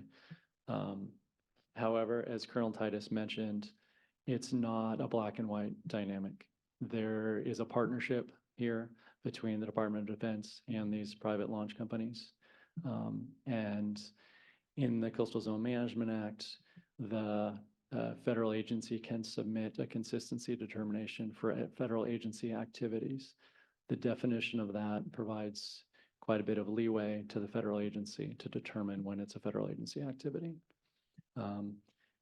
You'll note in this staff report, as well as the one for Phantom that we brought forward in December, some acknowledgement and discussion of that, and a note that due to that partnership arrangement that between these launch providers and the federal government, we agreed to bring these forward at the request of Space Force. However, we also acknowledged that it was going to be a case-by-case determination. I can envision in some situations when that partnership arrangement isn't as clear, that there may be, it may make more sense to push back harder on that federal agency determination. In this case, we've brought it forward per their request. Thank you, Mr. Teufel. And thank you for explaining in the staff report or in the addendum about considering on a case-by-case basis. That's appreciated. And this is really the primary concern that I have, and the concern of Controller Cohen, that that we have this private entity receiving the benefits of a federal consistency concurrence. And I realize DAF has responded with their interpretation and analysis that they consider the launches to be federal activities under the CZMA. It was explained that these companies can use their launch pads for for-profit activity as long as it doesn't interfere with DoD activity. But I don't really understand how this exempts their for-profit activity from the Coastal Act. I'm curious from staff, do you agree with DAF's determination that these for-profit companies, this for-profit entity is eligible for federal benefits? I'll say, and to reiterate, based on our analysis of the two consistency determinations for launch activities that we've brought forward recently, and the information we've been provided by Space Force about that partnership arrangement, we felt it was appropriate to bring it forward in this way. Okay. So I have additional concerns. I don't want to take too much time. I think others are going to have questions. I'm especially concerned, as you mentioned, about the plan to increase to 100. I see this, you know, just taking a little and slowly increasing more and more when the private entity has already not adhered to the federal consistency determination we had in the past. So I don't know. I just don't think that SpaceX should be able to skirt the requirements for a CDP when there's clear intent to conduct primarily for-profit business activity and not federal activity. And I'll pass it on to other commissioners. Thank you. So this was going to be and I really appreciate that we all had questions, and I want to know if any other commissioners have questions, and then we can discuss and determine how we want to move forward. You have a question, Commissioner Bochco, and then Commissioner Nada. Commissioner Bochco? Yes, I have lots of comments, but one question. I'm very confused now between the debris, which were the balloons, which were kind of the focus I read in the report, and I'm sorry, Colonel, and the Colonel's description of the lack of debris. And since if there is a lack of debris, then $10 a pound doesn't matter because there's not much to pay. If there's a lot of debris, I totally concur with Commissioner Kunkel on this, that there's a company out there that's got more money than God, and they can pick up the stuff. So can you clarify for me, how much debris is there? I mean, can we base it on the $10 a pound? Have they been paying it so we know how much we're talking about? I clarify, Colonel Titus, I believe, was speaking directly about the rockets themselves and the fact that SpaceX recycles its rockets. So essentially they're able to launch it, land it, use it again. That's unique to SpaceX. Other companies aren't able to do that. So I think another confusion for myself, I don't know about others, is that there are more companies than just SpaceX. Are we here today just to talk about SpaceX? So that's where all this 36 versus 54 versus 110. That's right. Okay, because that's going to be my second question. So there is debris. It may not be SpaceX debris, but somebody's paying for that. Yes, the similar requirement standard has been established for other launch providers as well. In this case, because SpaceX is able to land its rockets and there's very little material lost from them, and they are able to recover, as Colonel Titus was describing, most of that material most of the time. The debris that's marine debris that's generated from SpaceX launches is primarily associated with the weather balloons. And that's an average of 6 to 10 per launch. So we're looking at, and they weigh about 3 pounds. So if we're doing the math, so let's say 10 balloons, 36 launches, 360, 3 pounds per, that's about 1,000 pounds. That's right. I can still do math.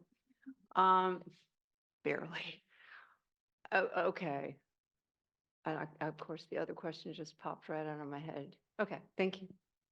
Commissioner Nuttall.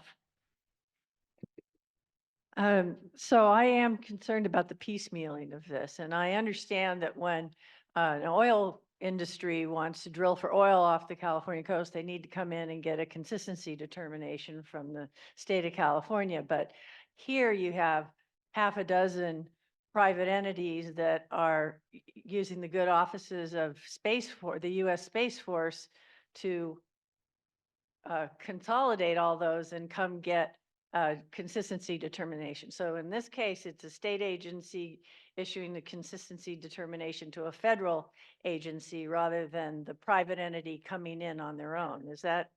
Am I describing that situation accurately? Because what I'm going to is that, if that's the case, then isn't it incumbent on the Space Force to regularize and assemble a comprehensive program and bring it in for consistency rather than the piecemeal? That's what I'm concerned about. And is that to Vice Commander Titus? Or Yeah. whoever on your staff? I'm happy to answer that. Okay, So, thank you. and I'm sorry for the delay. I just wanted to confirm something. Okay. So when we deal with Fish and Wildlife, we give them essentially the whole enchilada. How many launches do we think is the maximum that Vandenberg can support in a year? And right now that number is 110. That number could change down the road, but that's the number right now. We have multiple launch pads at Vandenberg, and each of those launch pads has a different launch company that works out of there. So when we came here in December and we're looking to build up the capability at Slick 5, we needed to coordinate with the California Coastal Commission on that. And the number that we put forward was 48 launches. I don't think that we're going to be getting to 48 launches from Slick 5 anytime soon, but that's the number that was put forward. For Slick 4, we actually already had a negative determination for 36 launches. We've agreed to go towards a consistency determination of 36 launches. That's for Slick 4. The next time I come back to you, we're going to be looking to do 100 launches for both Slick 4 and Slick 6. And I understand the salami slicing comment. I'm suspicious of that as well. But what I would offer is that in the launch business, you develop your ability to go faster. So SpaceX 2 or 3 years ago could only really do one launch a month. So every month they did one launch, 12 launches in a year. And then as the demand increased at Vandenberg and for getting payloads into space, they deliberately made a decision to go to every 10 days. They would be able to launch every 10 days, 3 times, and it took them a while to get there. And that was consistent with the negative determination that we had for 36 launches. We're not ready to go to 100 launches yet, but someday we're going to be to that point. So I guess what I'm saying is it's kind of a crawl, walk, run approach. That's just how it works. You get your operational concept refined, and then you're able to shorten the duration, how long it takes you to turn a booster, how long it takes you to turn a launch pad. So I understand that the infrastructure at the base is expanding to allow for more, but I don't see that there's commensurate expansion of the environment around the base and the people who live around the base to expand their ability to absorb the increased impact. Unless each one of the launches is going to reduce its impact individually so that the overall capacity is not going to be so harmful to residents and wildlife. That seems to me it's just kind of, we can't really assess what this exponential growth is. And if we are going from, as you said, 22 launches in 2022 to, we're doubling every couple of years. And that does seem, we have to get a handle on that. Maybe there's some other launch sites that the SpaceX could use to spread it out over the globe. I guess I had a question for staff, and that is that some of the comments that we heard from the public, notably the Gaviota Coast Conservancy, acknowledged that the additional conditions that the staff had put on in the report addressed many of their concerns. Have you heard from other commenters? Do you think their comments reflected the new conditions, or do you think they were in respect to the original recommendation?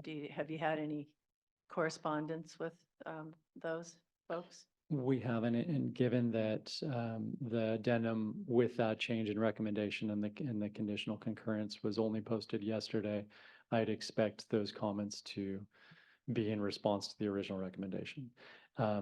We had a phone conversation with Ms. Citron from the Gaviota Coast Conservancy yesterday.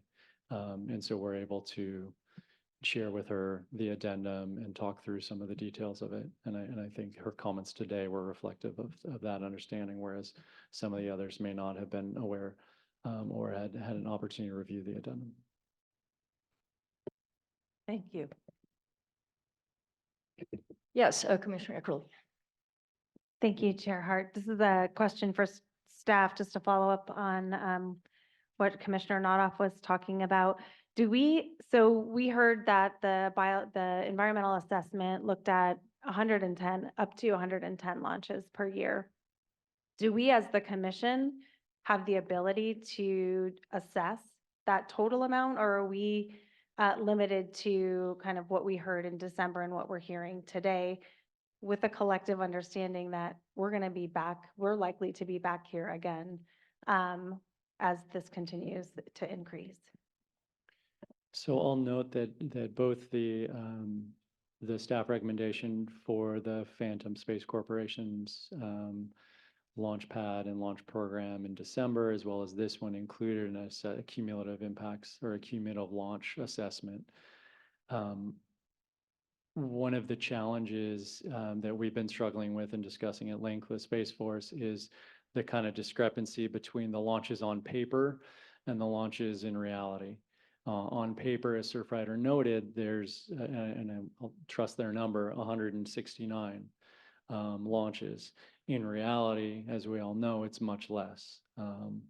So that is a factor, as Colonel Titus was noting.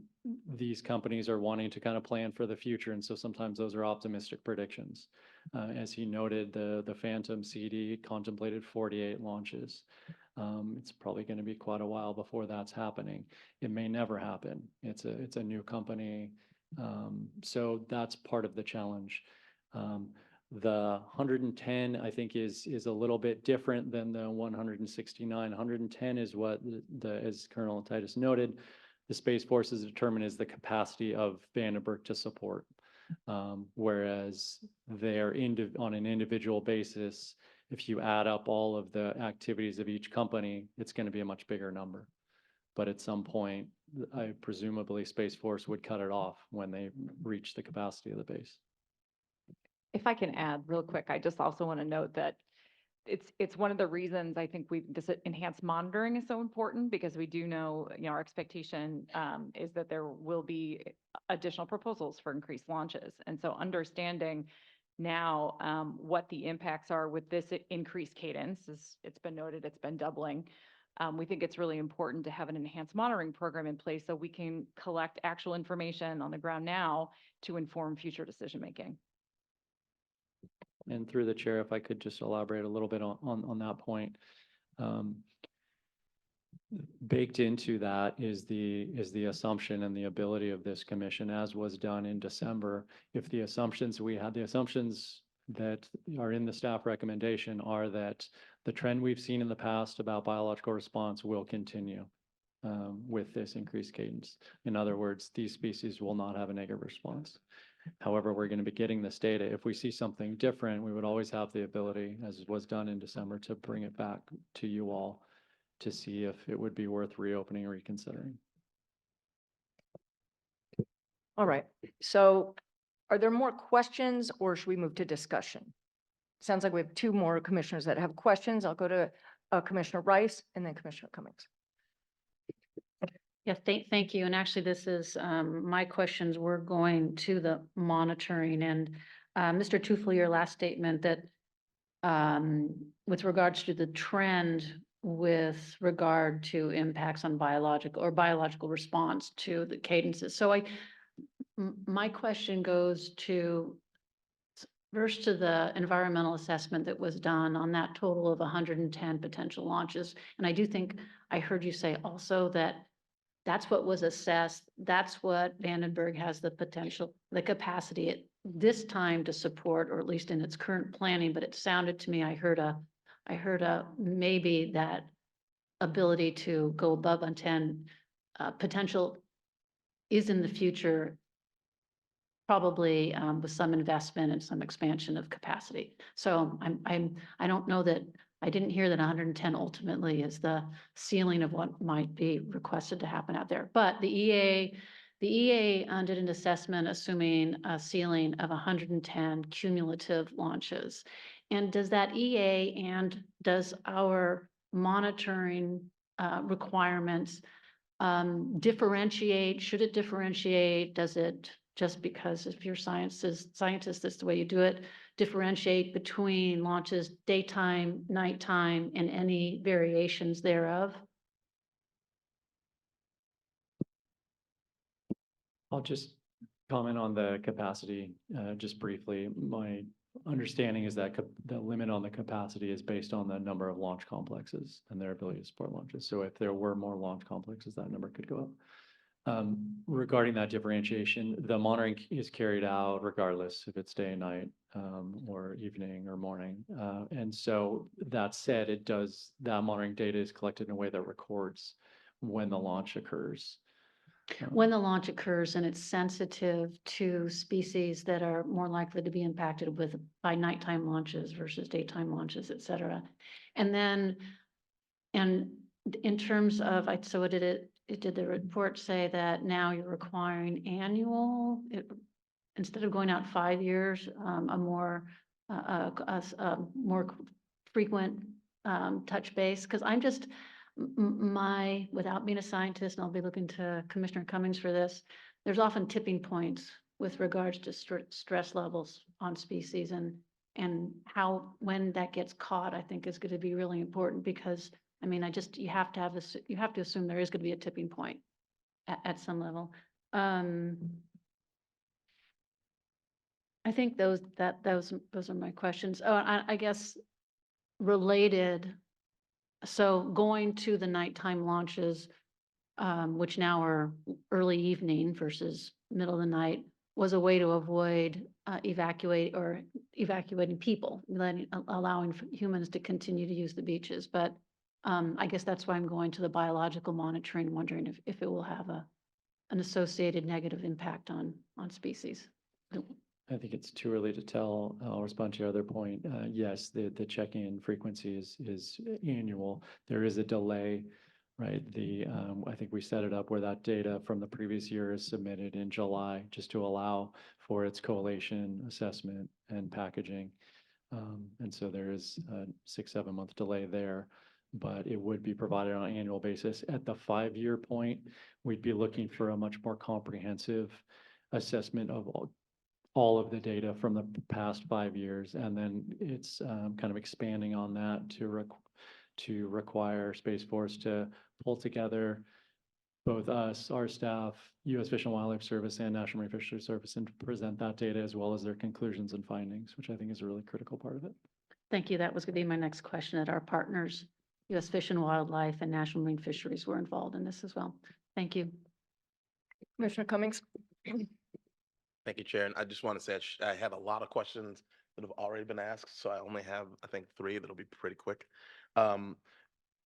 So as a newer commissioner, I'm just curious how long we've been conducting the biological monitoring and kind of what's being used as the baseline for comparison.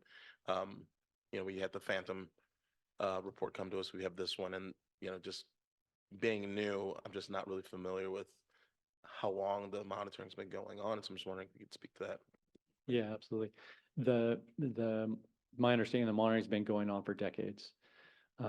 And primarily because it's been required by the National Marine Fisheries Service and U.S. Fish and Wildlife Service as part of their biological opinion and letter of authorization, respectively. What's new is that we haven't traditionally been getting that data. And so now we're kind of piggybacking on that data collection effort. It's a very robust monitoring program that's been established and running on the base for a very long time. It's been enhanced, particularly through the phantom consistency determination to include some additional species. The federal agencies are particularly focused on species protected under the Endangered Species Act. We've expanded it, or working with Space Force to expand it to include species of special concern for California, such as some of the bat species that exist on the base. And so that is something that's being added. And again, kind of piggybacking on an existing effort to give credit to Space Force for their natural resource stewardship and monitoring efforts. We're already working with Bat Conservation International to develop some of those programs. And so that's something we're integrating and getting the benefit of that data collection effort. Got it. Thank you. And so that's been like a year or so, or how long is that? Okay.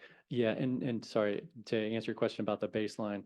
So we have the benefit of that data collection effort that's been going on for a very long time. The baseline is a little bit trickier though, because as we've been hearing, the number of launches has been traditionally much lower than what we're seeing now. And so this will probably be the first year of a real baseline of 36. Because last year was in the 20s, the year before was in the teens, roughly. Got it. And then the other two questions I had, was just kind of in terms of the Coastal Commission, like what authority do we really have over kind of denying coastal or federal consistency permits? Because I think it's just worth us and the public to better understand, what authority we have, since we're dealing with a federal government kind of organization versus, something that's like the development of a home in the coastal zone. Yeah, so the authority is different than the Coastal Development Permitting Authority under the Coastal Act. Because particularly the federal agencies, it's much more of a negotiation and a kind of an equal powers dynamic. If the commission were to object, the federal agency could still decide to move forward. Our recourse at that point would be to try to resolve that difference through either mediation, request for remedial action, or litigation. Those are really our primary options. Great, thank you. I did have one more. And then I guess, what role does kind of National Marine Fisheries Service and U.S. Fish and Wildlife Service kind of play as it relates to the fact that, they're environmental protection organizations at the federal level and kind of engaging with another federal agency in terms of them trying to have protection in place versus the other agency that's kind of potentially having the impacts? So I think their authority is quite strong, right? Because through their respective legislation that's protecting these individual species, Endangered Species Act, Marine Mammal Protection Act, that mechanism for authorizing this is for the Fish and Wildlife Service, a biological opinion, for the National Marine Fisheries Service, a letter of authorization that establishes essentially some conditions or conservation measures that are required to be implemented.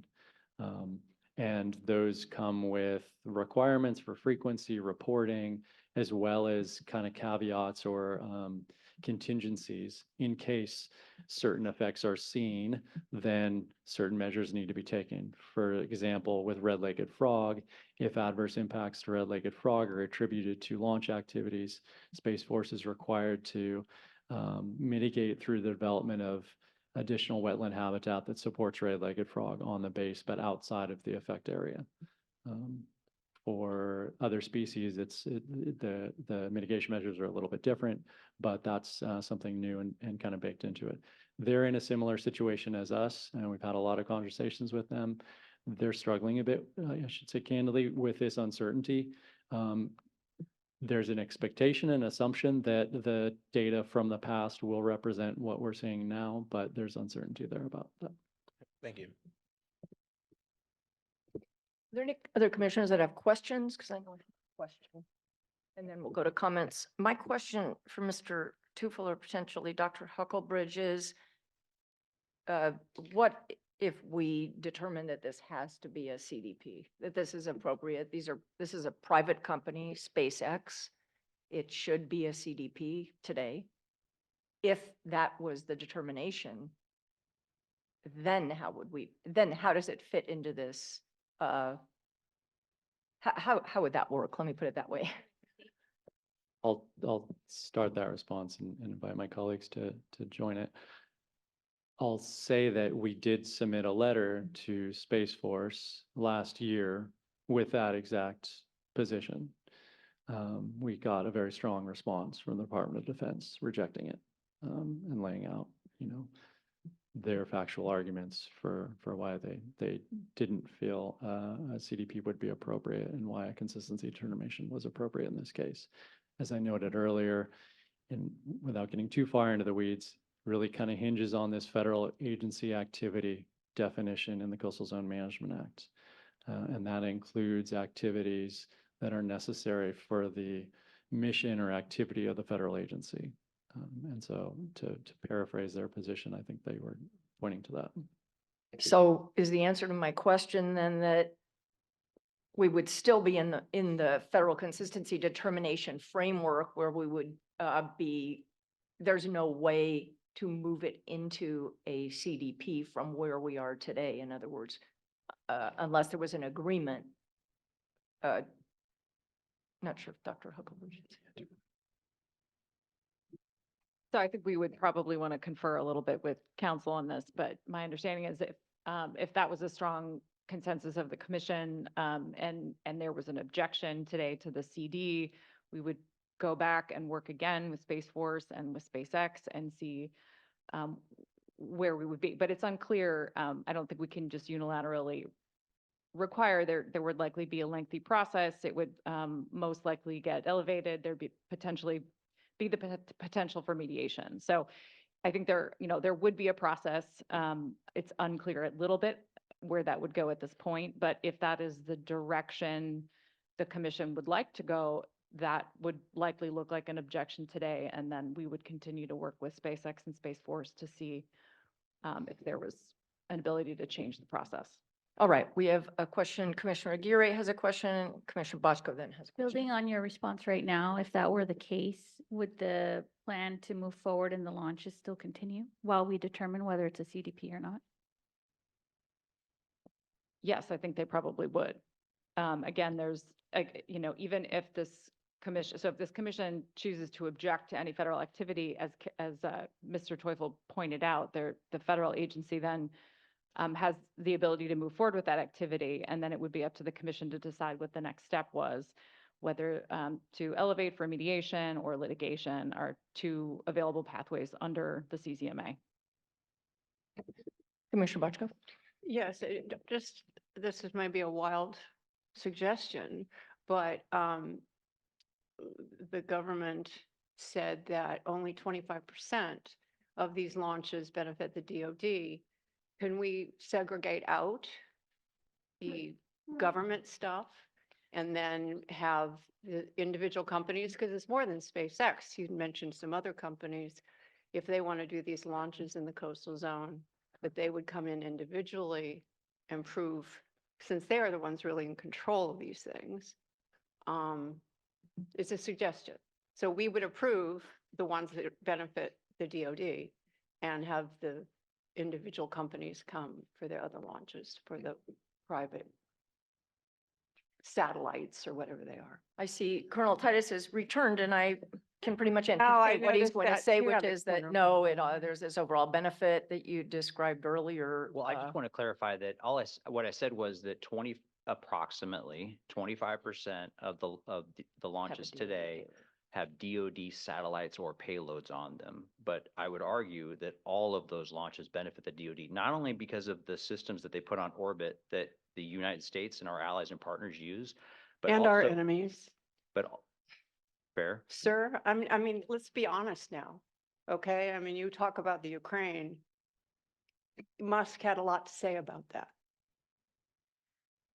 Okay.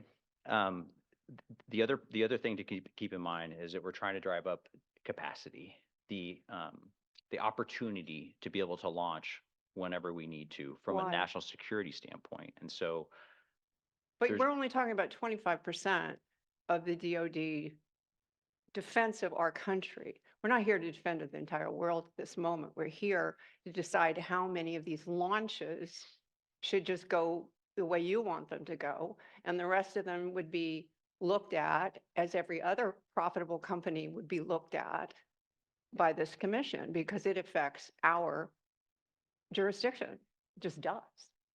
So that's my question. And if we can segregate it out, I'm perfectly willing to vote for DOD. I am a patriot in my own way. All right, so, okay, so my feeling is we're getting into the discussion phase. So rather than, well, I think it was a sort of a suggestion about whether we could segregate. Would you like to respond to that, Dr. Huckelbridge or Mr. Teufel? I don't, I had a feeling it was going to go this it way. would be difficult. We'd have to rely on Space Force to segregate, parse that out. And as we've heard from Colonel Titus, their position is that all the launches are support DoD. Well, in any event, that's not, that particular thing isn't before us at this time. Well, I'm not sure that we could effectively do that. So here's what I think that the approach I'd like to take at this time. Where we have something before us that's going to require a vote. I'd like to know who would like to speak, or give comments and an indication, or if someone would like to make a motion, we could have some discussion.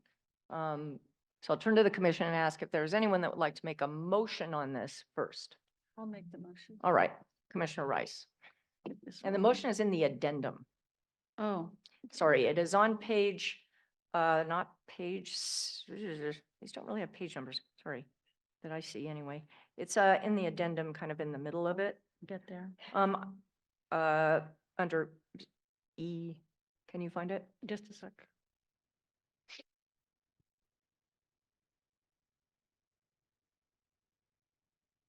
Seen an addendum link. Oh, there it is. I found it. Good, thank you. And then it's about halfway into the addendum, the motion. Does it say where, there's no page numbers here. Yeah. See that? I can. Yeah, apologies for that. Thank you. I'm sorry. All right. See, I move that the commission conditionally concur with consistency determination CD-0003-24 on the grounds that the project described therein would be fully consistent and thus consistent to the maximum extent practicable with the enforceable policies of the CCMP. Asking for a yes vote. Thank you. All right, is there a second? Commissioner Lowenberg, would No. that indicate, no, that wasn't. No, an I have a indication. technical Does anyone want to make a second to the motion? I'll second. All right, so we have a motion and a second, and now I'll open it up for discussion. I have one technical Were you question. A technical Yeah. question, I- okay? If the commission hypothetically votes no, then we have no conditions. The federal government could go ahead with no condition, our conditions would just go away. Okay. However, there are the commission, there are the U.S. Fish and Wildlife and other type for ours that are contained here, correct? All right, are there, yes? Commissioner Turnbull Sanders. Thank you. I just, I'm, at this time, I don't think I would support the motion, but wondering if we might be able to give staff and council a little bit more time to talk about the federal consistency implications, particularly since we're learning about the cumulative effects really of the tests. And this is a little bit of a more complex web than I think originally kind of we saw in the staff report and the report. But just so that we don't end up making a decision that doesn't take all of the factors into consideration and understand our authority under federal consistency, that we may postpone this for another month for us to kind of weigh those, particularly those cumulative effects, or staff to be able to weigh those cumulative effects.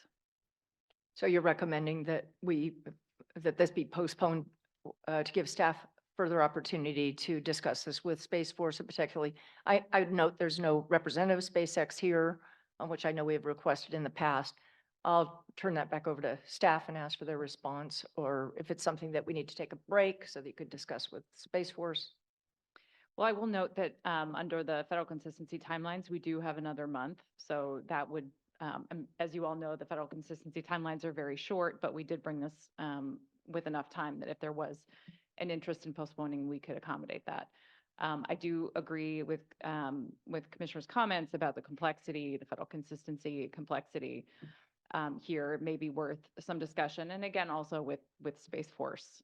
So I think it's up to the commission to make that determination, but as staff, I think we would be amenable. Okay, so I'll turn to council to ask for direction. So we do have a motion and a second on the table. I guess it could be withdrawn if. I'd like what's to the withdraw approach? my motion.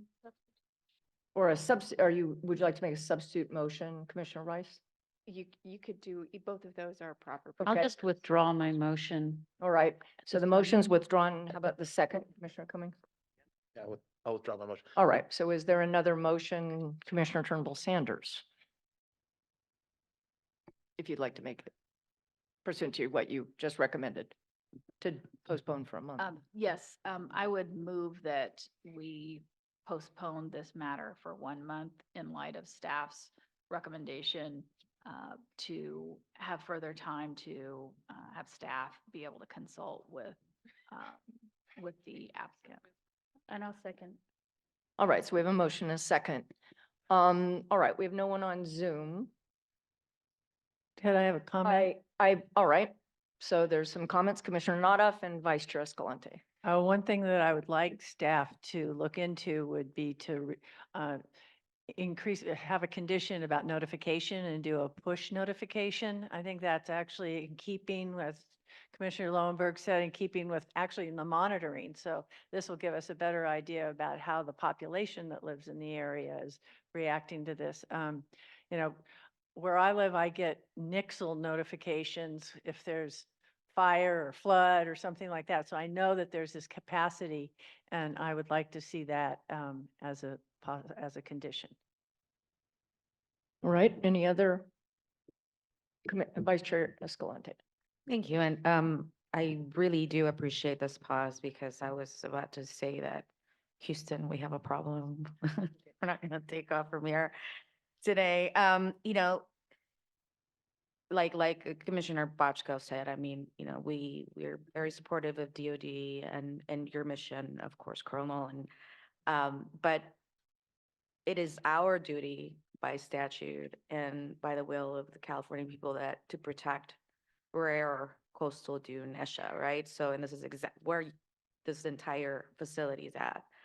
And it's also downwind from Oceana Dunes and the communities that are impacted by air quality issues already, sort of a plethora of issues and problems that affect the local communities there that tend to be low-income farm workers and disadvantaged communities. So we're looking at this, through a broad prism of how this entire region has been used, and it's and I'm very sensitive to the concerns of my colleagues about sort of this privatization of some of of our process to allow some of these private companies to have access to this, an easier access to this business, to this path.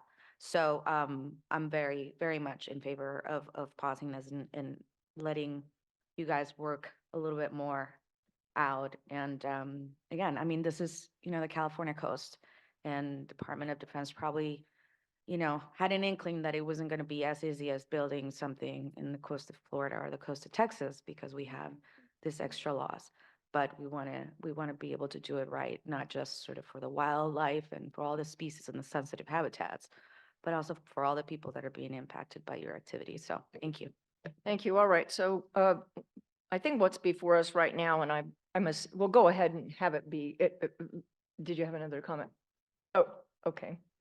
Yeah, thank you, Chair. And I just wanted to make a brief comment. Maybe I think it would be important, even if it's not at this next meeting, but at some point I think it would be good for us to get a report from staff about just the overall activity at Vandenberg as it relates to all the different launches. Because as we've heard today, what's before us is just SpaceX, but then there's Phantom, and then there's all these other organizations and companies that are launching out of there. And I think it would be beneficial for all the commissioners to kind of know, like, what cumulatively, what have been all the, like, some of the agreements over time, the number of launches, the impacts, how many actual launches versus what's on paper.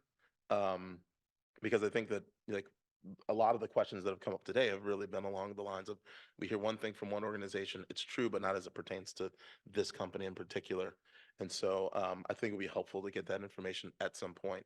And then I think also with having, some kind of paragraph, at the beginning that Vandenberg launches a total of, X number of launches per year. This is coming to you to increase the launch of this company by this much, could be something that can be incorporated into future reports that would actually help clarify the total number of launches, actual versus what's on paper.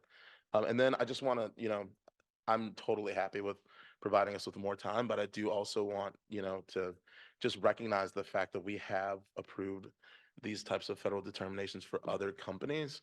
And so I think that, it's worth us trying to figure out whether or not this is appropriate, but then at the same time, we've already approved these in the past, so we've now set a precedent for how we're approving these kinds of permits and federal consistency determinations versus forcing a private company to get a CDP. And so I hope that we can detangle it and there's some way we can move forward. But how we're going to do that, I don't know if we're going to figure that out in a month. So I hope for the best. And I share the concerns on the species that are in the environment. I share concerns around the impacts on people, and I'm glad that we've built in some type of monitoring that we can track over time. I just think that it would be, we'd miss out on an opportunity if we were to move forward in such a way that we wouldn't be able to collect that data. And so just wanted to express that, but I'm happy to support the motion that's on the floor today. All right, so I just want to summarize what has come up. Have to say, I'm frankly concerned about the idea that this could happen in a month. And I'm really hoping that that there's some methodology to reach an agreement with the Space Force that due diligence can be taken to answer the questions, which I'm about to list, which are significant, that have been raised by the commission. I'm hoping that it's possible to obtain a longer period of time, but I'm not sure. We could request additional review time from Space Force. We have under our kind of guaranteed review time. We can bring it forward in May. To bring it forward later than that would have to be at their discretion.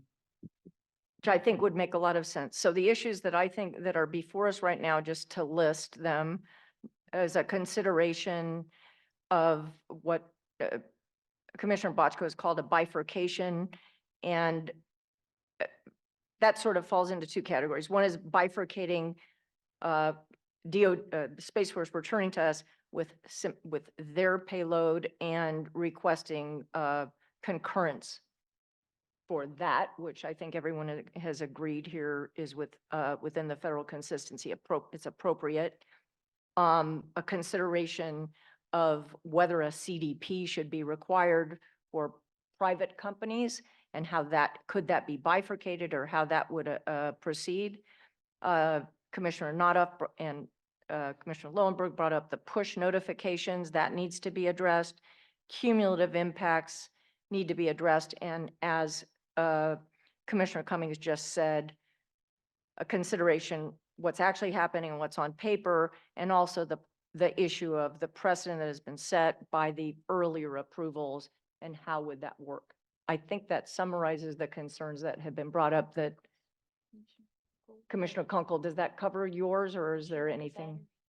The battery, the disposal. Yeah, additionally, the battery disposal and an appropriate mitigation fee for that. And fees. Thank you. All right, so those are all the things that are need to be addressed, and I'm just not certain how that could happen in a month. I would recommend strongly an agreement between the Space Force and our staff to allow us the time to work with you on these issues, because I think you get a sense of where the commission is. And I think we're about to see that, because I'm going to ask for whether we have concurrence, agreement, consensus among all of us on the motion and the second that's before us. All right. I'm not seeing any no's on this. That will be the motion, and that's approved unanimously is to delay of at least 1 month and hopefully longer to work through these issues. All right. On that note, we're going to take a break and see you back here at 10 after 3.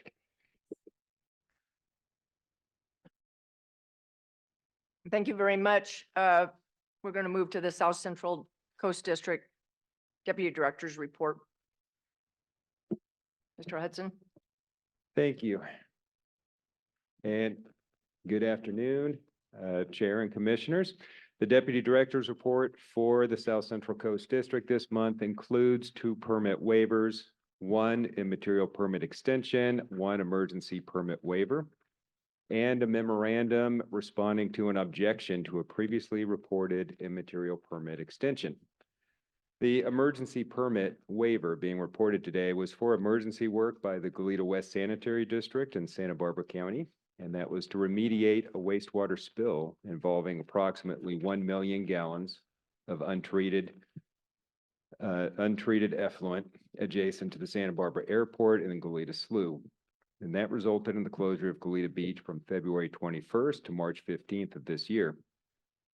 The district did take immediate action to repair the damaged pipeline, and they implemented cleanup activities, including vacuuming and disposal of the spilled solid material, water sampling, and water quality monitoring of the creek and adjacent slough.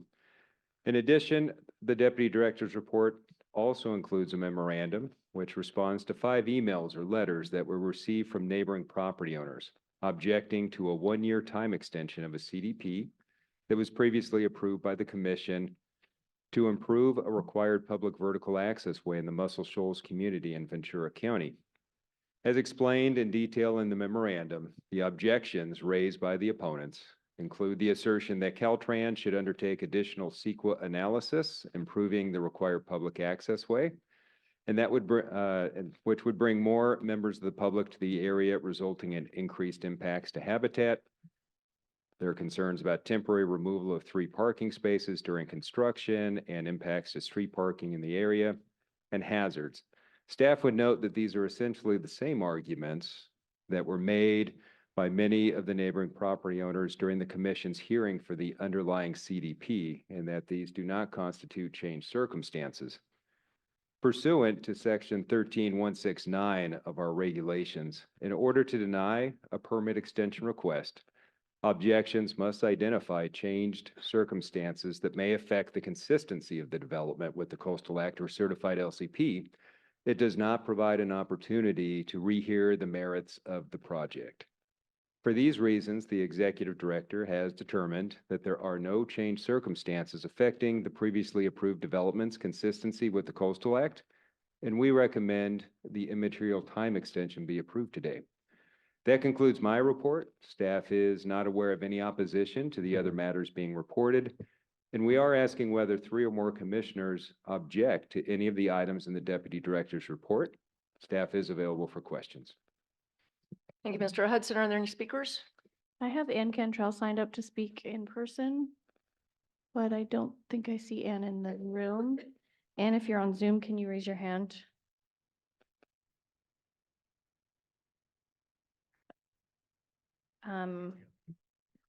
She may be with Anna Christensen. I'm gonna allow them to speak here. Is Ann Cantrell with you, Anna? No. Okay. Okay, I would, just through the chair, I would note that I believe Ms. Cantrell wishes to speak on item 16, the next Deputy Director's report for the South Coast District, so there may be some confusion. On that. Okay. All right. In that case, Otherwise, just Alicia Harrison, available for questions. okey doke. All right, I'll bring it back to the commission and ask whether 3 or more commissioners object to an item on the Deputy Director report. All right, seeing no objection, the commission concurs, and we will move on as 15A was adopted on consent to item 16, Deputy Director's report for LA County. Thank you. And this is the Deputy Director's report for the South Coast District, which includes 1 permit waiver and 1 immaterial permit extension. In regard to the immaterial permit extension being reported today, an email from Ann Cantrell and Anna Christensen was received objecting to the 1-year time extension of a CDP, and that was for the coastal permit for the City of Long Beach to reconstruct the Belmont Public Pool Facility. We have also received another email, I believe, from a member of the public this morning, and because the objection period, the objection was received within the 10-day period for public comment after the Deputy Director's report was published, and that comment period will continue for another few days. This item will be brought back at a future hearing, likely next month in May, for action by the commission with additional information to address the issues raised in the objections. Staff is not aware of any opposition to the other item being reported, and we're asking whether 3 or more commissioners object to any of the items in the Deputy Director's report. I am available for questions. Are there any speakers? Yes, I have Anna Christensen for item 16. Anna is joining as a panelist right now.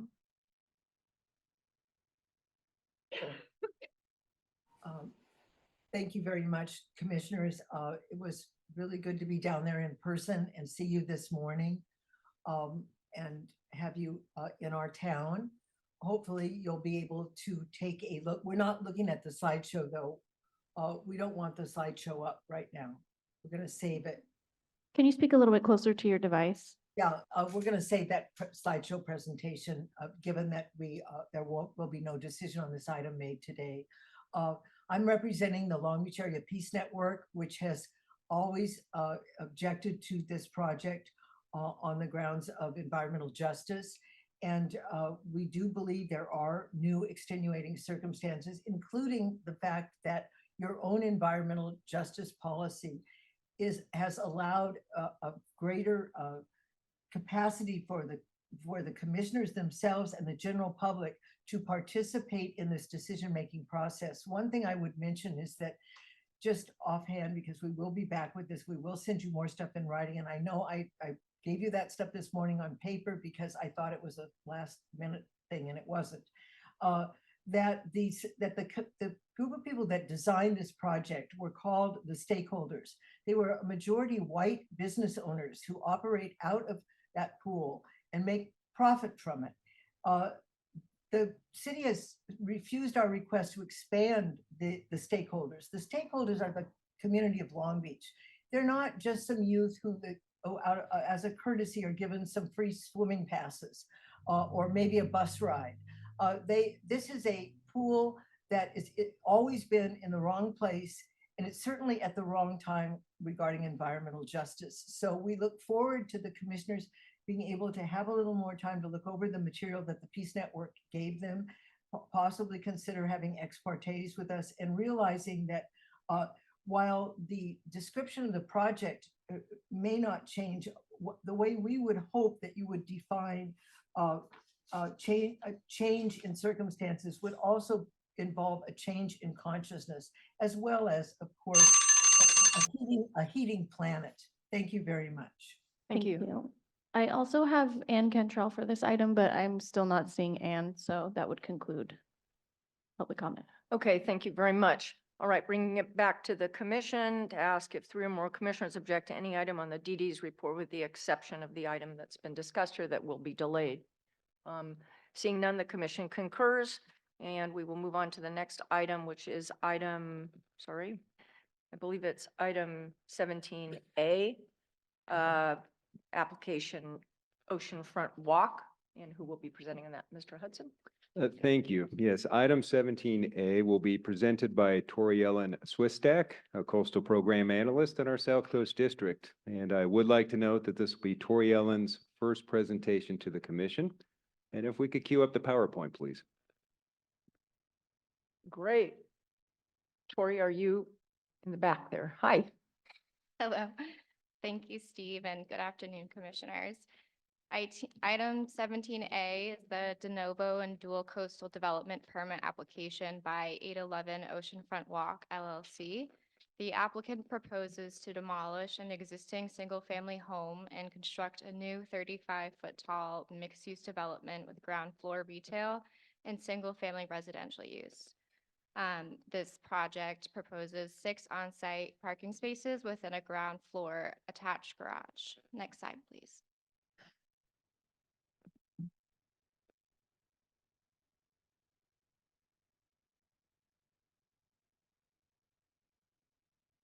The project site is located at 811 Oceanfront Walk in Venice in the city of Los Angeles. As shown on this slide, the project site is fronting the Venice Boardwalk immediately landward of the sandy beach. The subject lot, as well as the surrounding lots on Oceanfront Walk, is designated as community commercial pursuant to the Certified Venice Land Use Plan. The surrounding area is characterized by commercial, single-family, and multifamily residential development with single-use and mixed-use structures of modern and contemporary architectural styles. Next slide, please. As originally approved by the city and as shown on this slide, the project included the consolidation of 2 adjacent lots at 811 and 815 Oceanfront Walk, demolition of 3 detached residential structures, and construction of a new 3-story above basement mixed-use multifamily residential and commercial structure with a subterranean parking garage providing 20 on-site parking spaces for 9 dwelling units and restaurant use. In 2021, the commission found that the project, as originally approved by the city, raised substantial issue due to the proposed construction of a subterranean parking garage on a beachfront lot that would have been subject to potential sea level rise and flooding over its expected life, inconsistent with the Chapter 3 policies of the Coastal Act relating to coastal hazards and water quality. Moreover, the commission found that even with subterranean parking garage, the project, which included a larger commercial component, lacked adequate on-site parking spaces as required by the Certified Venice Land Use Plan. The applicant subsequently worked with the commission staff to substantially revise their project to eliminate the subterranean portions of the project, reduce the scope of commercial development, and eliminate the lot consolidation.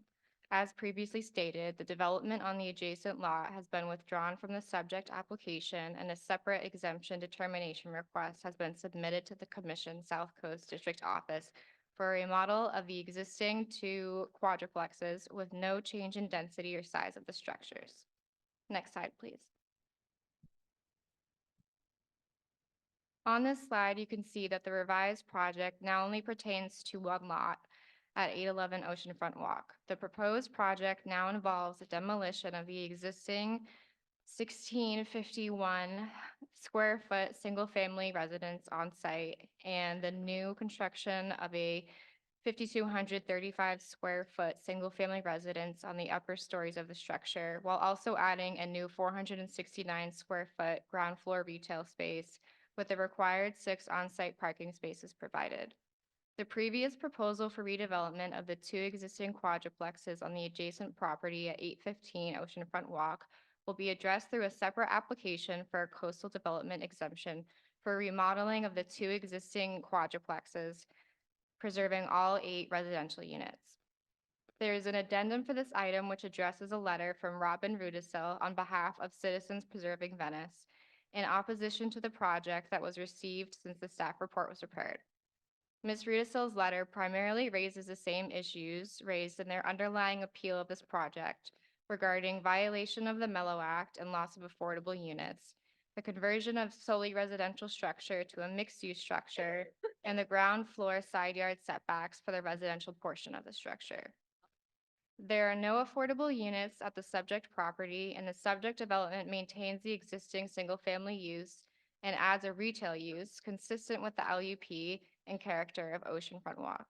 The development is also consistent with the LUP setbacks, for which there is no required setback for the side yard, and the applicant's proposed 0 side yard setback would not result in any coastal resource impacts. Next slide, please. In closing, the project as revised addresses the issues raised in the appeal and will not result in inadequate parking or coastal hazards. Thus, Commission staff recommends approval of the proposed project with special conditions as outlined in the staff report. To accomplish this recommendation, there are 2 motions, 1 for each item, that may be found on page 5 of the staff report. This concludes the staff presentation. Commission staff are available for any questions. Thank you. Great, thanks so much, Ms. Elling. Great report. All right, are there any ex partes? Seeing none, I'll open the public hearing and ask, is the applicant here? Looks like, are you the applicant? Yes, good afternoon. And what's your name? My name's Elisa Pastor and I'm here on behalf of the applicant. And how much time would you need? I'm sure I'm probably going to be like 5 to 7 minutes. Okay.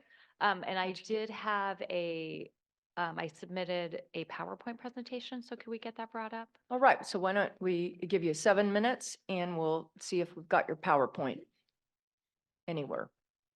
Under what name would it be? We got it. Got it? Great. I thought you guys were magicians over there. And I'm not even referring to how you look, but I'm just kidding, Billy. Just to note, we also have an appellant available that wants to speak as well, Madam Chair. Thanks so much. Them next. Excuse my cough. Okay, I'm ready to start. So good afternoon. As I said, I'm Elisa Pastor. I'm here on behalf of the applicant. Request that you approve this permit and deny the appeal. Next slide, please.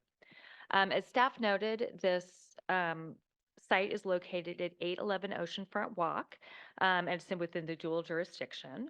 It's surrounded by a number of mixed-use properties of varying heights to the north and south, and there's some residential behind. Next slide, please. The subject site is next door to 815 Oceanfront Walk, which is Tori Ellen noted, is developed with 2 vacant 4-plex properties.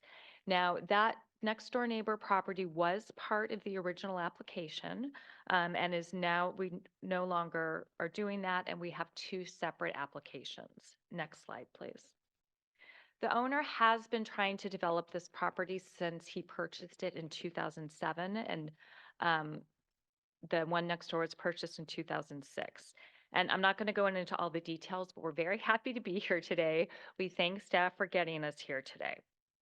In 2021, the city did approve a 9-unit project, including 1 very low-income dwelling unit. It was a mixed-use project with restaurant on the ground floor, and that was appealed to this commission. The commission found that there was a substantial issue related to coastal hazards, largely due to the 1-level subterranean parking garage.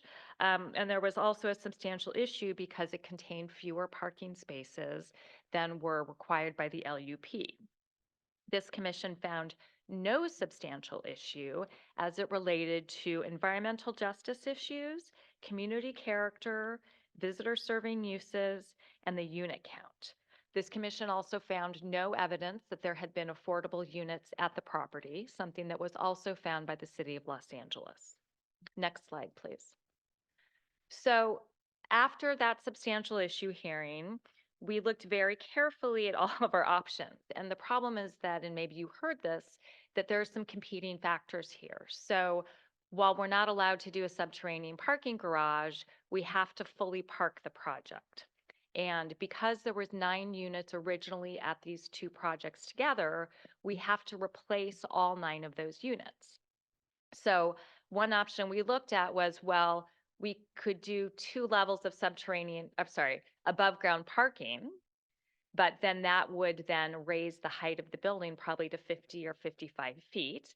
The LUP has a 35-foot height limit with a pitched roof so to fit 9 units into quite a small lot, we want to have them of a reasonable size. And so it was a very hard thing to do. And we basically couldn't come up with a project, and we worked with staff on it to find a feasible or even buildable project that would comply with the requirements of the LUP and provide all the parking spaces.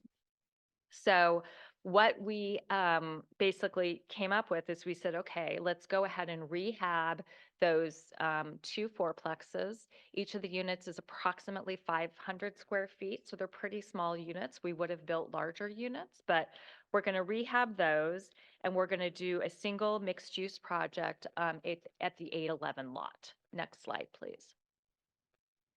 So the proposed project is Tori Ellen presented it to you. It's a mixed-use project. It's got 1 dwelling unit. It's got a ground floor retail or a gallery or a restaurant, about 469 square feet.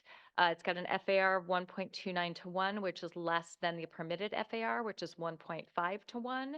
And as I said, the 4-plexes will be rehabilitated, and there's no displacement of any affordable housing. These units have all been vacant since at least 2008. Next slide, please. So these are just the floor plans. I won't spend a lot of time on these, but you can see that there's the retailer restaurant in the front. We do provide 6 parking spaces, so we fully comply with all of the parking requirements of the LUP, including the business, the beach impact zone parking. in the back here, and those are accessed through the alley. Next slide, please. Here's the first floor. Next slide. Second floor. Next slide. And here's a couple renderings of the property. So it is consistent with the character of the area. There are many mixed-use buildings along the boardwalk. There are residential over commercial along the boardwalk. Next slide, please. Here's another rendering of that. Next slide, please. And here's some examples of other mixed-use projects along the boardwalk, so you can see that we're consistent with what's there. Next slide, please. I'm not going to go into this. I think the staff report does a nice job of going into how the project is consistent both with the Coastal Act and the LUP. We're happy to answer any questions on that. Next slide, please. I do want to just spend a minute rebutting the appeal that the additional appeal information that was submitted. And, you know, it's a little frustrating because this appellant is never happy, right? So we started with just two units. They were not happy with that. We came back with 9 units, including one affordable unit, including almost meeting all the parking requirements. They weren't happy with that. They didn't like the community character. And it's based on a false pretense that there was evidence of affordable housing at this site, and that's just not true. They're not willing to accept the reality, and it's very frustrating to us. If you read the additional appeal information, there's a lot of contradictory arguments, right? So we are now going to rehab these 8 units, which by merit of the fact that they're 500 square feet and they're rehab and they're not going to be new units, they're going to be, frankly, you know, the rent on those is going to be much less than they would if it was going to be a new unit. So we are retaining those units. We are building 1 new unit. We are complying with all of the LUP policies and the Coastal Act policies. We feel like this is, given all of the competing interests here, a very reasonable project, and we hope that you will deny the appeals and approve our project today. And I'm here to answer any questions. Oh, all right, thank you very much. All right, so my understanding is that the appellant is here and online on Zoom. We have Robin Rudisil on Zoom. All right. Go ahead, Robin. Okay, thank you. I have a short movie to start us out with a few words from, And how much time will you need? shouldn't be more than 4 minutes. Okay, 4 minutes. Is Robin the only appellant here? That's what I'm showing. Okay, thank you. Technically, Chair, she's not the appellant anymore because we're at de I'm, novo. yeah, I'm but- aware, but since. Yep. Didn't want to. And I'm starting out with a short movie with some words from Chair Kinsey. So when we have our conversation next month about legislative actions, I think I may want to put in play some idea of making an attempt in the coastal zone to have some ability to think about this idea that visitor serving trumps all other uses. Dr. Lester? Yeah, I think that's Okay, that's it, just an intro. The point is, you are a state agency and housing is our state's priority. The Coastal Act does place a priority on visitor serving opportunities, but it makes no sense to commercialize what are now 100% residential projects if we're undermining housing for our lower income residents, which I'll explain. I don't understand why the Coastal Commission continues to inadvertently abet violation of the Mellow Act by allowing the demolition of 100% residential structure for a change to mixed use that commercializes a residential structure. This is a Mellow violation that you could prevent. For this project, the low-income tenants were displaced so many years ago that the city didn't even require replacement units. But this case and the Mellow violation would act as a precedent for future cases that would result in a tidal wave of future displacement of low-income tenants. That's because Venice has a very large amount of 100% housing structures in commercial zones, and you would be giving the green light to commercialize them. The LUP states that mixed-use residential commercial development shall be encouraged in all areas designated for commercial use, but not required. and that visitor serving uses shall be encouraged, provided they retain the existing character and housing opportunities of the area. Allowing commercialization of what have been residential structures will incentivize developers to demolish and rebuild, displacing the residents. For the 815 Oceanfront Walk project, we only ask that you would require a CDP. It's hard to understand why for this project, which has moved forward as one total project for years, to be bifurcated and half of it become exempt and non-transparent. For 811 Oceanfront Walk, please take out the 469 square feet of commercial use. That's all we're asking. This is a complex issue. Please think this through and understand the consequences. Commercializing 100% residential structures is a huge issue for Venice. The city of Los Angeles wants to commercialize our housing and is even trying to change several blocks of residential zoning to commercial zoning, which I hope we could stop in the LCP process. Chair Kinsey was on the right track to question prioritizing visitor serving over protecting housing. And this is a great opportunity for you to prove that housing and the Coastal Act are not mutually exclusive. Thank you. All right, thank you, Ms. Rudisil. All right, we have other speakers on this item? Yes, we have about 9. All right. So why don't we just go ahead and they're all on Zoom? They are, yes. Okay, doke, 2 minutes each, please. Okay, Teresa Ireland, followed by Lydia Ponce, and then Sunny Back. Teresa. Hi, yes, can you see and hear me? Yes. Okay, wonderful. Thank you. Hello, I am Teresa Ireland. I sit on the board of directors of the Venice Chamber of Commerce, and I live at 1101 Oceanfront Walk. I'm here to voice my support of Gary Sutter and the redevelopment of 811 Oceanfront Walk, which is an outdated and unlivable building just a couple blocks down the street from where I reside. We need to support our local property owners and businesses to protect the vitality of the boardwalk and our community.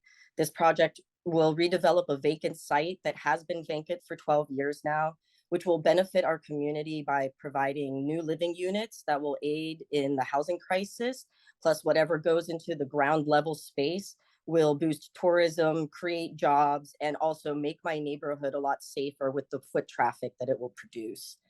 Gary, being a longtime Venice property owner, is invested in the best interests of our community, and he's been working for the last 12 years to redevelop that property in accordance with his late wife's wishes. Gary has worked closely with the Coastal Commission staff to come up with a project that will comply with the Coastal Act and relevant climate change and LUP policies. The appeal to this redevelopment has no factual grounds and is another in the long line of appeals to those who oppose all development in Venice. So I thank you so much for listening and accepting my voice of support in the redevelopment of 811 Oceanfront Walk by Gary Sutter. Thank you. Next is Lydia Ponce. Hi, this is Lydia, and I'm in the freeway, so I'm going to be as safe as possible. You know, I'm the one who took the picture of the 10 gas meters for 10 units way back when this whole thing started.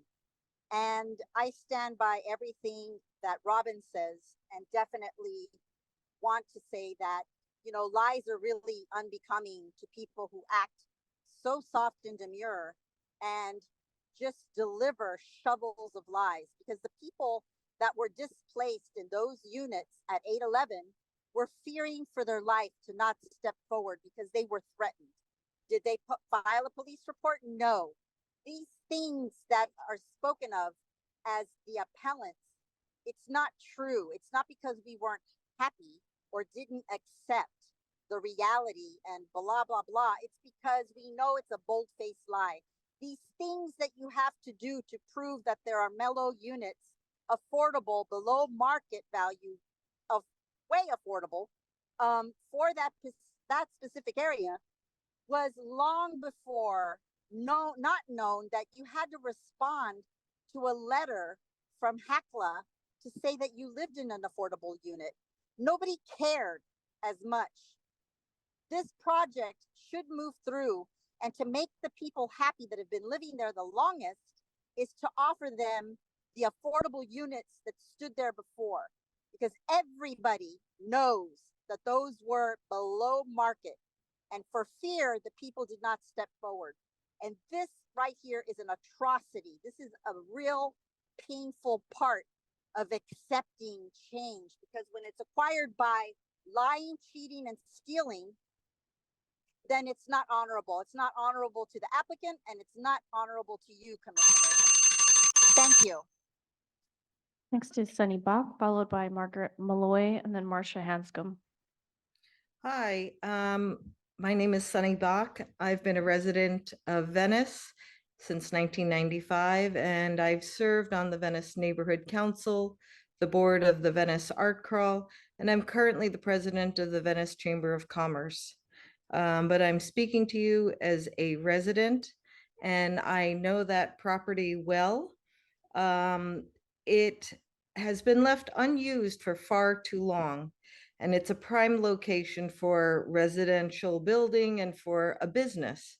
I think that having a place for a business is important on the boardwalk, and Gary Sutter has been a valued member of the community and has been a supporter of the Venice Chamber of Commerce and the community. I feel like he has waited way too long for the development of this property, and the development will bring safety to an area of the boardwalk that's sorely needed, and approval is long overdue. Sorry, I didn't start the video. So I think that although there are wonderful things to have affordable, it's a wonderful thing to have affordable housing. It is what it is, and I hope that he will make it affordable. But housing is what's needed in Venice, and you can't stop progress. I think that we have to come to times and develop that area and not leave it as an eyesore and a danger to the community. Thank you. Margaret Malloy.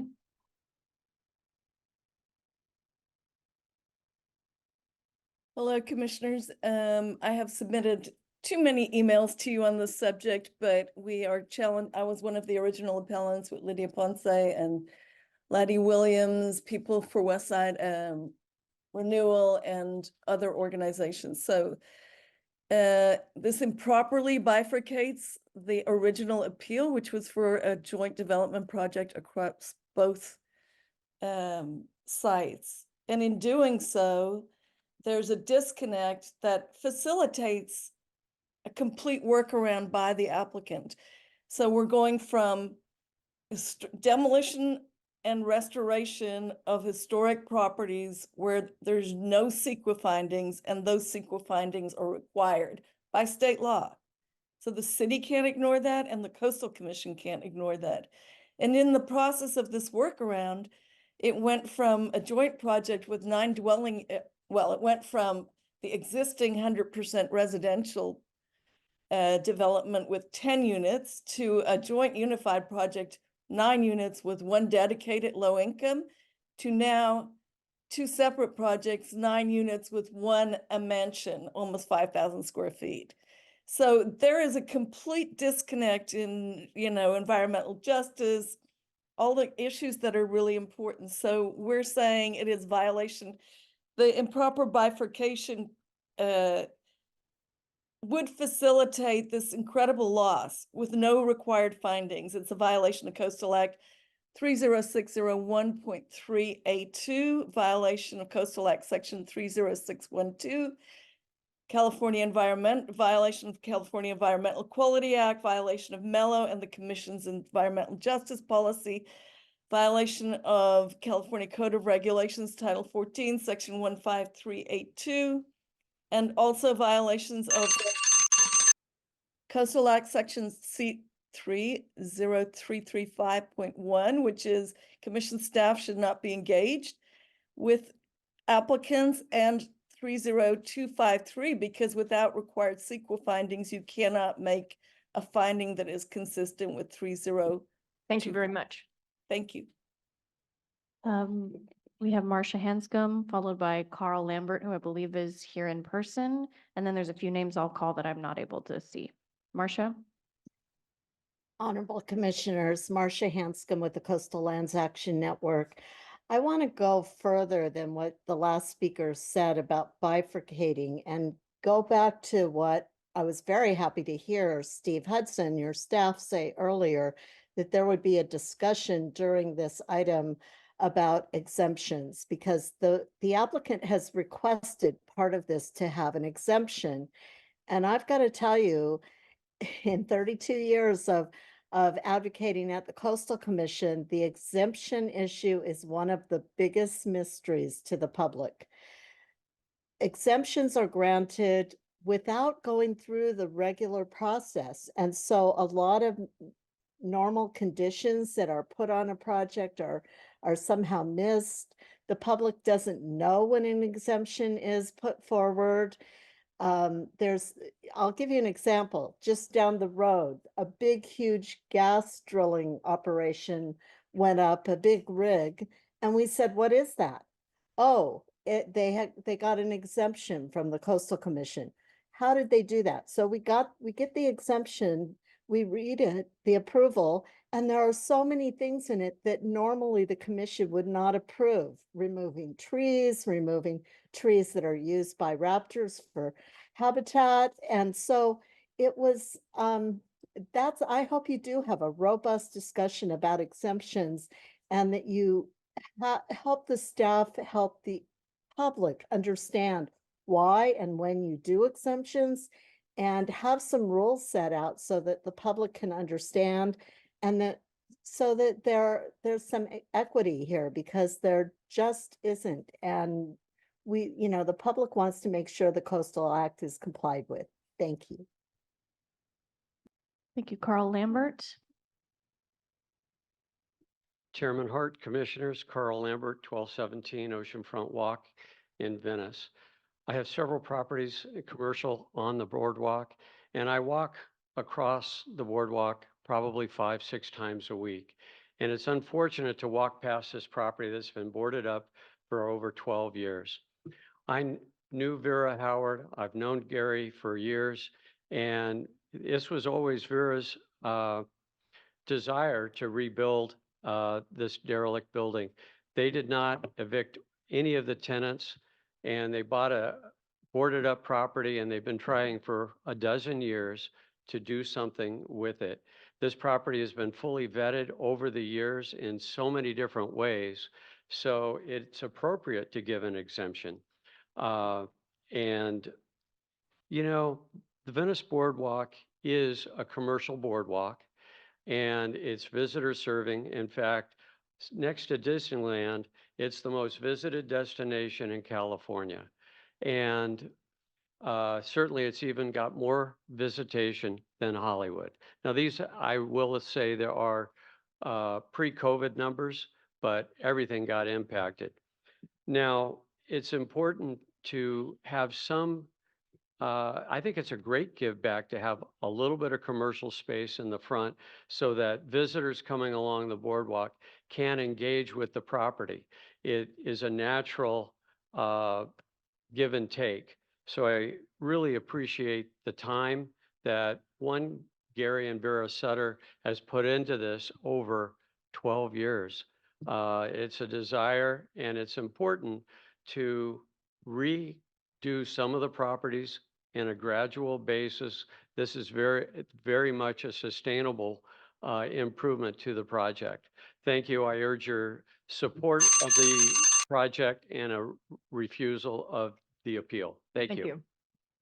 I'm going to lower all the raised hands in Zoom and call a couple of names. And if you hear your name, please raise your hand in the Zoom. George Francisco, David Ewing, Lori Burns. Okay, I'm seeing one raised hand under the title Venice Chamber, so I'm gonna see. Hi, can you please state your name? Okay. Hello, this is George Francisco. How are you? We're good. You can go ahead, George. All right, thank you. George Francisco, the current Director of Planning and Policy for the Venice Chamber of Commerce, here officially on behalf of our organization, our over 300 member businesses employing nearly 10,000 people in Venice, to support the project and to ask you to deny any appeals and to disregard the myth-based negative comments about this project. Venice Chamber of Commerce is the oldest organization in Venice, and its original headquarters was within sight of this property at the old ship cafe and hotel, which was docked on the original Venice Pier. Most of the arguments against this that you've heard are rife with falsehoods. We compliment your staff for presenting an excellent report. We agree with it. The only thing we would like to say is shame on you for not approving and allowing the construction of the first project. The residential component will be a very difficult place to live, which could have been protected by a commercial component. The Venice Boardwalk has suffered, but it is a place where people come to go.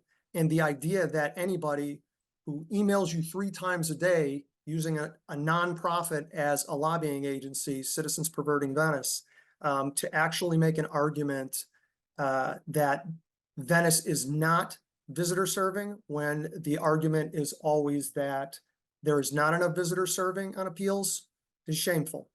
If any of you commissioners really looked at this and cared about Venice, that you would be looking towards having a commercial component enhanced and strengthened on Oceanfront Walk and adding density for more affordable units. Thank you. I would hope you reject the tripe that's been presented. All right, Bill? There's one more raised hand. Mr. Vanderhoek, is David Ewing or Lori Burns with you?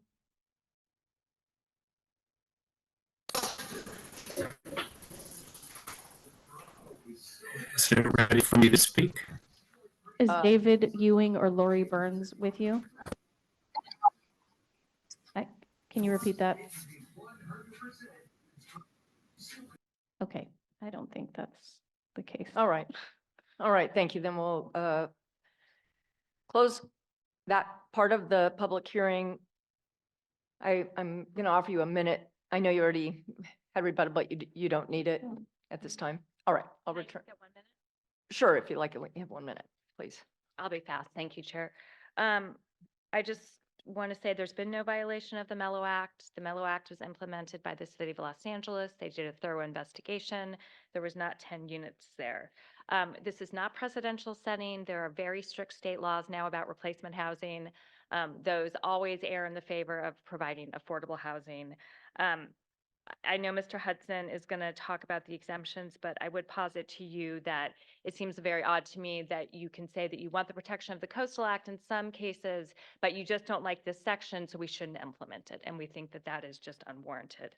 And then I would also say there's never been, and there is not today, any historic buildings on site. Thank you. I appreciate it. Thank you very much. All right, we'll close the public hearing and bring it back to staff. Ms. Elling or Mr. Hudson? Mr. Hudson. Thank you. First, I'd just like to clarify that there is no appeal before us today. There were several comments noting appeals. The commission previously found substantial issue on this project, but that was based on the commission's decision was based on the presence of the subterranean parking garage for the much larger building. And the concern was about sea level rise, that parking structure could potentially serve as a seawall and would be subject to flooding, and that there was inadequate parking relative to the LUP. This today before us is the de novo and the dual jurisdiction coastal permit only. And I would like to just respond to a couple points by some of the speakers. Ms. Rudisil noted that she had concerns about the small addition of the commercial development on the first floor. That's a small commercial space, about 470 square feet or so. This is a commercially zoned and under the land use plan that's certified, designated for commercial use. There is no Mello Act violation, as some of the speakers had noted. They're maintaining the existing 1 unit on site. There's no loss of residential density. So this will be replacement of a single family residence in a commercial zone. with a new single-family residence with a small 470 square foot retail space that will be adjacent to Oceanfront Walk on the first floor. There was also an assertion that the existing unit was affordable, but as the commission found during the original appeal of this project, there is no evidence that any of the units on this site, either the existing residence that's before us today or the 8 existing units on the adjacent property, were affordable. I would note that these units have been vacant for a number of years. The property owner had utilized the Ellis Act to, I believe, evict or vacate those units a number of years ago. And that may affect the city's Mellow Act determinations, but as the commission is aware, we don't have the ability to review the city's Mellow Act determinations. And in this case, the city did make those determinations that there were no affordable units on site. The original project that was before us, that was the replacement of all 9 units over the 2 properties. That did have a proposal that one of the 9 units would be designated affordable, but it's our understanding, based on the city's findings, that wasn't to replace an affordable unit. That was part of their density bonus provision for some of the exceptions, including exceedances of the height limitations on site, sizes, etc. Under this new project, which has been modified to no longer include any changes on the adjacent parcel, it's only the new single-family residence with the small commercial component. They'll be in compliance with all those limitations on height, et cetera, and therefore there was no need for a density bonus provision. And so there is not a proposal for an affordable unit, but we also don't believe that there's a rationale for the requirement of such. I would note that Ms. Malloy had raised a number of issues, including in her several emails. So I'm just going to run through some of those. But I think the primary issue that was raised by Ms. Malloy and Ms. Hanscom and some of the other speakers with it is that there was something inappropriate about what is being called a bifurcation of the original project. There is some truth that there's a bifurcation, but only in that the applicant has modified the project description, and they do have a right to revise a project description. The original project, as I had mentioned, was for the demolition of not just the single-family residence on this parcel. It also included the demolition and reconstruction of 8 units on an adjacent parcel. Those 8 units are relatively small, about 500 square feet in size, and the original proposal was to reconstruct a much larger, it was either 1 or 2 buildings that were much larger in height, scale, et cetera, and the size of the units. That's no longer proposed. So that's simply been deleted from the project description, and there will be no changes to the adjacent parcel, not under this application. There will be an exemption application. The applicant has submitted a request for an exemption determination that just came in last week. That's for minor remodeling and renovation of the existing 8 units with no change to the footprint, no changes to the size of the structures. We've just received that application, so of course our review isn't complete. And we'll need to review that application to ensure that it complies with the commission's regulations regarding exemptions. But I would just note that the exemption process is a threshold determination. So if development meets the criteria, in this case, it's section 13253 of our regulations for additions and changes to a structure other than a single-family residence for those 8 units on the adjacent property. If it complies with our exemption regulations, then it is an exempt development, and that threshold determination would be made by our staff. There is a process for the public to be made aware of that. We do have our CDMS, our database that we've made available on our website that makes that information available. And of course, this is a public file, and so all the speakers who spoke today, that file is available for them to come to our Long Beach office, review that file, provide comments to our staff. I just wanted to mention that there is a process that will be followed, but we have not yet reviewed that application. With that, I'll just note that our staff is available for questions, and I'll conclude our staff comments. All right. Thank you very much, Mr. Hudson. I'll bring it back to the commission for any discussion and a motion on this item. I move approval. All right, we have a motion, Commissioner Lowenberg, second Commissioner Bochco. Is there any, does anyone have any Chair comment? Hart, Okay, could I request that she read the motion? sure, of and course. read it? Okay. Staff report? Thank you. I move the commission approve coastal development permit application number A-5-VEN-21-0063 pursuant to the staff recommendation. And I recommend a yes vote. Okay. We have a red motion and we have a second. Ask if there's any commissioners that have any comments. Commissioner Nada and Commissioner Turnbull Sanders. Commissioner Nada, if you want to go first. I just wanted to ask, so the way you just explained it, the retention of or the rehabilitation of 8 housing units that are relatively small is a very attractive a component of this package, but it's not really a package the way you just described it, right? So we don't have any control over how we make sure that happens? How do you? Yeah, so it is separate from this project and not before us. That exemption determination process, the primary criteria is that that any demolition would have to be less than 50% with no substantial alterations. If our staff determines that the alterations proposed exceed what our regulations would allow for an exemption, we would notify the applicant that a coastal development permit application is required, and then they would be required that would come to the commission. So things like commitments not to provide long-term housing versus short-term rentals, those are the kind of things that, if it's an exemption, you couldn't do that, but if it was a permit, you could. That's exactly right. We do not have the ability to condition an exemption. Thank you. Commissioner? Thank you, Chair. I am, I think, expressing similar concerns as Commissioner Nodoff. I mean, we've been at this without a local coastal program for the city of Los Angeles, and these issues with Venice that keep arising with the Ellis Act and Mello Act enforcement.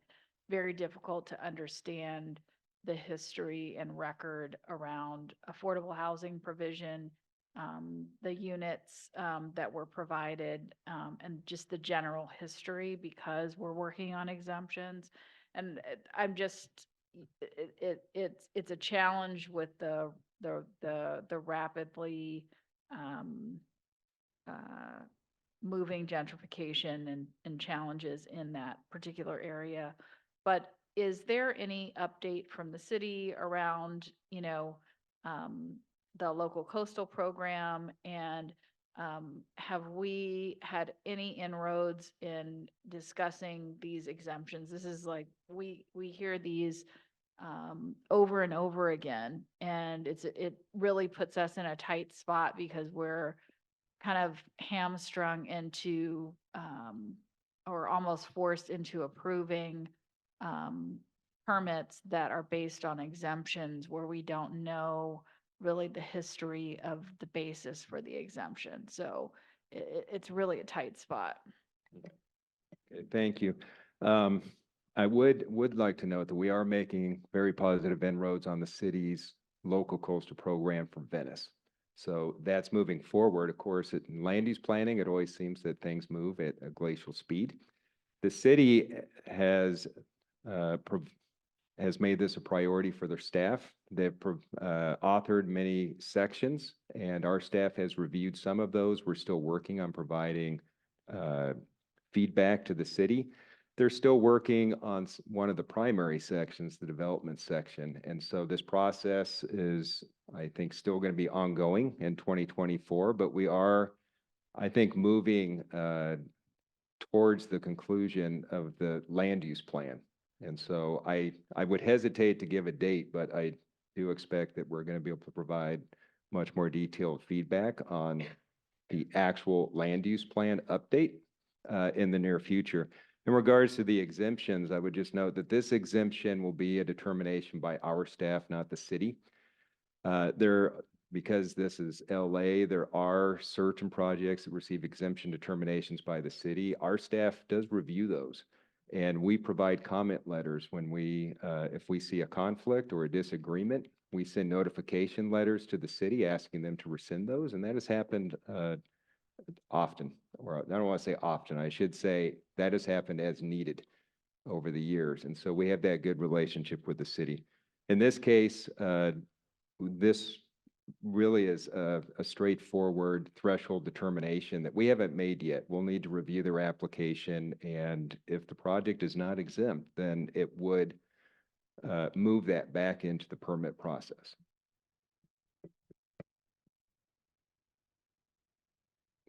All right, any other comments, questions? Right. Yes, Mr. Cummings? Thank you for the presentation. I also want to thank you all for the clarification that this isn't an appeal, and that this is a new application, because it really is helpful. And I was confused at times reading what was on the agenda and then what I was hearing in terms of the comments. So thank you for that clarification. I did have a question, and this is one that I consistently ask, and I just wanted to better understand at what point did the developers and or the city start engaging with the coastal staff on this project? Because I feel like if maybe it started early on, which I don't believe it did, because when it came to the Coastal Commission, there's a proposal for a subterranean lot. I just think that the time frame could have been lessened, and this could have been approved much more quickly had there been engagement. So I just wanted to know if you could maybe speak to when the developers started engaging with coastal staff on this. Yes, thank you. I couldn't agree more. Early coordination is always helpful. That didn't happen in this case, but the applicant has coordinated with our staff after the commission found substantial issue. So after the commission determined what the problems were, the applicant did coordinate with our staff closely. They developed the solutions to these problems, which our staff is in agreement with. So I just want to note that process has taken multiple years, but that early coordination would have been of great assistance. Great. And then I guess understanding that the density bonus was what was going to trigger the affordable unit, I think would have been great. But unfortunately, we're not going to get that. And though I think we're going to move forward with approval of this today, I think it's always beneficial to see more affordability getting built into new projects. So. Thanks, Commissioner. Any other questions? All right, we have a motion and we have a second. I think we'll have a roll call vote on this, if we could. Ms. Miller?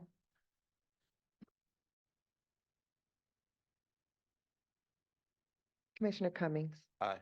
Cummings, yes. Commissioner Escalante. Come back to me, please. Commissioner Lowenberg. Yes. Lowenberg, yes. Commissioner Nuttall. Aye. Nuttall, yes. Commissioner Rice. Yes. Rice, yes. Commissioner Turnbull Sanders. No. Turnbull Sanders, no. Commissioner Uranga. Aye. Uranga, yes. Commissioner Aguirre. Yes. Aguirre, yes. Commissioner Bachko. Yes. Bachko, yes. Commissioner Escalante. No. Escalante, no. Chair Hart. Yes. Hart, yes. The vote is 8 yes, 2 no. All right, thank you very much. So that motion passes and going to move on. We have a second motion. There's a second motion. I didn't realize that. Gosh, I'm really on a long day. Would you like to make the motion, Commissioner? Commissioner Lowenberg, and I think you have to read the motion, please. Yeah. I move that the commission approve coastal development permit application number 5-24-0254 pursuant to the staff recommendation, and the staff recommends a yes vote. Second. All right, we have a motion, a second. Ask for roll call vote, please. Commissioner Escalante. No. Escalante, no. Commissioner Lowenberg. Yes. Lowenberg, yes. Commissioner Nuttall. Aye. Nuttall, yes. Commissioner Rice? Yes. Rice, yes. Commissioner Turnbull Sanders? No. Turnbull Sanders, no. Commissioner Uranga? Aye. Uranga, yes. Commissioner Aguirre? Yes. Aguirre, yes. Commissioner Bochco? Yes. Bochco, yes. Commissioner Cummings? Aye. Cummings, yes. Chair Hart? Yes. Hart, yes. The vote is 8 yes, 2 no. All right, thank you. All right, that concludes that item. And now we're moving on to item 17B, California Department of Fish and Wildlife CDP application. And who will be presenting on that? Okay, thank you. Item 17B will be presented by Mandy Ravel. Mandy's settling in as we speak. Mandy's a coastal program analyst in our South Coast District, and this will be a co-presentation with Dr. Jonna Engel as well, the Commission's senior staff ecologist. If we could cue the PowerPoint up, please, while they're getting settled.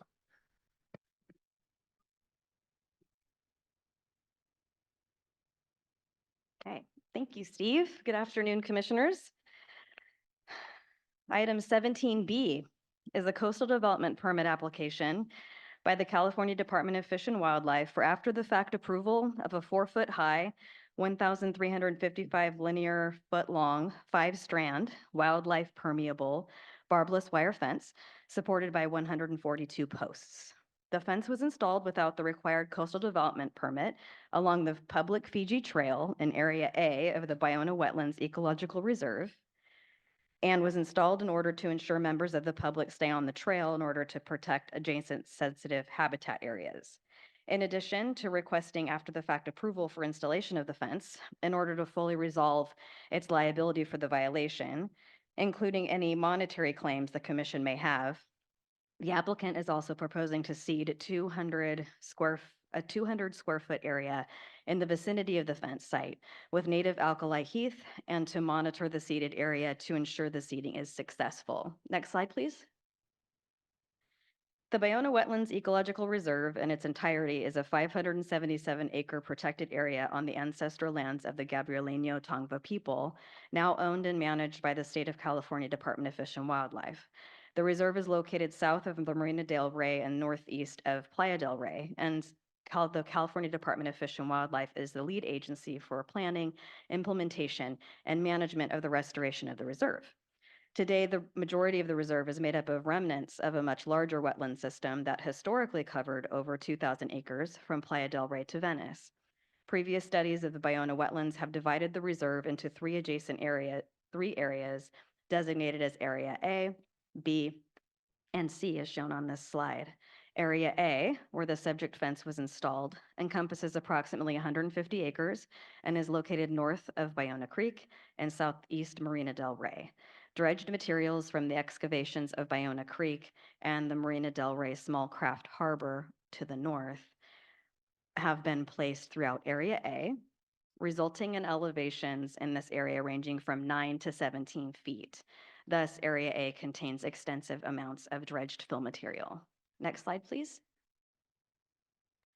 On November 17th, 2022, Commission staff was informed by a member of the public that the California Department of Fish and Wildlife had installed a new fence in Area A along the Fiji Trail, a public pedestrian trail that also serves as a utility road for the Southern California Gas Company, who inquired as to whether a CDP had been issued for the work. On November 18th, 2022, Commission staff requested information regarding the fence from CDFW, and after Commission staff confirmed that the Commission's South Coast District Office planning staff had no knowledge of the fence installation project, informed CDFW that a CDP was required for the fence. California Department of Fish and Wildlife subsequently prepared and submitted a CDP application 523-0210 4 months later on March 13th, 2023, requesting after-the-fact approval of the fence installation, which was filed as complete December 20th, 2023. CDFW staff informed Commission staff that the fence is needed to ensure members of the public stay on the trail and to protect the adjacent sensitive habitat area on site from intrusion. When analyzing development that has been constructed without the benefit of a CDP, Commission staff conducts the analysis as if the development has not yet occurred to determine whether it is consistent with Coastal Act policies.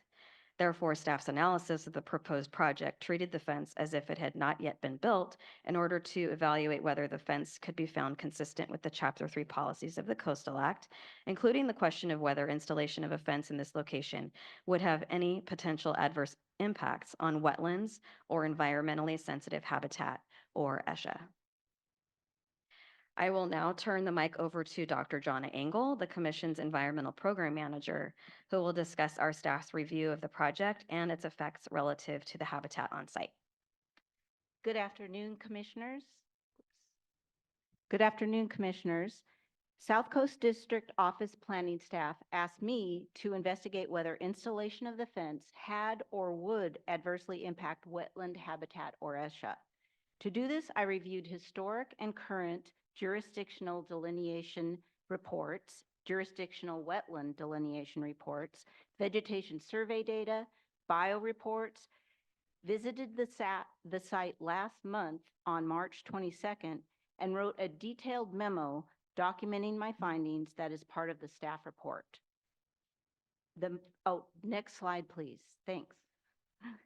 The most recent comprehensive jurisdictional wetland delineation was conducted by WRA Consultants in 2010 and published in 2011. WRA mapped several polygons as one-parameter coastal commission wetlands based on the cover of mule fat as one-parameter coastal commission wetlands. In the western section of Area A, where the fence is located, shown circled in white on this slide. One-parameter commission wetlands are represented by green on this slide throughout the Ballona wetlands. At that time, mule fat had a wetland plant status of FAC wet, or facultative wet, meaning that it had a 67 to 99% frequency of being found in wetlands.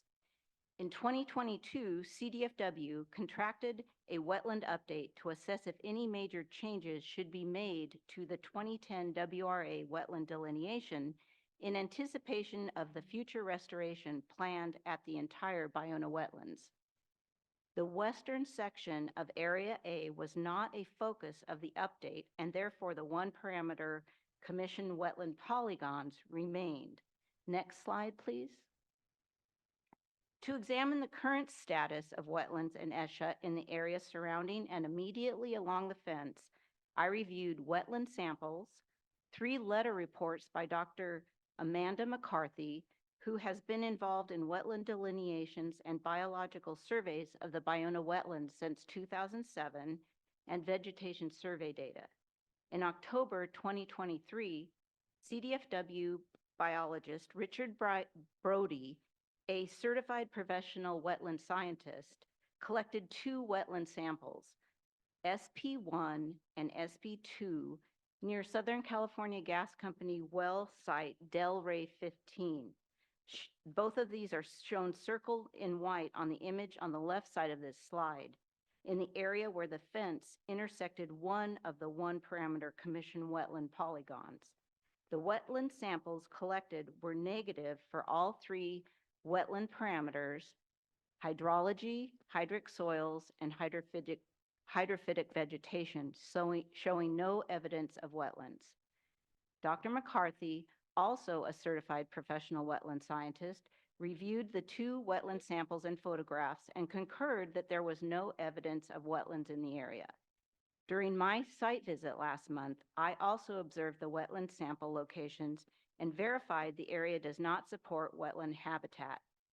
No mule fat was observed in the area of the wetland samples or along the fence. Subsequent to the WRA 2010 wetland delineation, the wetland status of mule fat was changed from FAC wet to FAC, or facultative, having an equal chance of growing in uplands and wetlands.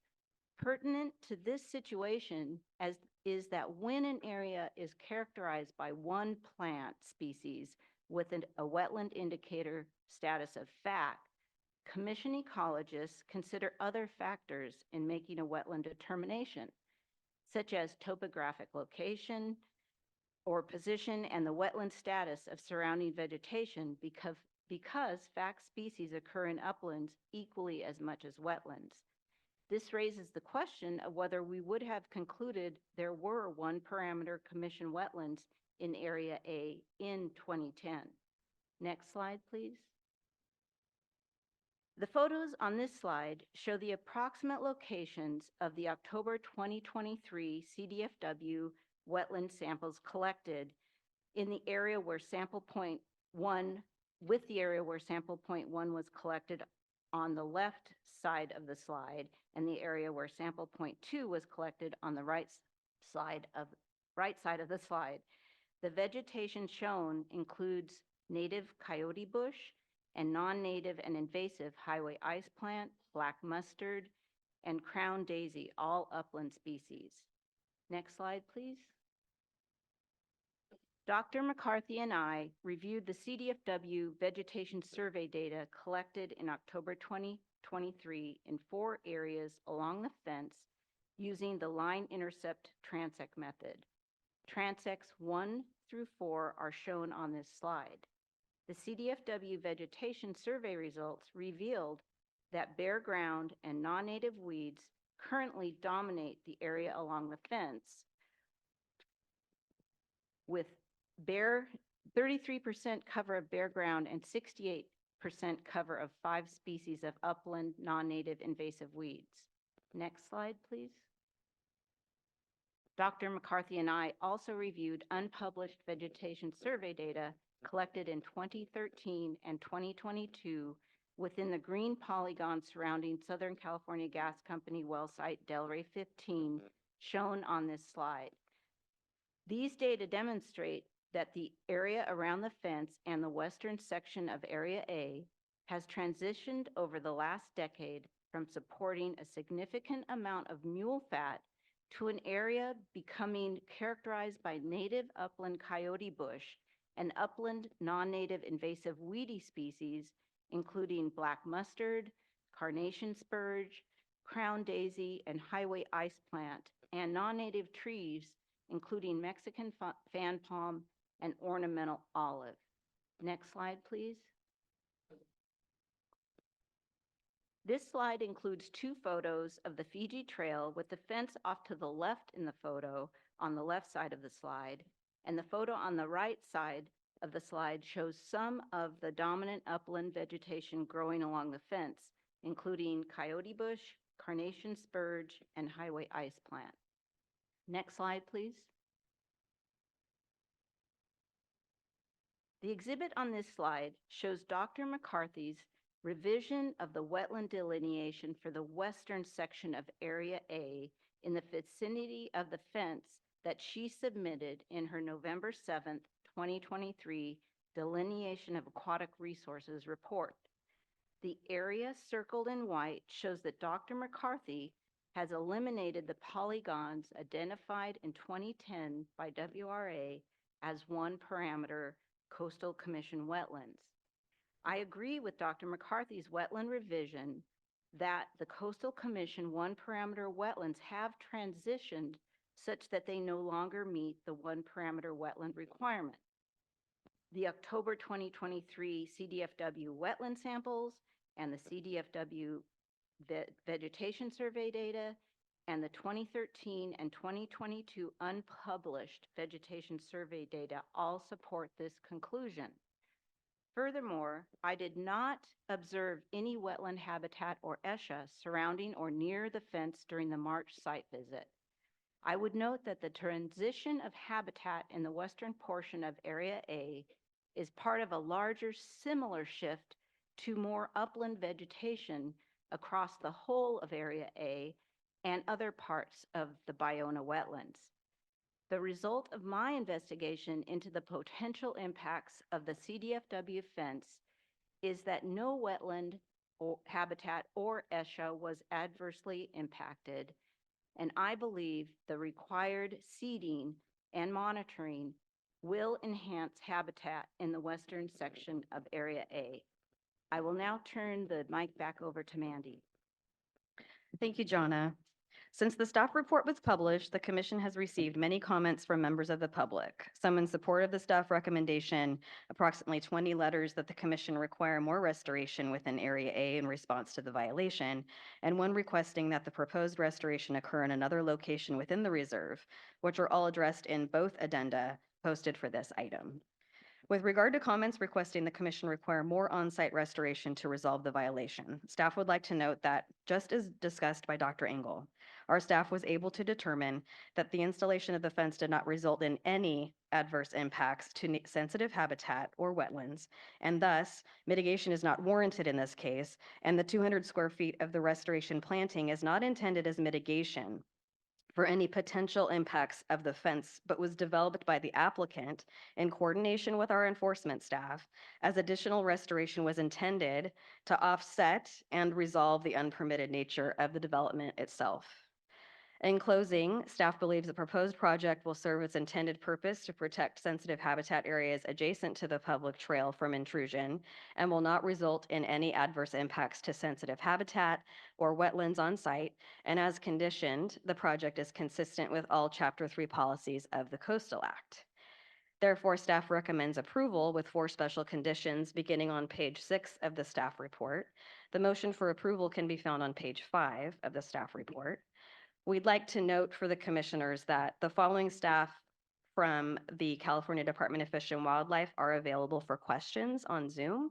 That is Aaron Wilson, the South Coast Regional Manager, Tim Dillingham, the Environmental Program Manager for Region 5 Lands, and Richard Brody, the Land Manager of the Ballona Wetlands Ecological Reserve.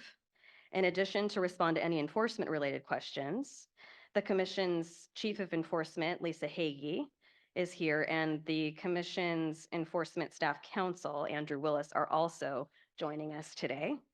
And staff is available now for any questions.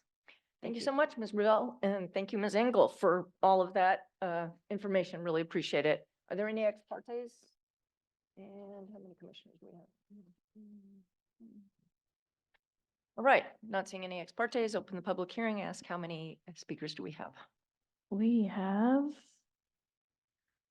8 speakers, 3 in person, and then 2 CDFW folks available for questions. Did the 8 include the 2? So The was it 8, no, it doesn't. No. Okay. Yeah, sorry. We do have 1 representative from CDFW, Aaron Wilson, signed up to speak. And Aaron, I believe, is in as a panelist and should be able to start whenever you're ready. Okay, rather than starting with Mr. Wilson, I'd like to start, is Mr. Lamb available? Is he on Zoom? He's here. Oh, there he is. All right, Mr. Lamb, I understand you've requested a little bit more time. Yes, I did, if that would be possible. Thank you. What would you like? 5 minutes would be. All great. right, 5 I minutes. do have a PowerPoint Okay, presentation. thank you. Chair Yes. Hart, I'm sorry. We really should probably have the applicant speak first. That's the We normal, should, okay. normal course of events. My All right, apologies, that's Mr. fine. Lamb. Okay, no problem. Then would that be Mr. Wilson? Kiddo? Oh, it's, Erin is a woman. It's okay. Yeah, Aaron is here. Okay. I'll Go be ahead, quick. Aaron. I promise I'll be quick.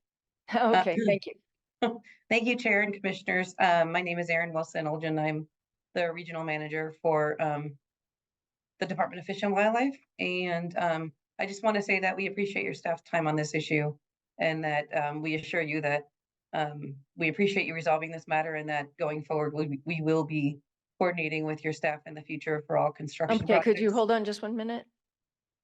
I'm sorry, Billy. No, this is however long Ms. Wilson needs, but I don't think it's going to be for very long. I'm sorry to interrupt you. Go ahead, please. That's okay. The department agrees and concurs with the special conditions in the staff report. So I think that's all we need to say.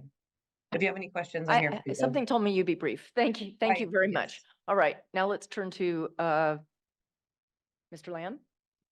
Thank you. All right, Mr. Lamb, 5 minutes. Thank you so much. Yeah, I do have a PowerPoint presentation. I want to start on a very positive note. You know, oftentimes there's a lot of fighting. That's actually not mine. I think that's for somebody else, but that is the alkali heath that did get mowed.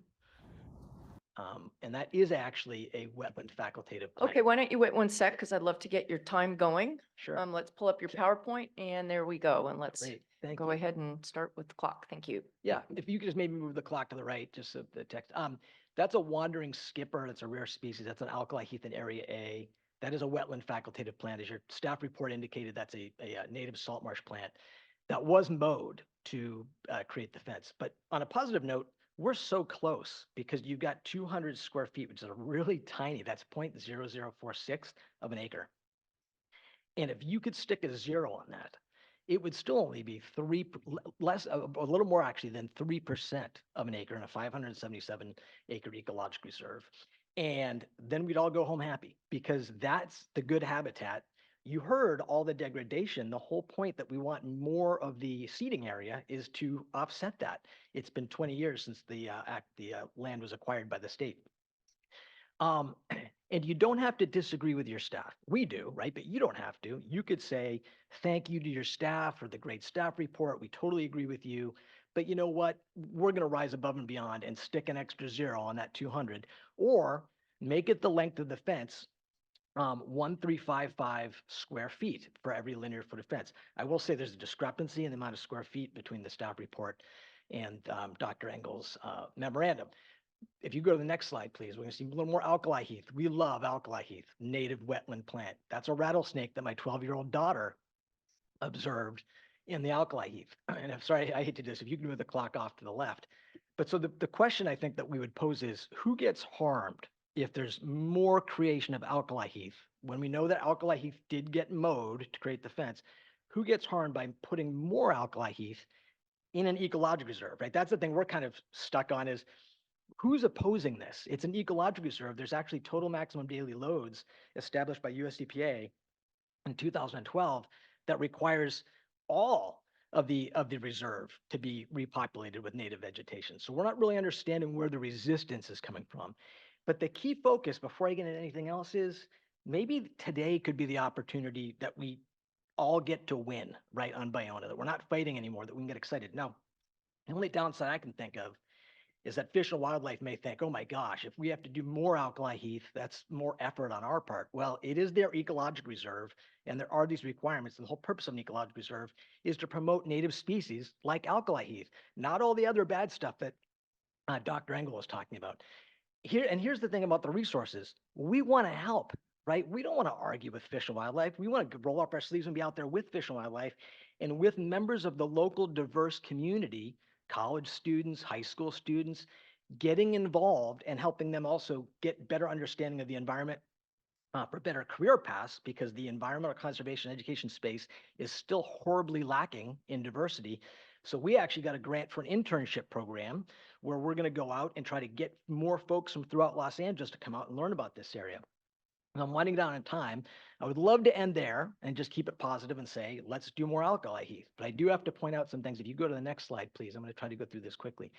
So that's the alkali heath that got mowed, right? It was a great educational tool because not only is it right at the edge of the parking lot, was right at the edge of the parking lot, it's right inside the gate. And that's the first place we would take kids, and they would see not just bees, but a thing called a bee fly that looks like a little flying teddy bear.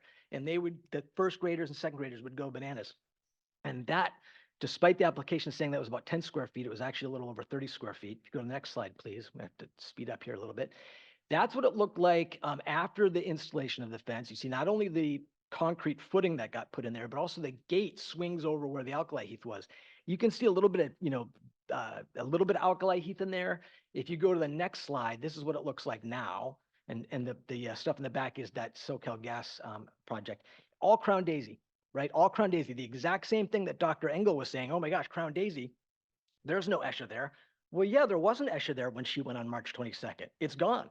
But I will say there's a lot of other alkali heath. If we could go to the next slide, please. And that just, by the way, speaks to this idea of you build the fence first, and then like a year later, you go and see what the habitat is.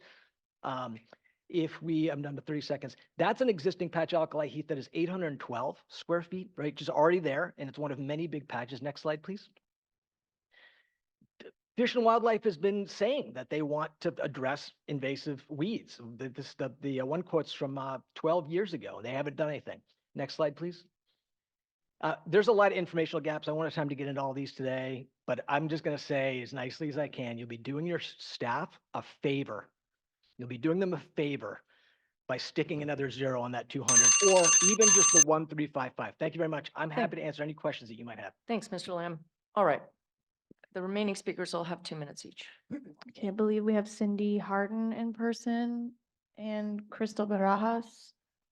Cindy Harden, if you could come up, that'd be great. Is there any other speaker in person? No, just Cindy and Crystal. I don't believe Cindy's here. I think that's Crystal coming up. All right. Hi, Crystal.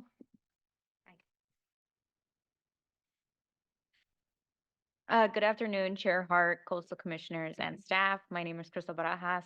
I am the Senior Community Science and Outreach Coordinator at Heal the Bay. Heal the Bay is an environmental nonprofit based on the unceded lands of the Tongva, Chumash, and Quiche people. Heal the Bay, Friends of Bayona Wetlands, LA Waterkeeper, and Dr. Edith Reed sent in a letter of support with some additional recommendations, which I am here to highlight today. We recognize and support the need for fencing in Area A of the Bayona Wetlands Ecological Reserve in order to protect visitors as well as habitat and wildlife. We appreciate that the California Department of Fish and Wildlife installed wildlife-friendly fencing with no impacts to wetlands or protected habitat. However, we do not confirm that this work was done without a coastal development permit, seeking approval after the fact. Because of this, we support Special Condition 1, which requires habitat mitigation despite the fact that there were no impacts, including 3 years of monitoring. We do suggest that the commission and staff consider alternate locations for the mitigation. The current proposed location for mitigation is disconnected from ongoing restoration efforts. Further, it is a location that does not have the hydrology to support salt marsh species long-term and therefore may not be successful. We recommend consideration of a similar sized restoration in South Area B or Southeast Area B instead of the location proposed in the staff report. These alternate areas have muted tidal flow and tidal channels and overflow from the Bayona freshwater marsh and can support native wetland vegetation, resulting in a higher likelihood of success. Restoration efforts are ongoing and being planned in these areas, ensuring that the efforts would be more meaningful long-term as well. Please refer to our letter for more details on the proposed alternate locations. We also fully support Special Condition 2, which requires CDFW to seek meaningful consultation from tribal members regarding educational signage about the sacred tribal lands in the area. Thank you for your consideration of our recommendations. Thanks. Thank you. I see that we have Cindy Harden in on Zoom. Cindy? You're on mute. We can't hear you. There we go. You can hear me now, correct? Yes. Yeah, okay. Thank you for your time. Nice to see you again. I work as an educator. I do lots of field trips with kids, and we always tell the kids that a high functioning wetland is really a mosaic of habitats, including upland habitat. So this is a concern. And all of those invasive weeds, when you disturb soil, as was done when the fence was installed, that gave the invasive weeds an opportunity to sprout and grow. And as you can see by the photos, they're quite tall right now.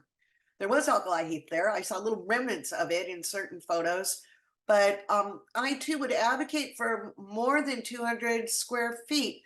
I live in what could be kindly described as a modest one-bedroom apartment. 200 square feet is the size of my living room. That's it. This is an opportunity to, you're already making the effort to go out there for 200 square feet to do some planting. I think it would be not very difficult to expand that amount of space. In addition, there's 577 acres is a huge amount of space. There are plenty of other places that need some attention as well. But this area happens to be right at the entrance to where the public has access 5 days a week. This is an opportunity for the state to show what can be done and how native plants matter and are present. This is a public face of Bayona right there. Parking lot's right there. The gate is right there. It's also on a bus line. So I would think that 200 square feet would be not adequate. I would ask for more, please. Thank you. Next is Marcia Hanscom, followed by Chris Koo, and then Nasa Frechette. Marcia? Before you start the clock, could you put my PowerPoint up, please? Great, thank you. Honorable Commissioners and staff, Marcia Hanscom with the Coastal Lands Action Network. I'm going to talk a little bit about the alkali sea heath habitat in Area A. And next slide, please. First, I want to say we hate after the fact permits. It's like telling the officer you will correct your illegal left-hand turn after you've already done it. Next slide, please. My big question is, when will the Secretary of Natural Resources explain to the agencies under his purview when they have a potential development in the coastal zone that they need to come to the Coastal Commission to apply for permits? Next slide, please. Here's one of the patches of alkali heath in Area A, Frankinia salina meadow here. It's a healthy, significant population, and it is a facultative wet plant. So this is a wetland area. Next slide, please. Area A of the Ballona Wetlands Ecological Reserve is rich with a diversity of species. The 1980s Schreiber report that LA County did showed that there were significant numbers of ant and ant-like species, as well as other insects that are a critical part of the food chain. And I'm going to just say next slide with each one of these. Next slide, next slide, next slide, next slide. You can see that these are, the insects love this alkali heath. Next slide, next slide, next slide. And this is the wandering skipper that is a candidate for threatened species on the federal endangered species list. Next slide. And the pygmy blue butterfly, the smallest butterfly in North America. Next slide. Next slide. Thank you so much. Thank you. Chris Koo, followed by Nasa Frechette, and then Robert Roy Vanderhoek. Chris? Hi, can you play the video while I'm talking? Great. So my name is Chris Koo, and I understand that this is CDFW requesting for permit after the fact. And this is what you're looking at is very healthy alkaline health, all these plants. So all this was destroyed. And the public is just confused on how this can happen, that you destroy healthy alkali plants and then we're asking the commissioner to approve it. It's disrespectful. And I hope we don't set a precedent for organizations in CDFW to do this. It's, confusing to us as to how this would work. They've done the damage, they've put up the fence, and you saw the healthy alkali plants. What happens? Are they just forcing you to give them the approval?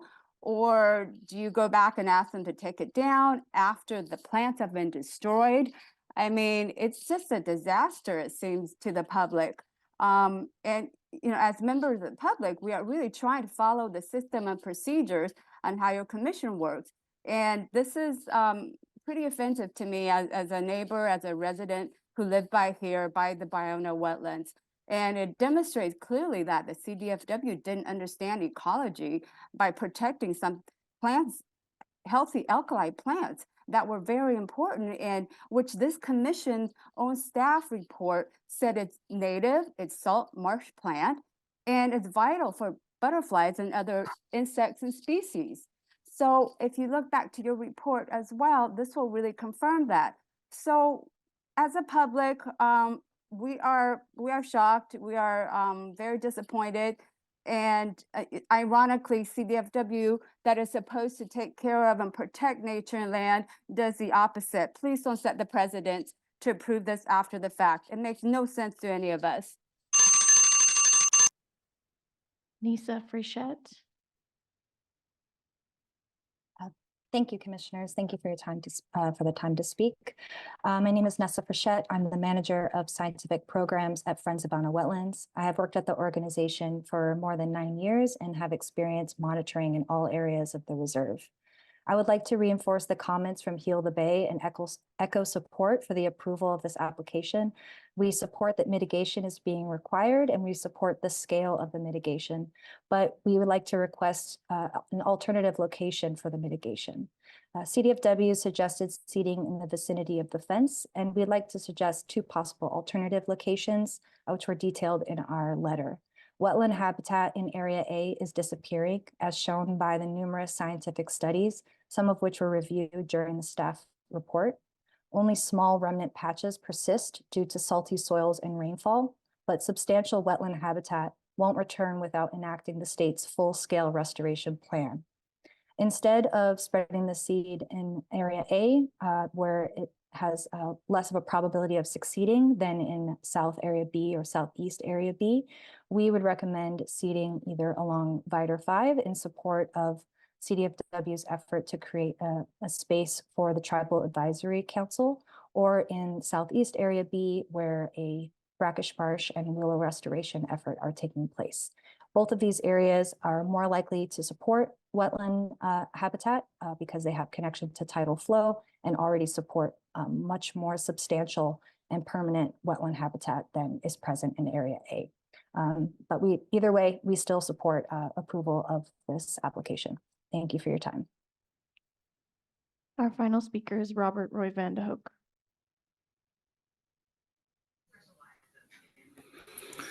Good afternoon. My name is Robert Jan van de Hoek. I'm a certified federal wildlife biologist, wetland scientist, geographer. I don't have a video, but I have something came up about video. Okay. Can you hear me? Yes, we can hear you. Hello? Hello? We can hear We you. can hear you, Mr. Van der Hoek. Okay. I don't see how's my clock. You're using your Okay, time. well, it sounds like everything got messed up and I've lost 20. Mr. Van der Hoek, just Yeah, tell but, us what you'd like to. Okay, I'm a scientist with the Biona Wetland Institute. Thank you. I hope you'll let the time go over. Okay, so Dr. McCarthy and Dr. Jonna Engel of the California Coastal Commission put their line transect in a biased way, and so it showed no wetlands. If they had done the line transect within the walking area where the Frankenia Salino, it's alkali heath, they would have shown a greater than 80% dominance of alkali heath if they did the transect in a positive way to show the wetlands.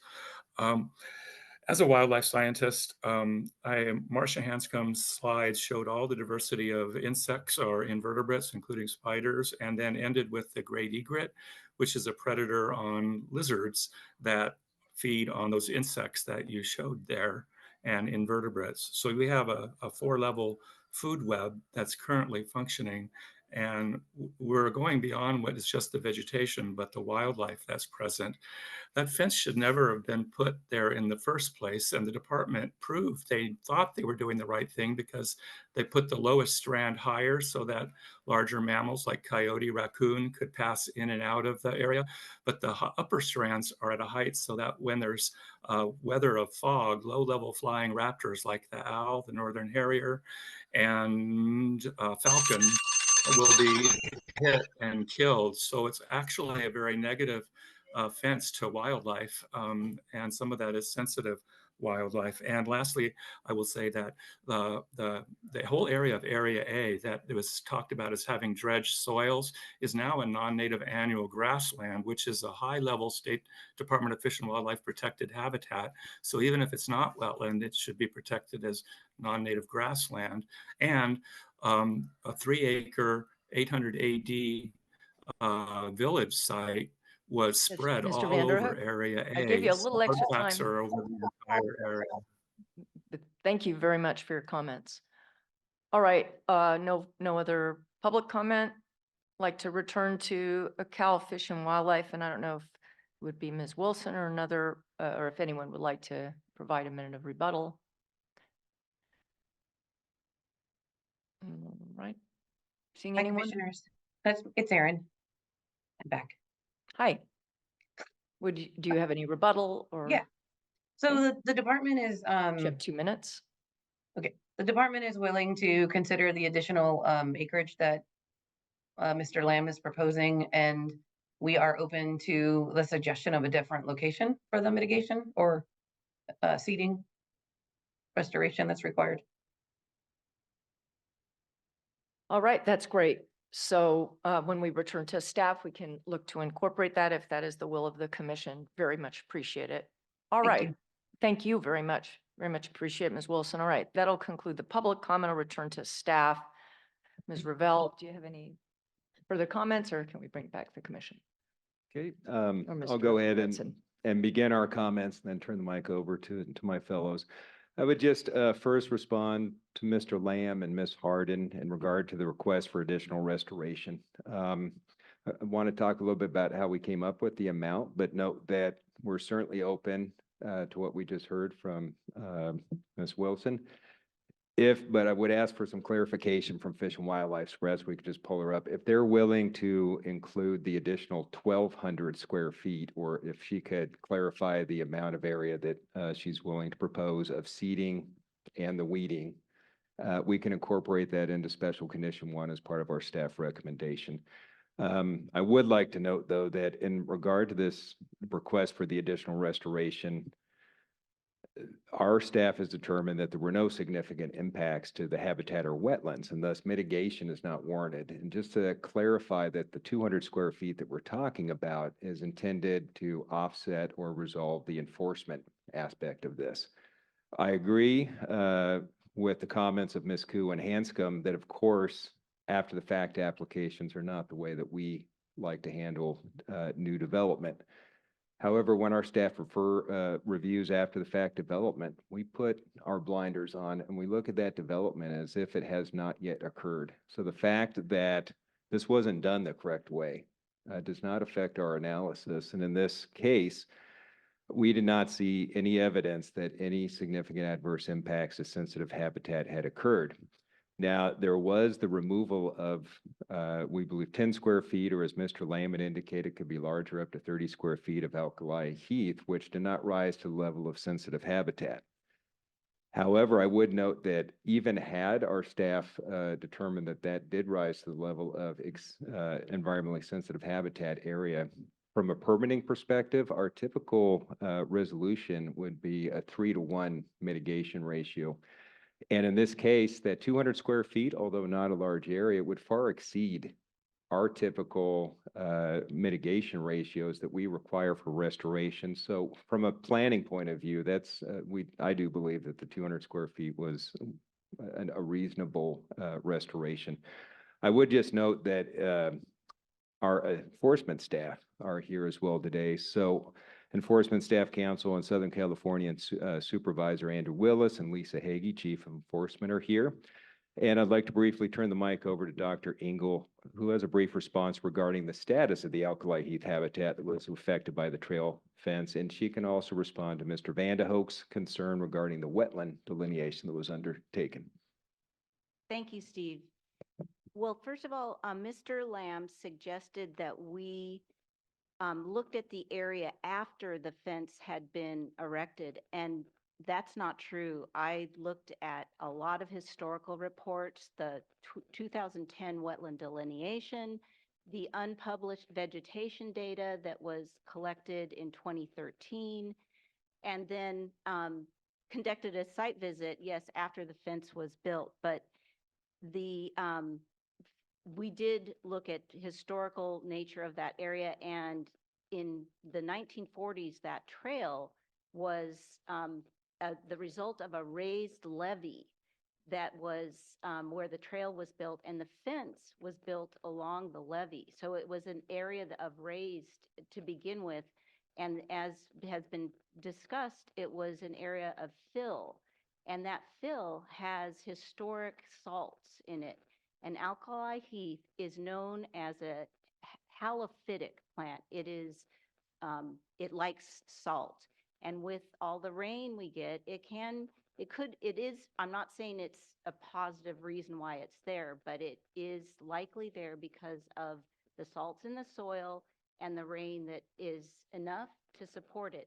It's not along that trail in large numbers. In fact, the CDFW vegetation surveys that were taken, the line intercept transects in the 4 locations I showed on the slide, the results of that was that 33% of the area where the fence is was bare ground.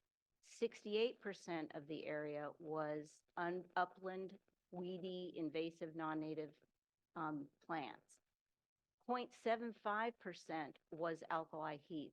So it does exist there, but it is not dominant by any stretch. Mr. Vanderhook, he made the suggestion that myself and Dr. McCarthy did those surveys. We did not.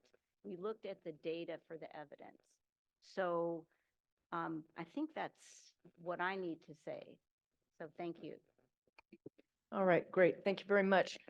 I think that we should go back to Ms. Wilson and find out exactly, to respond to your question, Mr. Hudson, exactly what the offer is in terms of the additional area of restoration.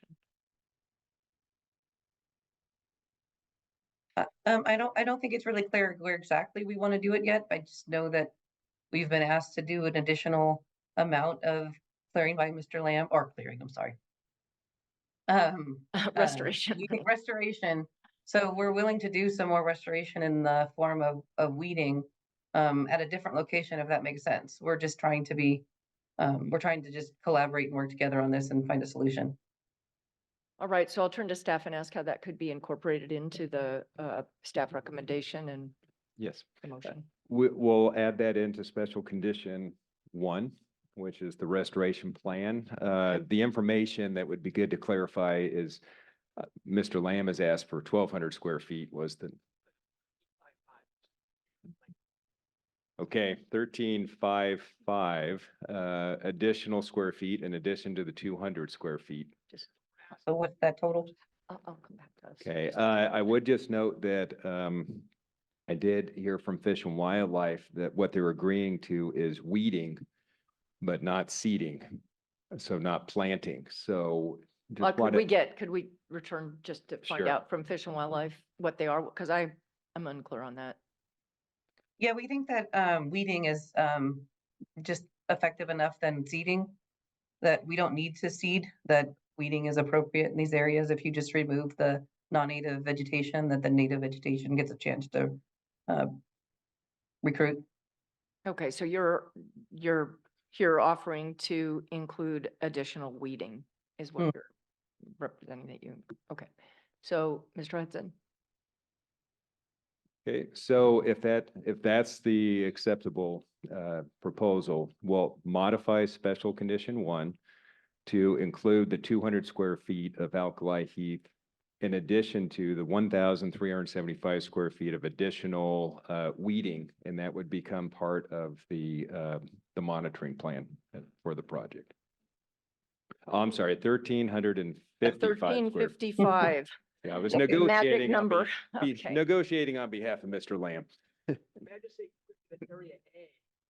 Mr. Lamb, you know what we're going to do? We're going to include in special condition 1 that they work with you. I mean, I think that's the concept on the area and the weeding. That's what the goal is here, is to do the best possible restoration. So is that it, Mr. Hudson? Yes, we modify our staff recommendation to incorporate that. Okay, really appreciate it. Thank you. All right, bring it back. Commissioner Escalante, did you have a comment? Well, I was just gonna make it simple and round it up to 1,500 square feet, but if you want to get tied up into decimals, that's fine. But I just wanted to reiterate that we, I appreciate this sort of confluence of powers in Bayona, and for Heal the Bay to be working with Friends of Bayona, that's a win. And of course, we're for more protection regardless of how we get here. I mean, the whole point is to restore the wetlands. So whether, if we can get some substantive work, get done through this, I think it would be ideal. So I mean, I don't know, I don't want to get fuzzy about 13 square feet or something, but if we can just run it up and make it clear. Now, on the seating, how much of an advantage is it to seed? Because if it's gonna, I mean, The biologist, yeah, that's a question for the biologist. So if you continually weed, you would allow the natural recruitment of the natives. So it depends on the time frame. Seeding would not hurt, of course. So it would be a good thing to seed, but weeding would be adequate as well, as long as it takes place for 3 to 5 years where they're constantly weeding and allowing the native recruitment. So can I just ask the question of Ms. Wilson, if she's willing to reconsider the seeding part of this just to accelerate the growth of the natives and settle this for once and for all, make everyone happy. Ms. Wilson, could you come back and let us know if you would be willing to respond to Vice Chair Escalente's request on the seeding in addition to the weeding? We can consider it. I'm just not sure exactly where it would be located and what the species would include in the seeding. But you're open to working with, it sounds like you're going to be working with Heal the Bay, Friends of Bayona on the project. Was it Heal the Bay, Friends of Bayona and Walter, or? Well, Heal the Bay had some ideas with regard to the location that I think would be very helpful. Okay. And as well as Friends of Bayona. So I think Sounds great. I think that in condition 1, what the vice chair is requesting is that it includes both seeding and weeding potentially, whatever is required. So sorry, keep saying, where the. Yeah, I'm sorry, Mr. Lamb, but you can't just speak in the middle of the hearing. I'm just really concerned that the end result. Can I just ask Mr. Hudson? Yes, I'm sorry. Could you repeat that question? Well, I'm just trying to get to the end of the hearing here. It's not Friends of Bayona. Was that your point? Excuse me. You're really committed to Area A for the violation.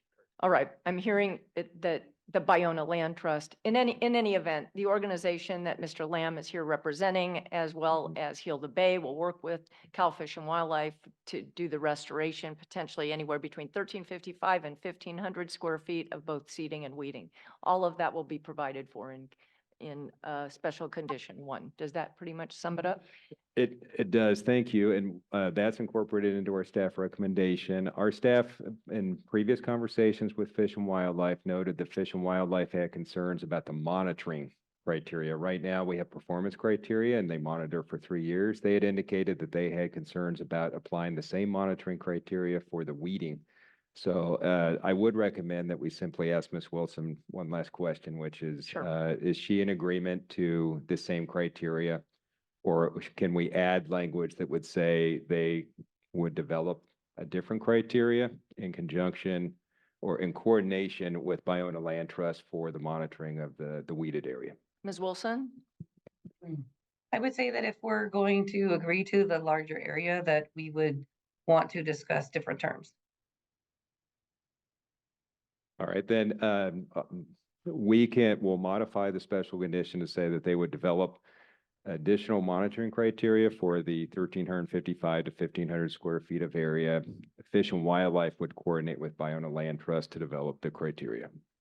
All right, thank you. All right, Commissioner Cummings. Assuming Commissioner, yeah, thank you. Commissioner Cummings. Can I just make a recommendation? And maybe it doesn't have to be incorporated into the motion since we're kind of trying to get through with this. But what might be effective is that if the seeding and the removal of plants or identification of new sites, if those can be seeded, and then the weedy removal around those sites can happen over time until you get to the maximum 1,500 square feet, that might help address some of the issues around after you seed needing to reduce competition so that those actual individuals that are able to establish can actually fully establish. So the idea being that rather than going out and weeding 1,355 square feet and planting 200 square feet or seeding 200 square feet, that it's broken up over time. So that way the monitoring, the weeding can kind of go hand in hand as these patches are established. And so I'm just putting that out there as a recommendation because that can potentially lead to better understanding how these patches are able to establish and how we're able to control competition over time. Sounds like a great recommendation, Dr. Huckabridge. I was just gonna say, I think that's a great point, and we'll be reviewing the plan. I mean, this will come back to staff. Right. Dr. Engel will be looking at it, and I think the point here is whether it's weeding or seeding and how you do it in what order is that we want really productive habitat to come out of that, and that will be the focus. And we will make sure that it is done in a way that makes sense, and produces that habitat at the end in whatever way that's gonna make sense, depending on where it is and what the species are and things of that nature. So thank you for that point. We will definitely take that into consideration. All right, terrific. So I'm going to see if there are any other questions or if we have a motion. Commissioner Cummings? Sure. I'm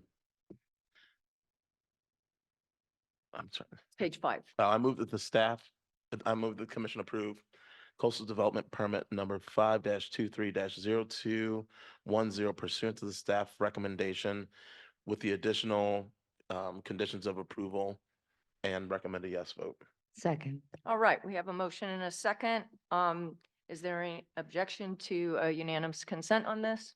All right, seeing none, the commission approves, and I'm very glad that we could reach this, and I'm grateful to everyone involved, Fish and Wildlife, and also to the Bayona Wetlands Land Trust, Heal the Bay. Thank you all so much.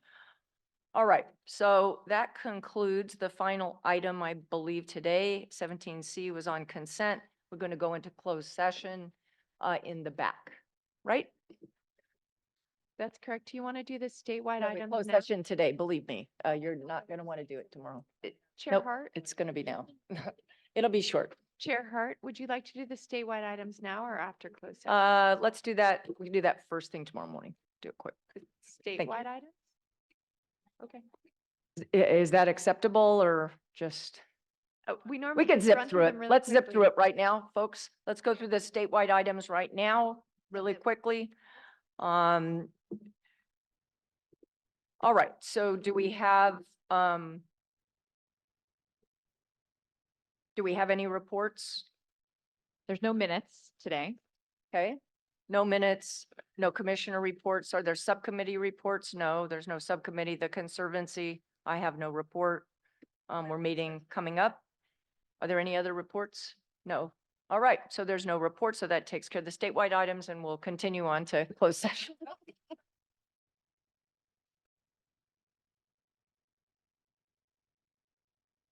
Is there any public comment on closed session? No? All right, thank you.